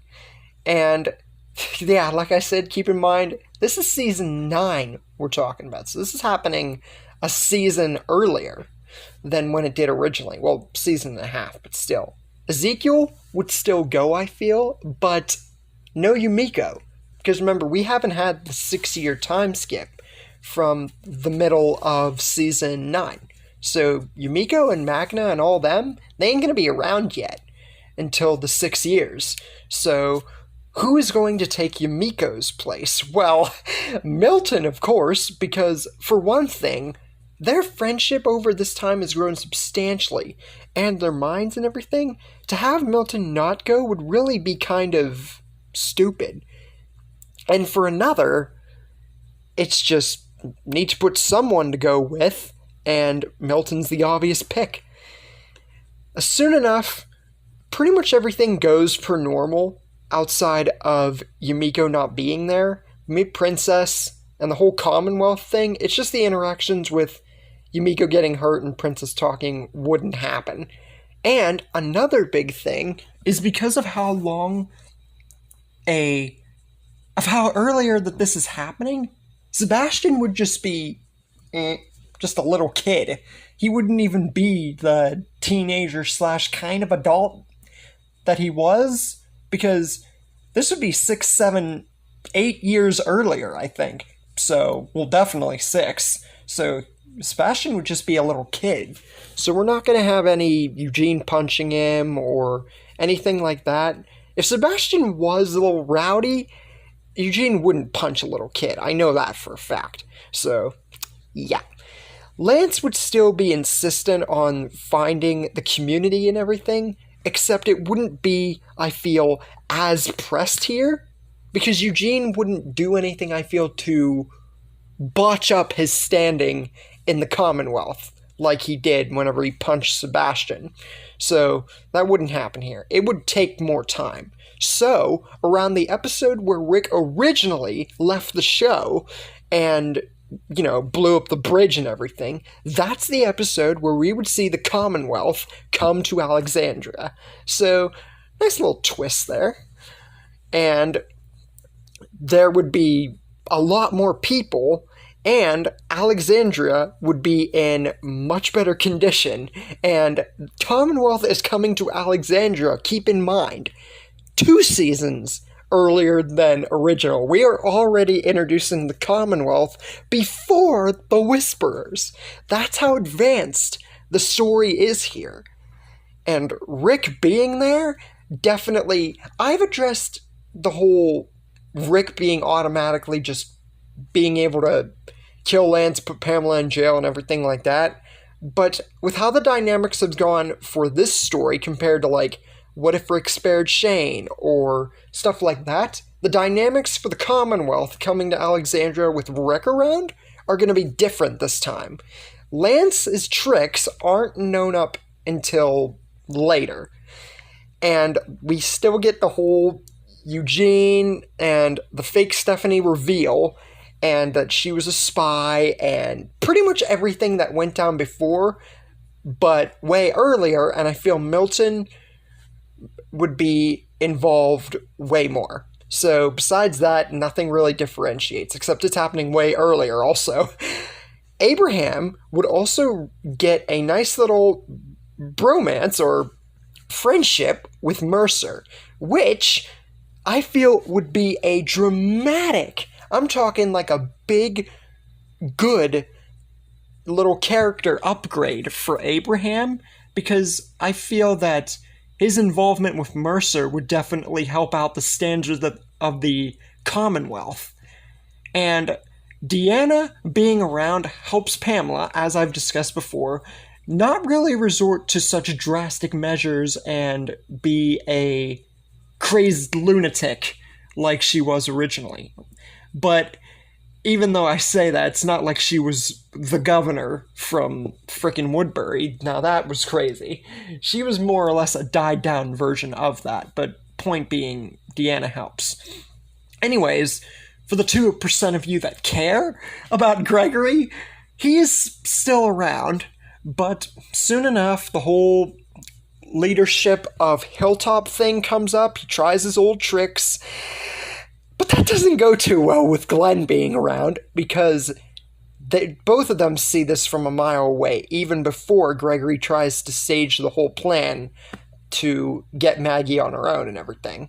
So Gregory ends up getting either killed by Glenn or Maggie, or both, or gets hanged way earlier on.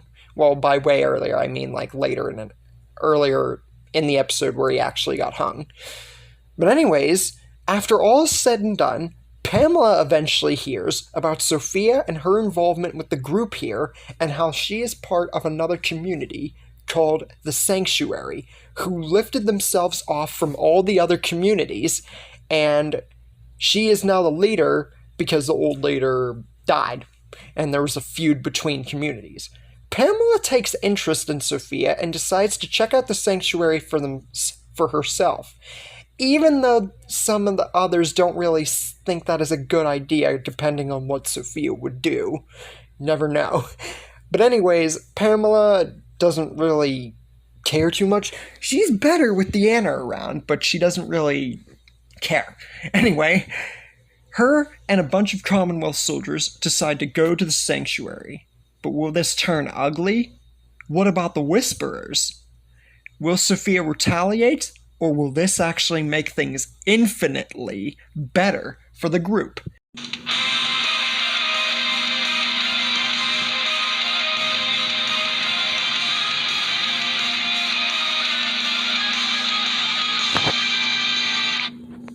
Hey guys, it is Nick here, and today we will be getting into Pamela and the Commonwealth and their visiting of the sanctuary and Sophia, and how Sophia will react seeing Pamela and the Commonwealth enter her territory. This is part 24 of What If Sophia Joined Negan. Once again, we are approaching the end of this series here, and it's been a ride. But anyways, let's get into it. So, for the sanctuary as a whole, Carol and Mika, who's pretty much fully grown at this point, have adjusted well to the life of being around the saviors and getting accustomed to it all. Sophia is usually found in the quarters of where Negan's bedroom was, where Negan's chained to one of the walls as a walker, obviously, and Sophia mourns him every single day. And it would honestly be heartbreaking to see this, while also a little bit, weird because it's a walker. But then again, the governor was the same way about Penny, so not really that weird. Anyways, Shane is still around as a walker, and he is kept to the fence with all the remainders. Sort of like how Simon was whenever Negan killed him, and then we never saw him again. So he was likely put down. But Shane, no, he was put there because he killed Negan. Basically as a warning. Sophia made sure of that. Speaking of him, Sophia has finally rekindled the mother-daughter relationship that I'm sure at this point a lot of us would like to see between herself and Carol, because Carol and Mika being around for this long, Sophia would almost get like a half-sister relationship with Mika. It'd be very nice to see. Anyways, Pamela and a few of the Commonwealth soldiers, because I don't think she'd bring a whole army with her just to check out one place, because I'm pretty sure at this point of the Commonwealth's entry, that would just be left to Lance to take care of most of the army. But anyways, Pamela and a good amount of Commonwealth soldiers, I'd say 10, arrive at the sanctuary. Saviors stop them dead in their tracks at the gates and holster their weapons to say, you ain't coming in here until you put those weapons down or you state your business. And this would be an excellent story field, I'd have to say, between the Saviors and the Commonwealth. But Pamela, she's not gonna get all crazy and frickin' tell her men to fire or anything. She's not that crazy yet. Not this early into her entry, especially because this is 2 seasons earlier than when we first met all the Commonwealth. But she does say who she is, where she's from, and why she's here. Sophia then tells her men to back off and that she's going to talk to Pamela alone. She then states that whoever told her about this place, her, whatever, she doesn't care.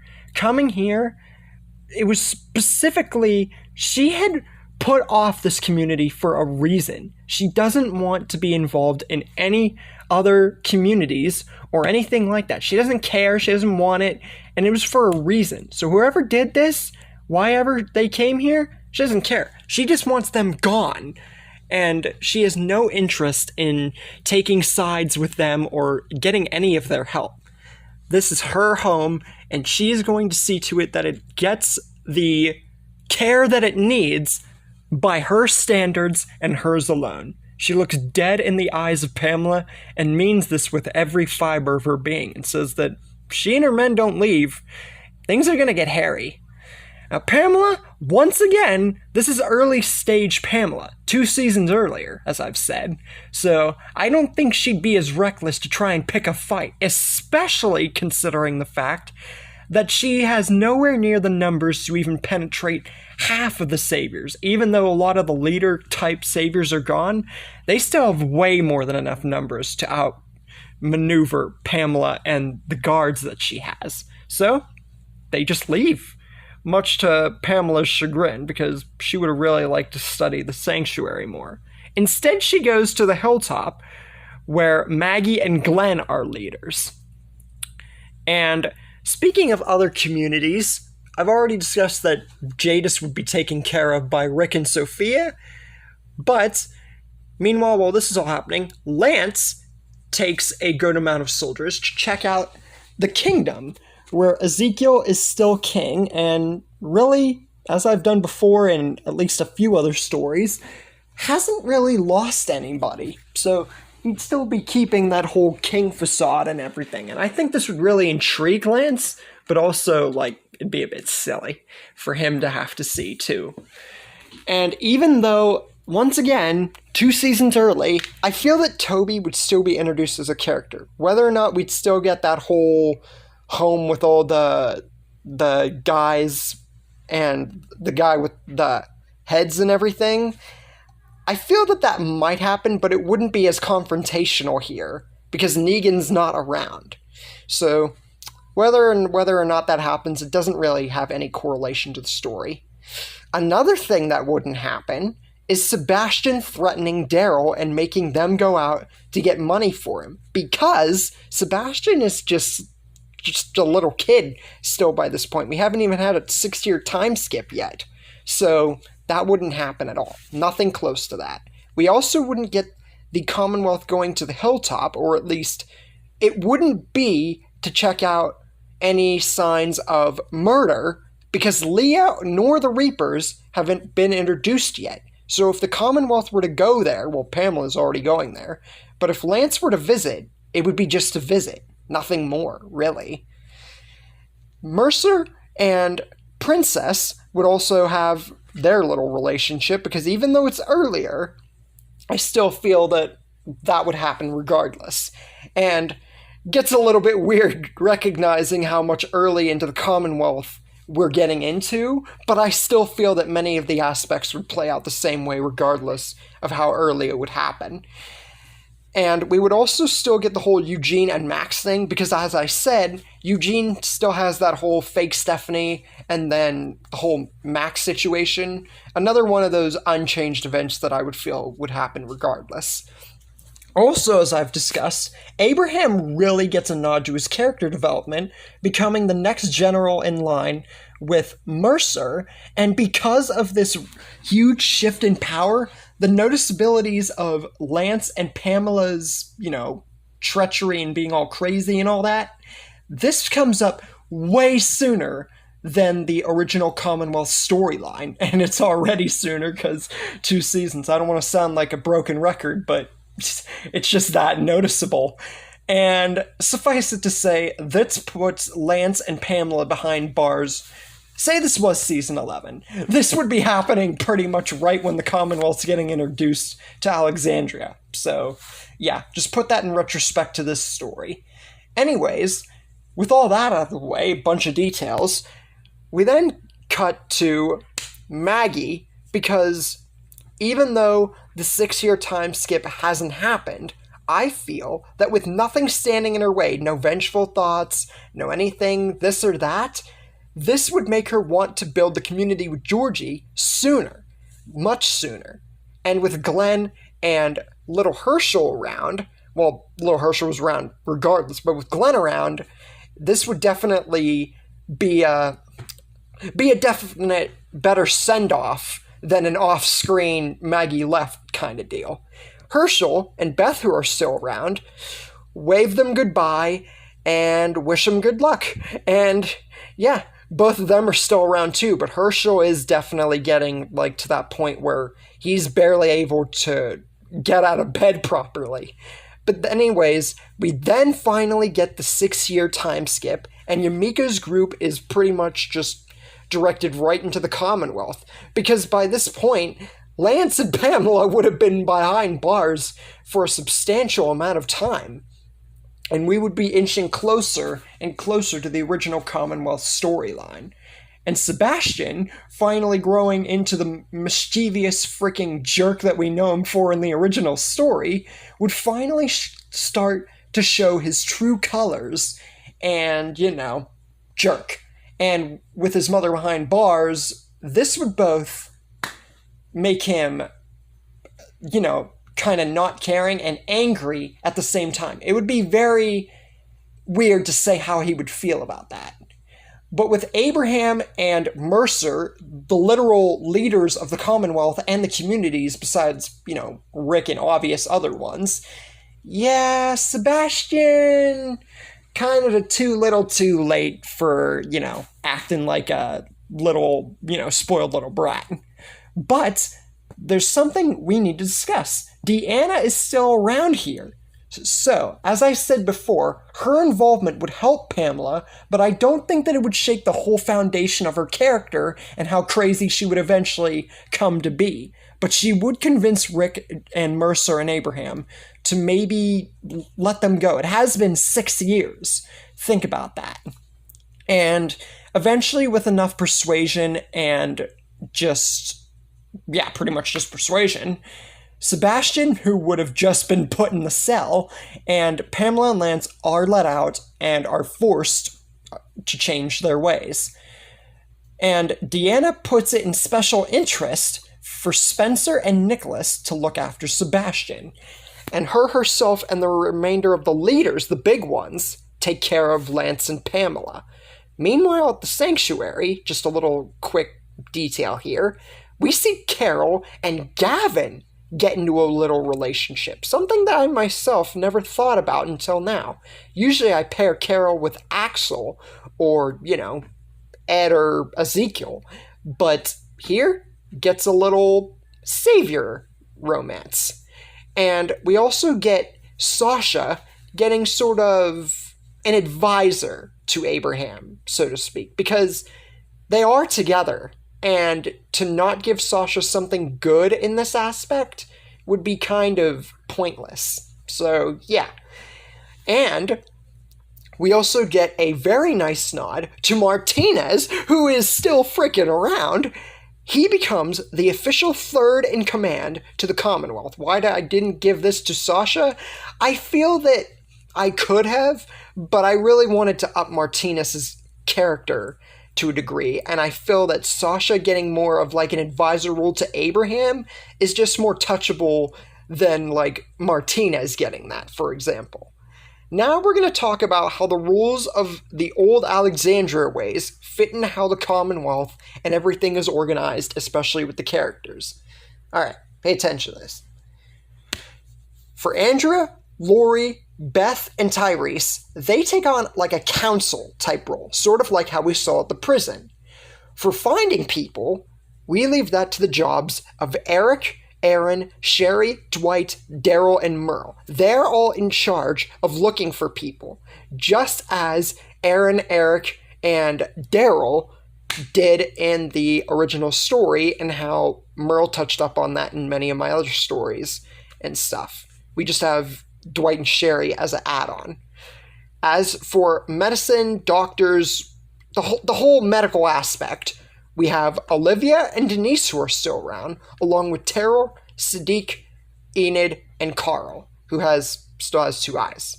And many of these characters still being present.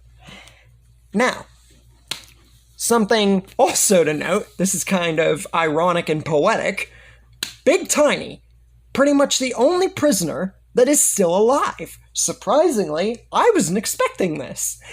And guess what job he gets? He gets to be in charge of looking after any confined inmates and prisoners. So it's literally a reverse of what he had to live with. So, like I said, kind of ironic and poetic there that Big Tiny gets that. But now with all that out of the way, we have finally entered the point of introducing the Whisperers into the story. But with the Commonwealth and everything that's happened up to this point, How do you think the Whisperers will even come close to affecting the story?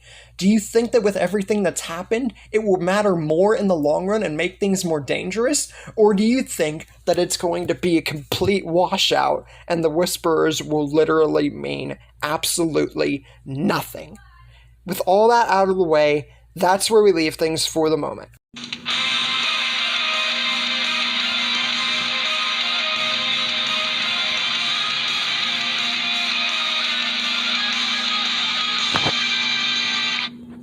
Hey guys, Nick here, and today we will finally be getting into some Whisperer action and how they will either A, impact the story, or B, not matter at all in the long run.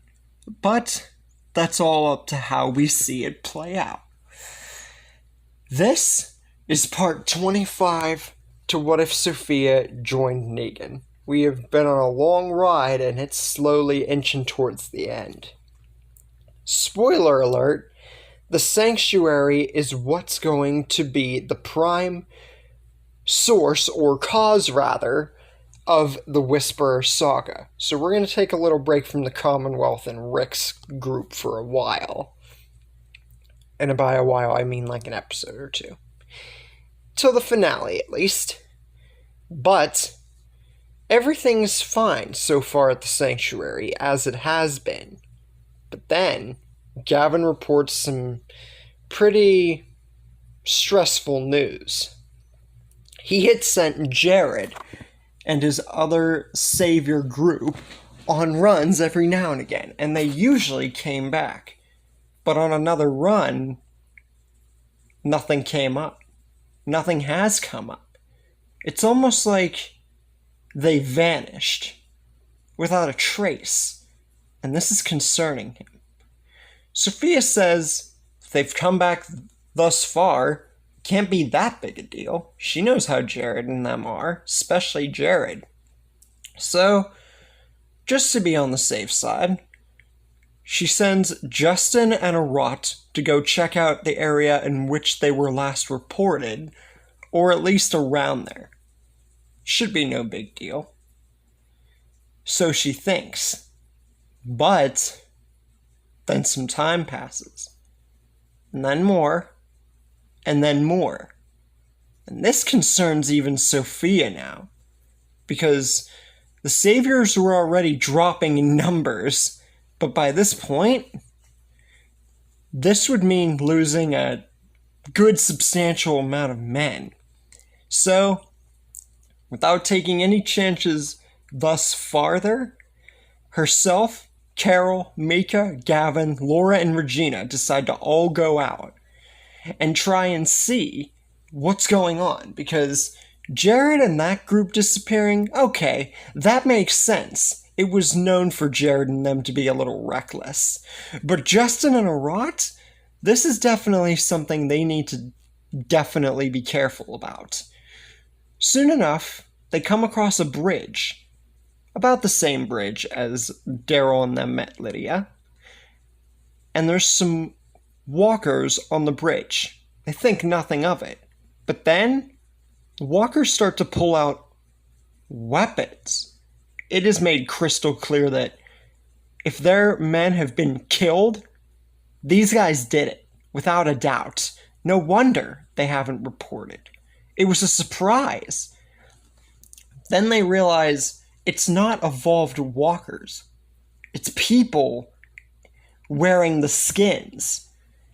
And after killing all of them but one, the only one left, whose name we already know as Lydia, surrenders herself. Carol says before Sophia and anybody else does anything that if their men are truly gone, and these people are the ones that did it, they not only get to interrogate this one about that, if they're even possibly still alive, but they could figure out who these people are at the same time, because these guys can't just be all there is. There has to be more. And this could pose trouble if they're not careful. Sophia, holding on to the hope that the saviors that have maybe did not get taken out are still alive, and knowing how smaller they're getting in numbers, decides, what the heck, I'll bring this one back, interrogate her. But she's going to do the honors herself. In the jail cells of the sanctuary, Sophia gets serious. This interrogation way triumphs over Daryl's. Because Sophia, she ain't going to be merciful. She don't care about how Lydia's life was. But she does take note that Lydia's dad and everything, or rather Lydia's mom, isn't too different from how Ed was. But that's all there is to it. Sophia is definitely going to get way more out of Lydia. Soon enough, Alpha and the Whisperers find out about the sanctuary. We get their introduction and the fact that Alpha is here to get Lydia back. And this would definitely be worth something for how many of you wanted an actual Savior and Whisperer storyline. Except without Negan. But once they arrive at the sanctuary and make themselves known, and Alpha does her whole thing of introducing herself, Carol and Sophia decide to confront Alpha directly, but Sophia's gonna do the main honors. She just wants Carol there as support, more or less. Sophia then speaks up once they approach the gates, and Sophia wants to know why she's here. Because she can get an idea, but she wants to hear it from Alpha's own mouth. Alpha says that it should be obvious, and says she's here for her daughter, who they kidnapped. And yeah, they're not really going to abide by the fact that Lydia was kidnapped. Carol then speaks up and says that they've seen what has been done to Lydia, especially knowing the fact that, or rather guessing, that Alpha was the one who did it. Carol says she has experience with a relationship of an abuser, and that girl that just spoke to her is her daughter, the one who had to witness and deal with half of the abuse. And there's no way they're giving Lydia back. And the fact that they don't know if these people are the ones that killed their men, or even if they're still alive. Alpha smirks at this, not only at this woman's and these people's bravery, but the fact that they have seen their potential, and Alpha says, yes, their people did get in their way. They got into their border, and if they wanted to, they could wipe every one of them out of this community single-handedly. But before Alpha can pry anymore, she gets stopped dead in her tracks when Sophia, faster than she can see, runs straight up to Alpha and points the bat straight at her throat. And this is all split-second reaction, so Alpha wasn't expecting this. Sophia says that if she knows what's good for her, she'll listen to what not only herself but her mother said, hightail her men out, and get the crap out of the community right now and never come back. And she's lucky that no one, including herself, has been killed, besides their men on the bridge. But Carol stops her, because out from a corner of the gates of the sanctuary, she sees something that definitely catches her attention. A few of the Whisperers and the masks and everything come out, but they're not alone, and they don't have guns, but they have Justin and Arat as hostages, but nobody else. So it's clear that these people definitely encountered them. They weren't lying, but Justin and Arat are still alive. Sophia then puts down her bat and backs off, and says that, fine, the only reason that she's going to give Lydia back isn't because that she's her daughter or anything, but because not all her people were killed. Jared and them dying is a bit of a loss, but Justin and Arat, they're important saviors. So it's almost even because they did kill their men on the bridge. But she stares dead into the eyes of Alpha and says she knows exactly what happens to people like her. Abusers, people who think they're higher of power than others. She knows exactly what happens to people like that, and says that Alpha isn't going to last long with the mentality and attitude that she possesses. And she will come for her and her people. And she better enjoy the moments that she has with her daughter before her and her people are slaughtered. Alpha takes this without any kind of concern, takes Lydia and just walks off. She doesn't really care. Meanwhile, back at the meeting room where Negan would have his meeting with the Saviors and everything, and then revisited in Season 9, Sophia and the rest of the Saviors are in there having a meeting. But during it, not even 2 seconds in, Sophia slices the table clean in half with Michonne's blade, angry that she didn't just kill Alpha and them when she had the chance, but she's keeping on the word and the fact that she's going to go after them, and rallies up every Savior at the disposal of the Sanctuary, because there is still a good handful, just not many of the big ones, like the big leader type ones. But we do still have a lot of Saviors, and Justin and Arad are still alive, so there's that. And now the Saviors are locked up to go find Alpha and her people and kill them all for what they did to Jared and the rest of the Saviors. But will it work? Or will this war turn out to be bad for Sophia and the rest?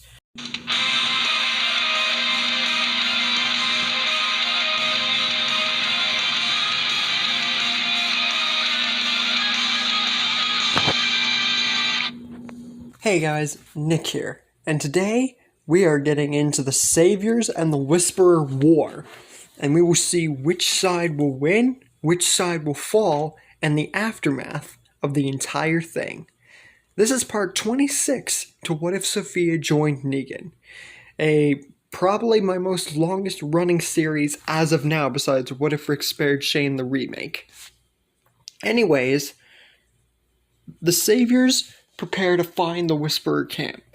Quick side note though before that, Frances still did give up her baby, except this time it was at the Sanctuary, so Adam might not be called Adam, he might just be a Savior baby, so figured I'd point that out before the whole war thing happened.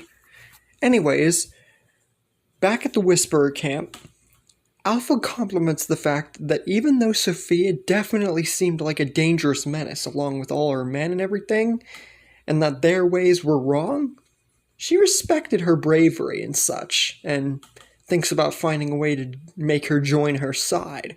But before anybody can think of anything further or say anything further, bullets seemingly fly out of freaking nowhere to the Whisperer's camp, complete surprise.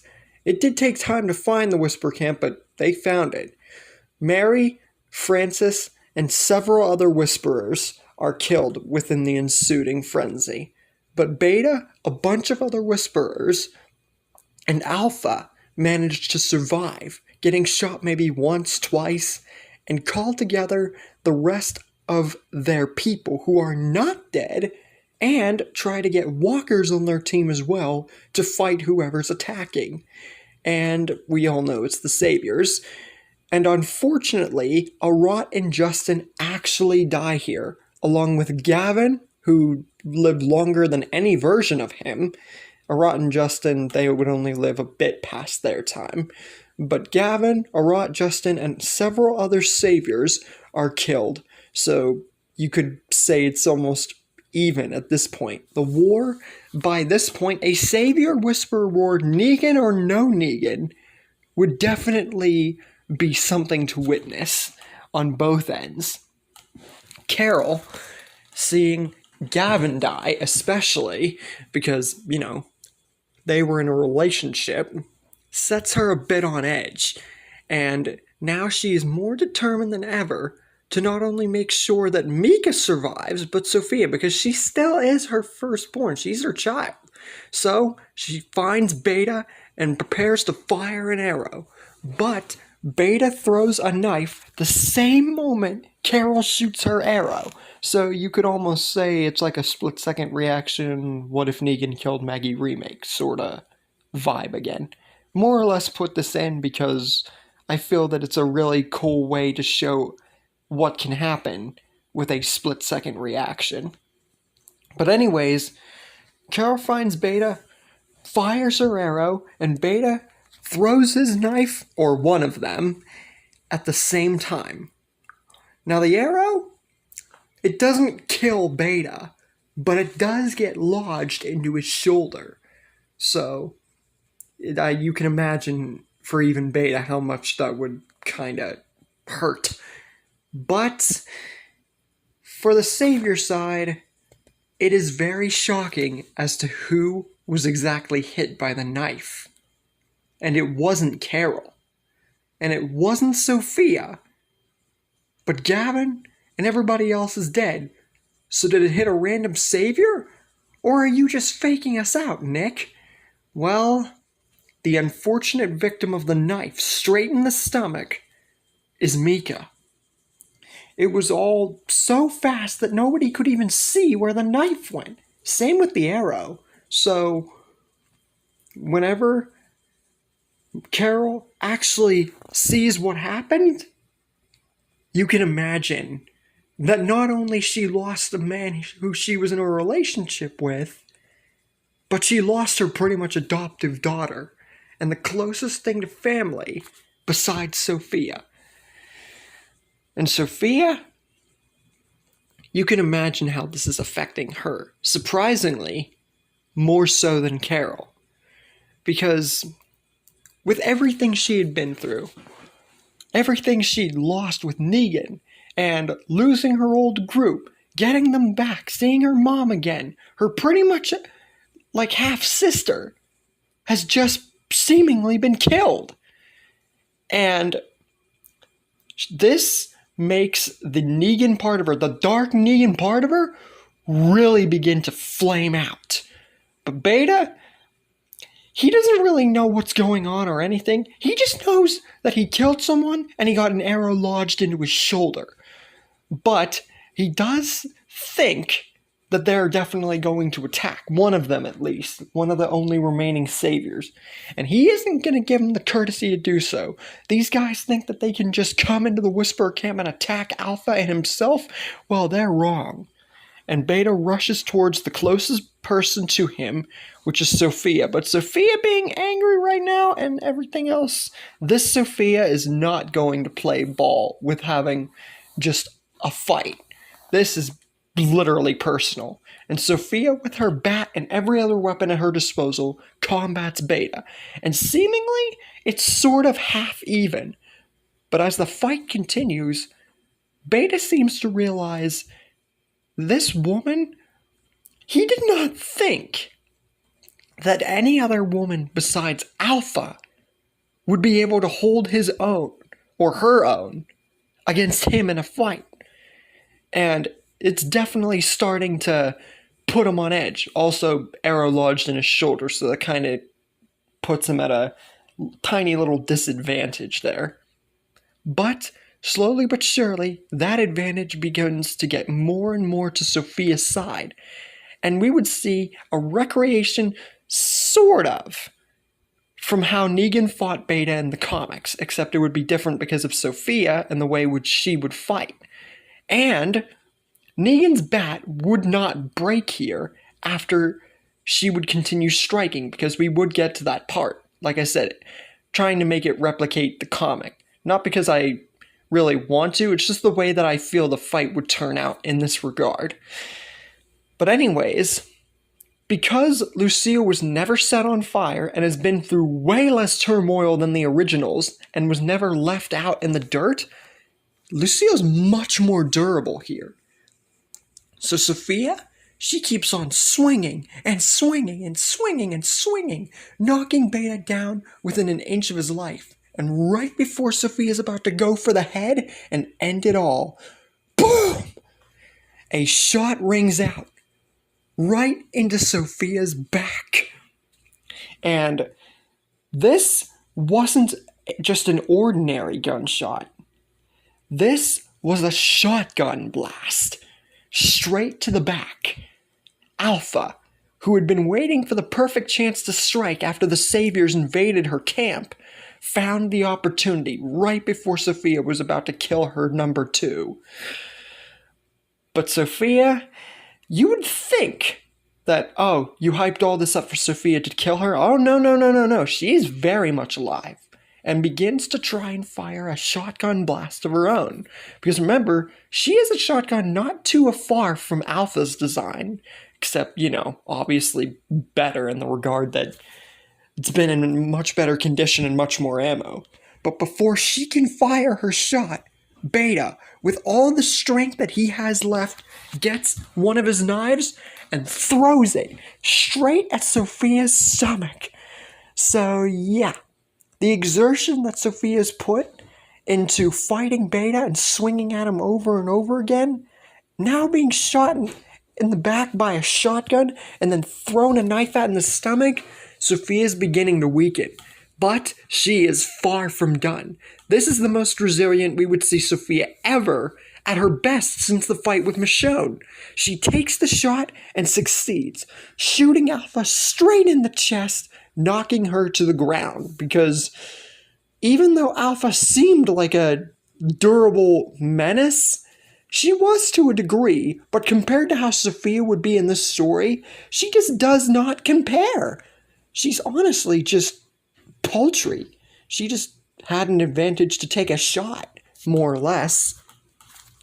During all this, and after Alpha falls to the ground and the battle's seemingly won, Lydia comes over to Alpha's seemingly dying body and says that she can't say that her mother didn't deserve this.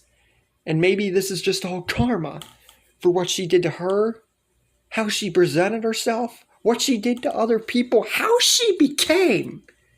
It's just poetic.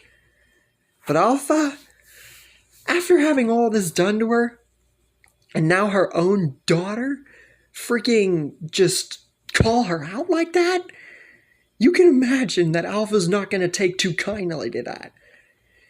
Alpha grabs for her knife, and not caring at all, tries to do something against Lydia, because at this point, Alpha's just lost her freaking marbles. But Sophia sees this, and she has plenty of strength left to bear, seemingly, after all the damage done to her. Takes her shotgun and fires her shot straight at the same place where she had just shot Alpha. So if you thought one shotgun blast to the stomach was bad, or a blast to the back and a knife through your stomach, try 2 shotgun blasts from a Savior shotgun in the same area in the stomach. After, she quickly makes sure that Alpha can't get up again, gets her switchblade, and stings it straight into Alpha's neck. And seemingly, this ends it. The war between the Saviors and the Whisperers is over. Kind of rushed between, pretty much 2 episodes of them meeting. But honestly, with Sophia's involvement and her being in the Saviors this long and being the leader, it's just how it would go. But the battle truly isn't over, because plenty of Whisperers and the whole Horde is still around. And they ain't gonna back down without a fight. Well, the Whisperers, more or less. Kara, seeing this, after everything's said and done, knows that with just the 2 of them, they can't take them all on. They would run out of ammo or anything before they would even make a dent, even with all the weapons at their disposal. And they have to try and get back and just formulate some plan before the Horde reaches other communities. But Sophia says no. And Carol's like, what? Sophia says that she's going to take them on alone. She will do everything she can to make sure that they don't reach the sanctuary or other communities. It's her rectification for getting everyone here killed, for putting her rage before her smartness, for not being the leader that Negan would have wanted her to be. Everything that she's done, she now feels she needs to correct for. And this is the only way, and her mother has to trust her. Carol, seeing that Sophia is injured, but seeing her determination, seeing the woman that she's become, Carol can't fight her. And even if she could, she would not win that argument.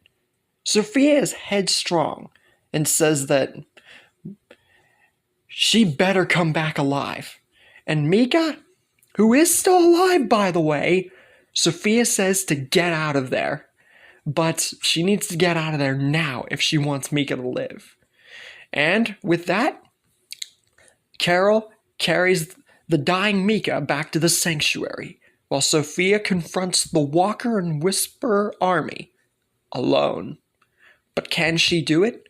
Or is this the end for our lead character in the story? And that's where we're leaving things for the moment.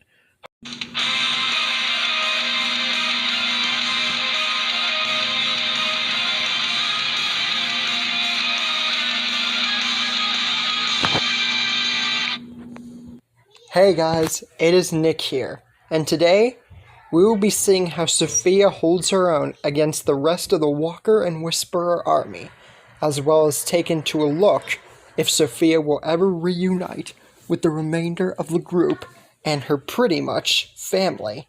This is the finale after 20 and a half parts of What If Sophia Joined Negan. And let's get into it, folks.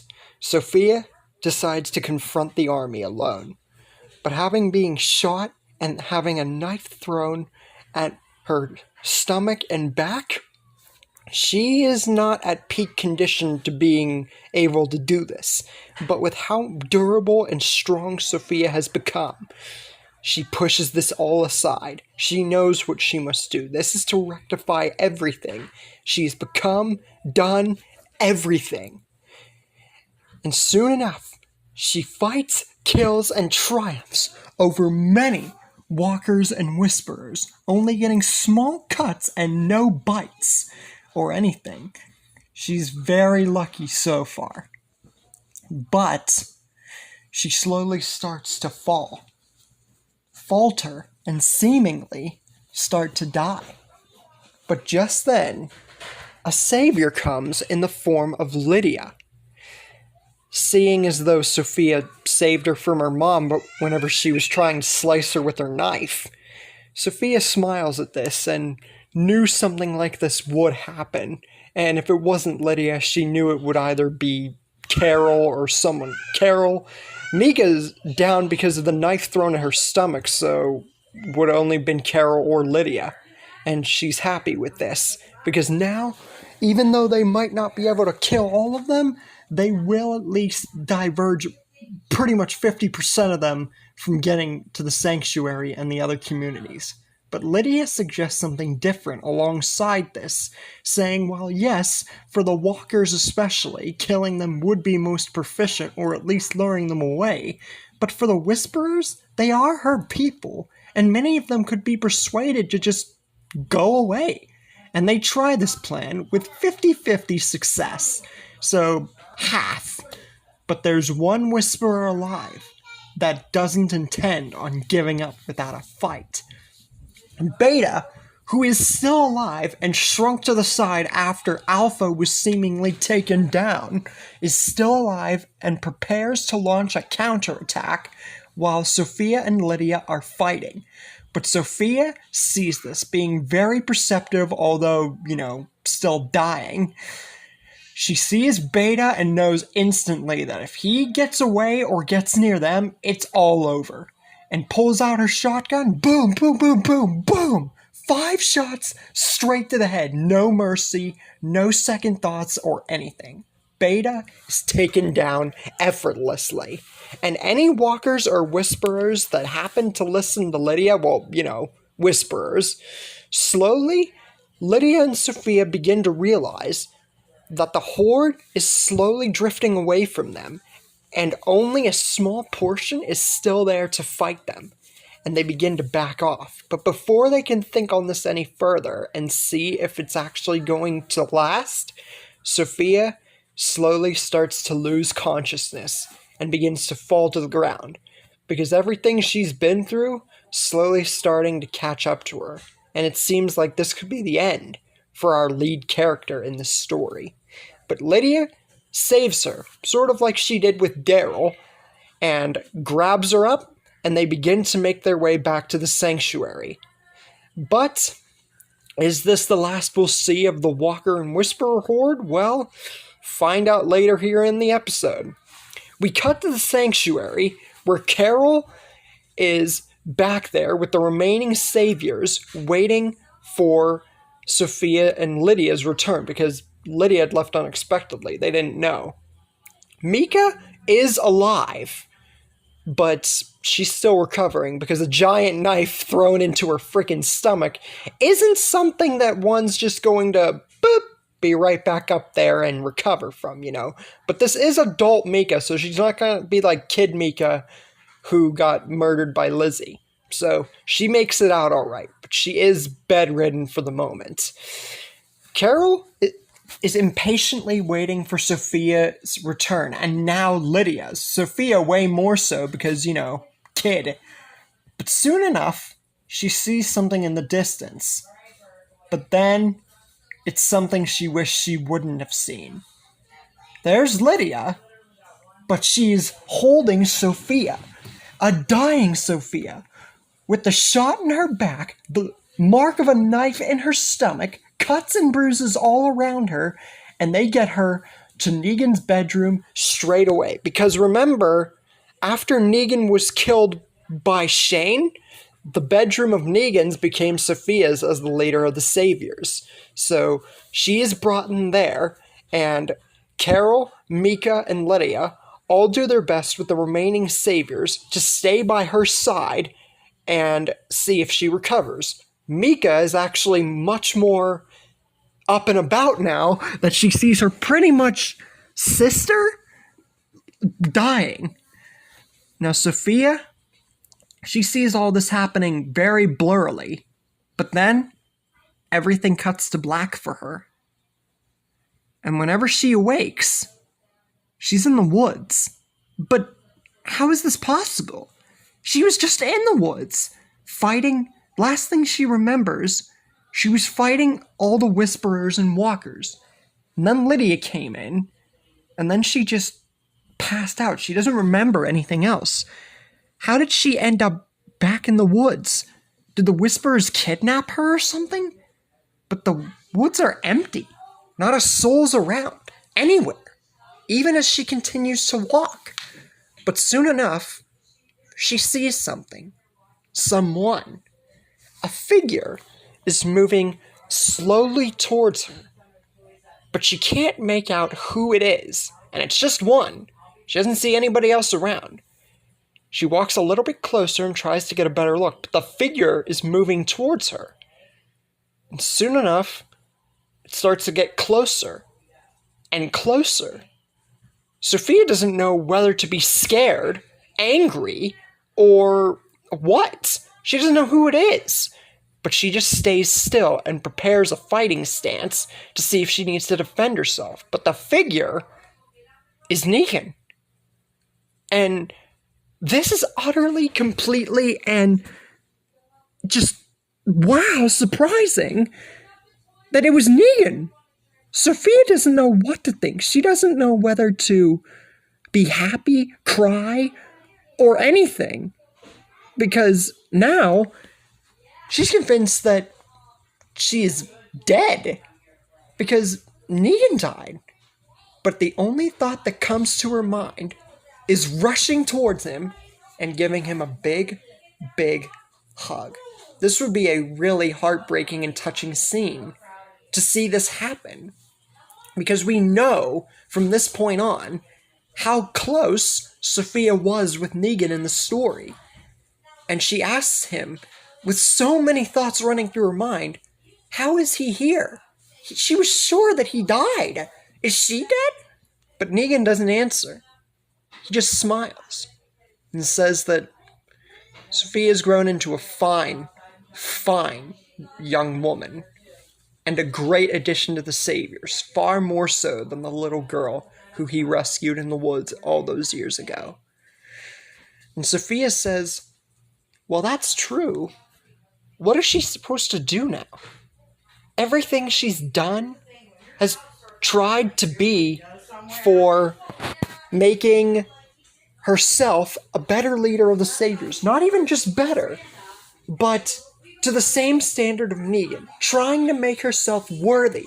Making herself worth, good. But what does she do now? She doesn't know. Is this the end for her? But Negan smiles again. He says that if she gives up now, everything she's worked for and tried to achieve after his death will have meant nothing.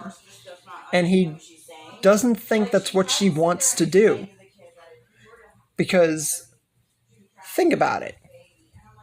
She's done so much so far. She doesn't have to push herself, but she also can't give up either. That's not what he would have wanted. He would have kept pushing forward no matter what. And Sophia smiles at this and knows that Negan's right. She can't give up now, no matter if the odds are seeming like she's going to die. And says that she's really happy that Negan saved her. Because had he not, she would have died a long time ago. And she can't predict how it would have gone from there. And she's proud to call him like a father. This would definitely be a very, very touching moment. Especially to hear it said to Negan. Negan smiles. But it's a sad smile this time. And says that the reunion that they just had was nice, but he must leave now. The rest is up to her to figure out her end goal and to keep pushing forward.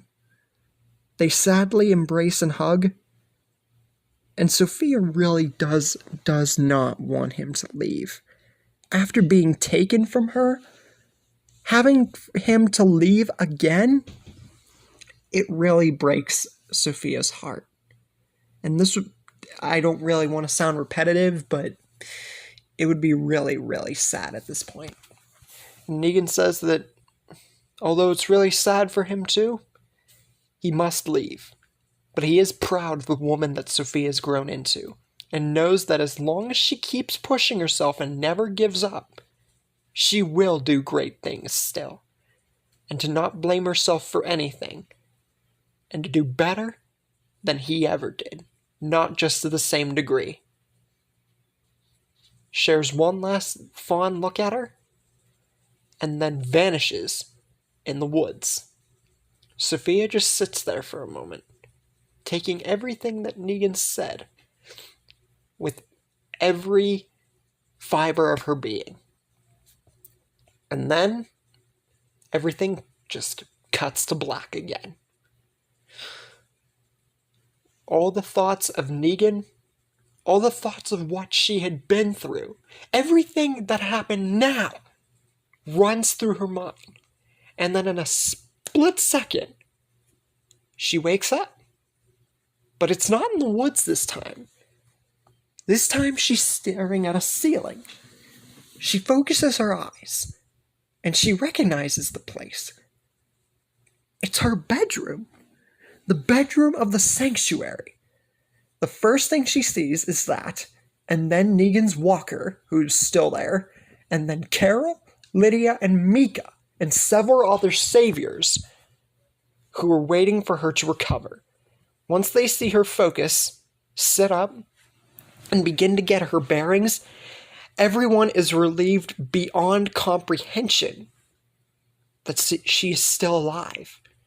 Because Sophia would have been gained massive respect, not just from her family, how she's grown, but with everybody.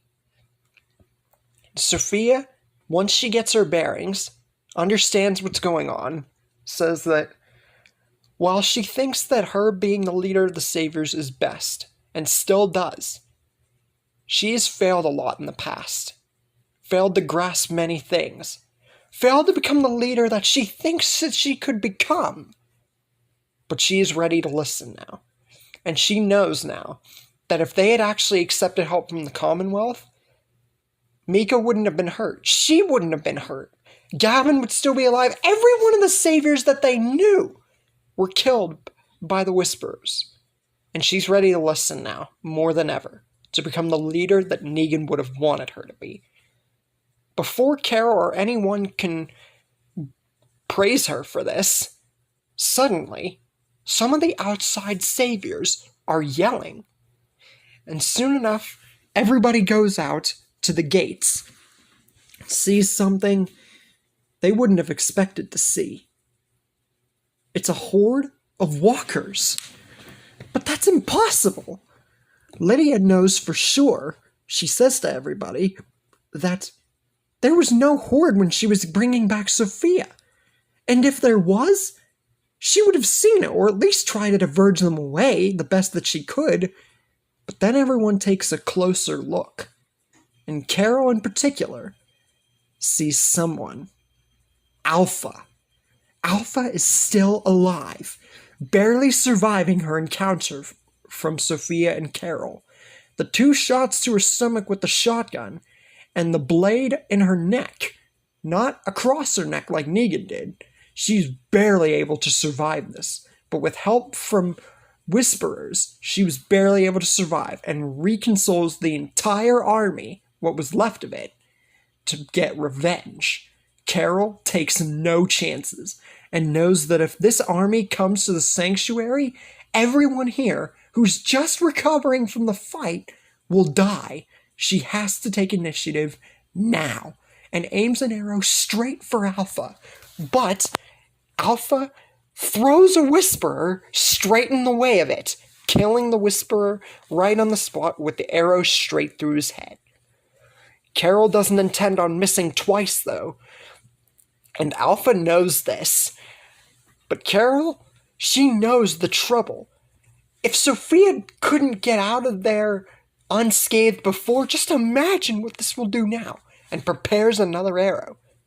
But she doesn't need to, because in the blink of an eye, before anyone can think or do anything, Alpha's head is cut clean off.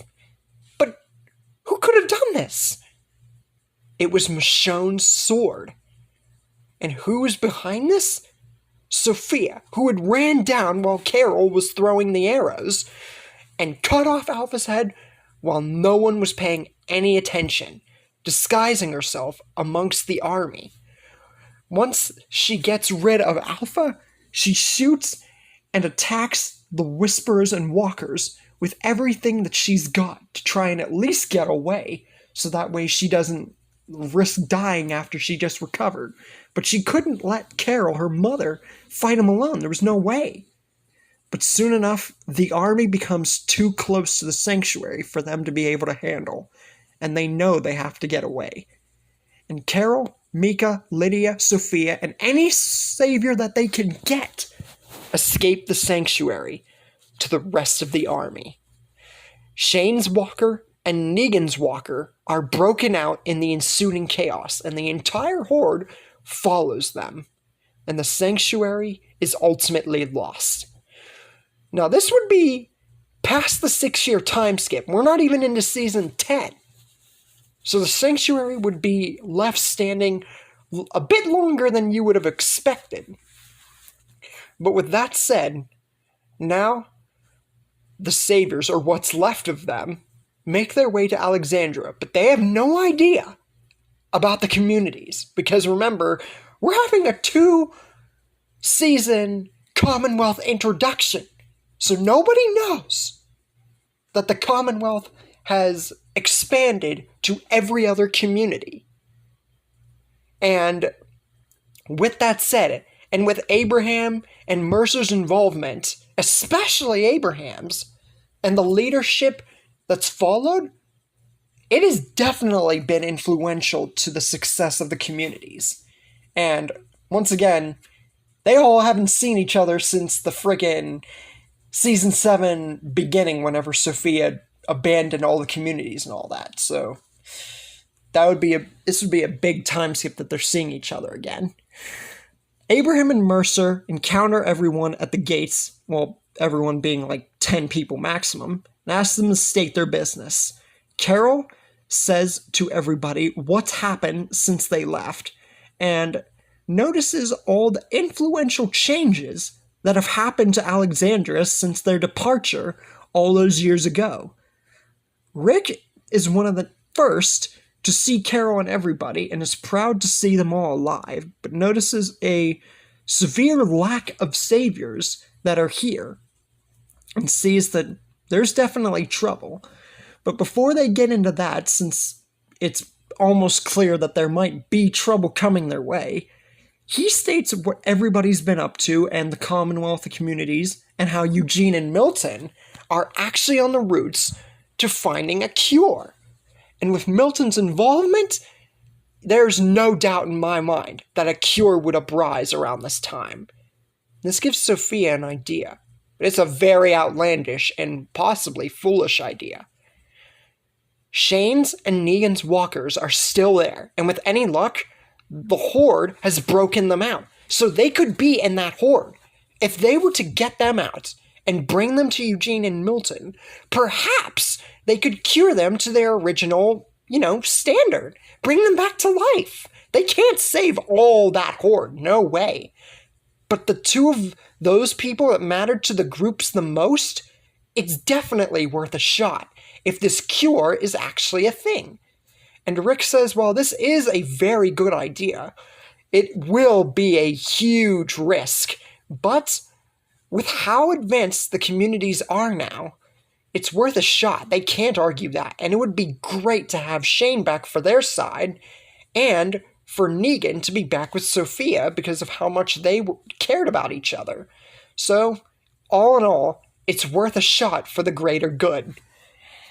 And a huge bunch of Commonwealth soldiers, as well as many of the other group members of Alexandria, go and try and locate Negan and Shane's walkers. It is a bit of an arduous task considering the humongous size of the Horde by this point in time of reaching Alexandria's outskirts, but they eventually do get Negan and Shane's walkers, bring them to a very, very nice laboratory where Eugene and Milton have been expanding just humongously. And you thought the radio thing happening earlier was noticeable? With how much Milton has been around in the story, a cure happening now before season 10 would almost be certain. And, like I said, even though that it's a huge risk, Eugene and Milton say that they're going to do everything in their power to ensure that this cure works to the best standard of their abilities. They are walkers, so all in all, it's a risk. But while this is all going on, the Commonwealth and everyone there now, with the addition of Sophia, Carol, Mika, and Lydia, and the rest of the Saviors, have to figure out a plan against the remainder of the Walker and Whisperer army, now that it's just that. But Mercer and Abraham say that that's not going to be a problem, because, the end of The Walking Dead, where the whole underground explosion thing happened, and we were introduced to that little tidbit? Well, we get that 2 seasons early, among, everything else Commonwealth-wise, so all in all, kind of expected. Anyways, the whole Walker and Whisper army is laid to the ground in an explosion almost instantaneously, this ultimately being prepared for. After the battle is finally over, everyone, and I mean everyone hearing about this, goes to the laboratory to see if the cure actually worked, because Shane was very cared for in the story, as well as Negan with the Savior side, so everyone's going to want to see this. Well, cure being a cure, who wouldn't want to see it in a zombie apocalypse? And it is very, very, very shocking as to what they see inside. It's not walkers, and it's not failure. It's no one dead, but alive. Shane and Negan, in complete physical form, stare at them. And this isn't a dream. This isn't unreal like Sophia thought it was whenever she talked to Negan then. This is real. The cure worked. And for everyone, and I mean everyone, around in this room. Because believe me, there would be a huge audience. This would be unbelievably, humongously, and completely heartbreaking. No one was expecting the cure to work. And especially Sophia. It was just an idea. But it worked. And it's amazing to think that this actually, wasn't an outlandish plan. Once everyone gets their bearings together, and believe me, it takes a lot of time, Sophia tries to hand Lucille back to Negan and says that it's his bat. He deserves it. And Negan shakes his head and smiles. No, Sophia, you deserve it. You have become the leader that I always thought you could in my place. And if anyone deserves the leadership role of any savior, it's you. And this would make Sophia tear up something joyful. And they would, hug it out like a little daughter-father relationship that we've had throughout the story.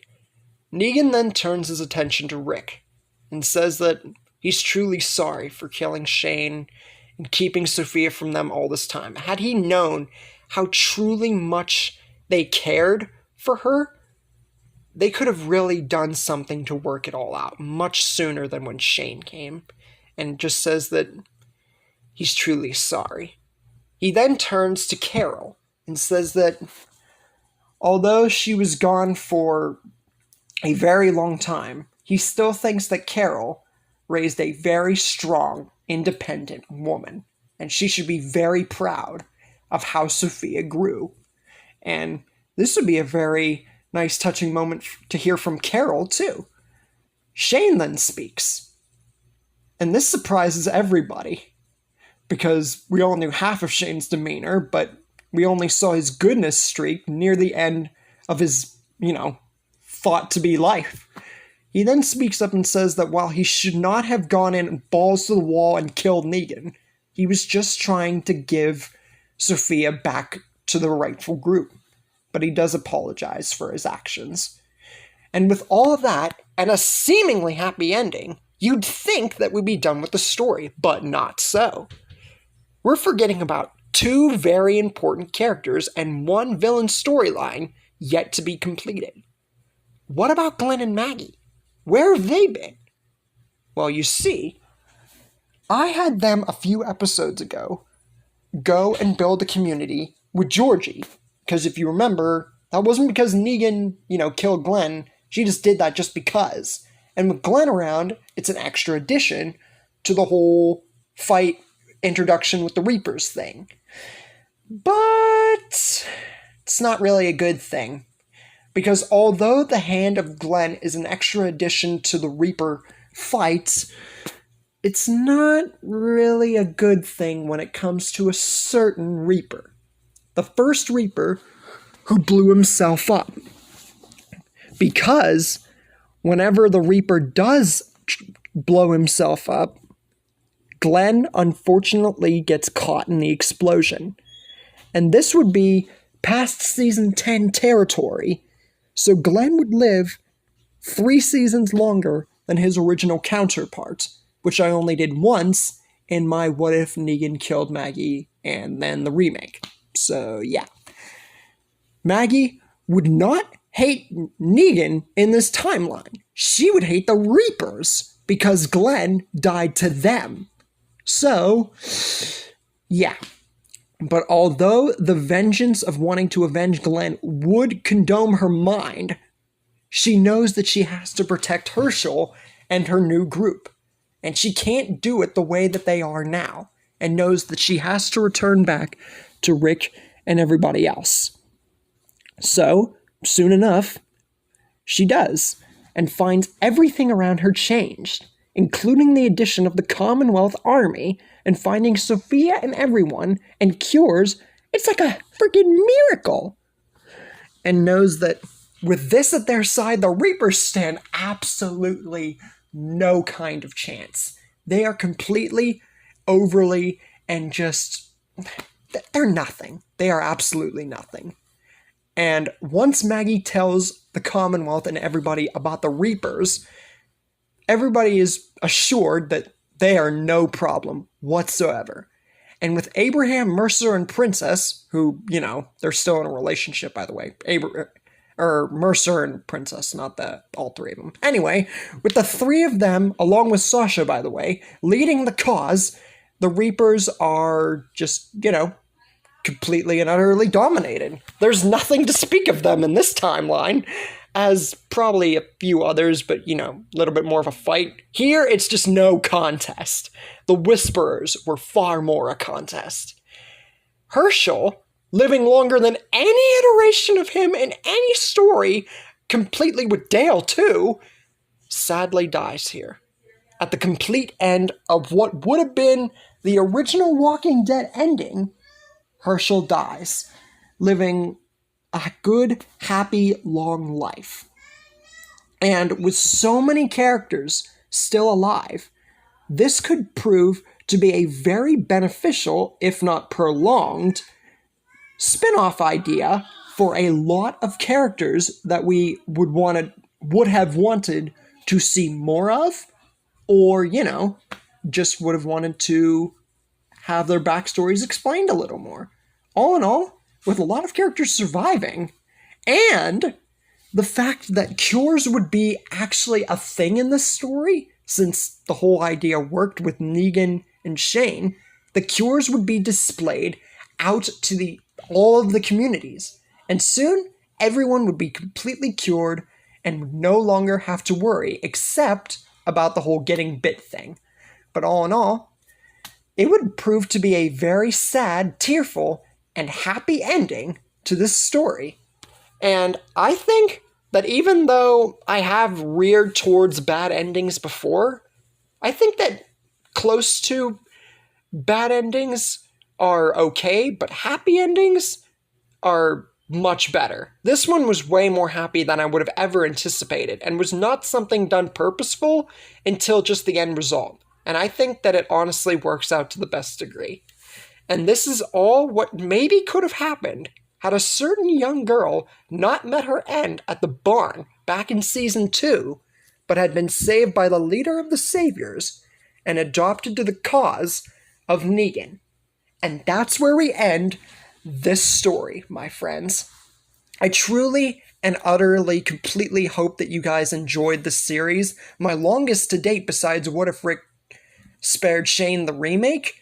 And with this out of the way, I'm going to be starting my even longer story. I know you guys are probably kind of surprised to already hear about that, but my next story, What If Madison's family from Fear the Walking Dead joined Rick, will actually have a prologue because it has way more story to it than this one.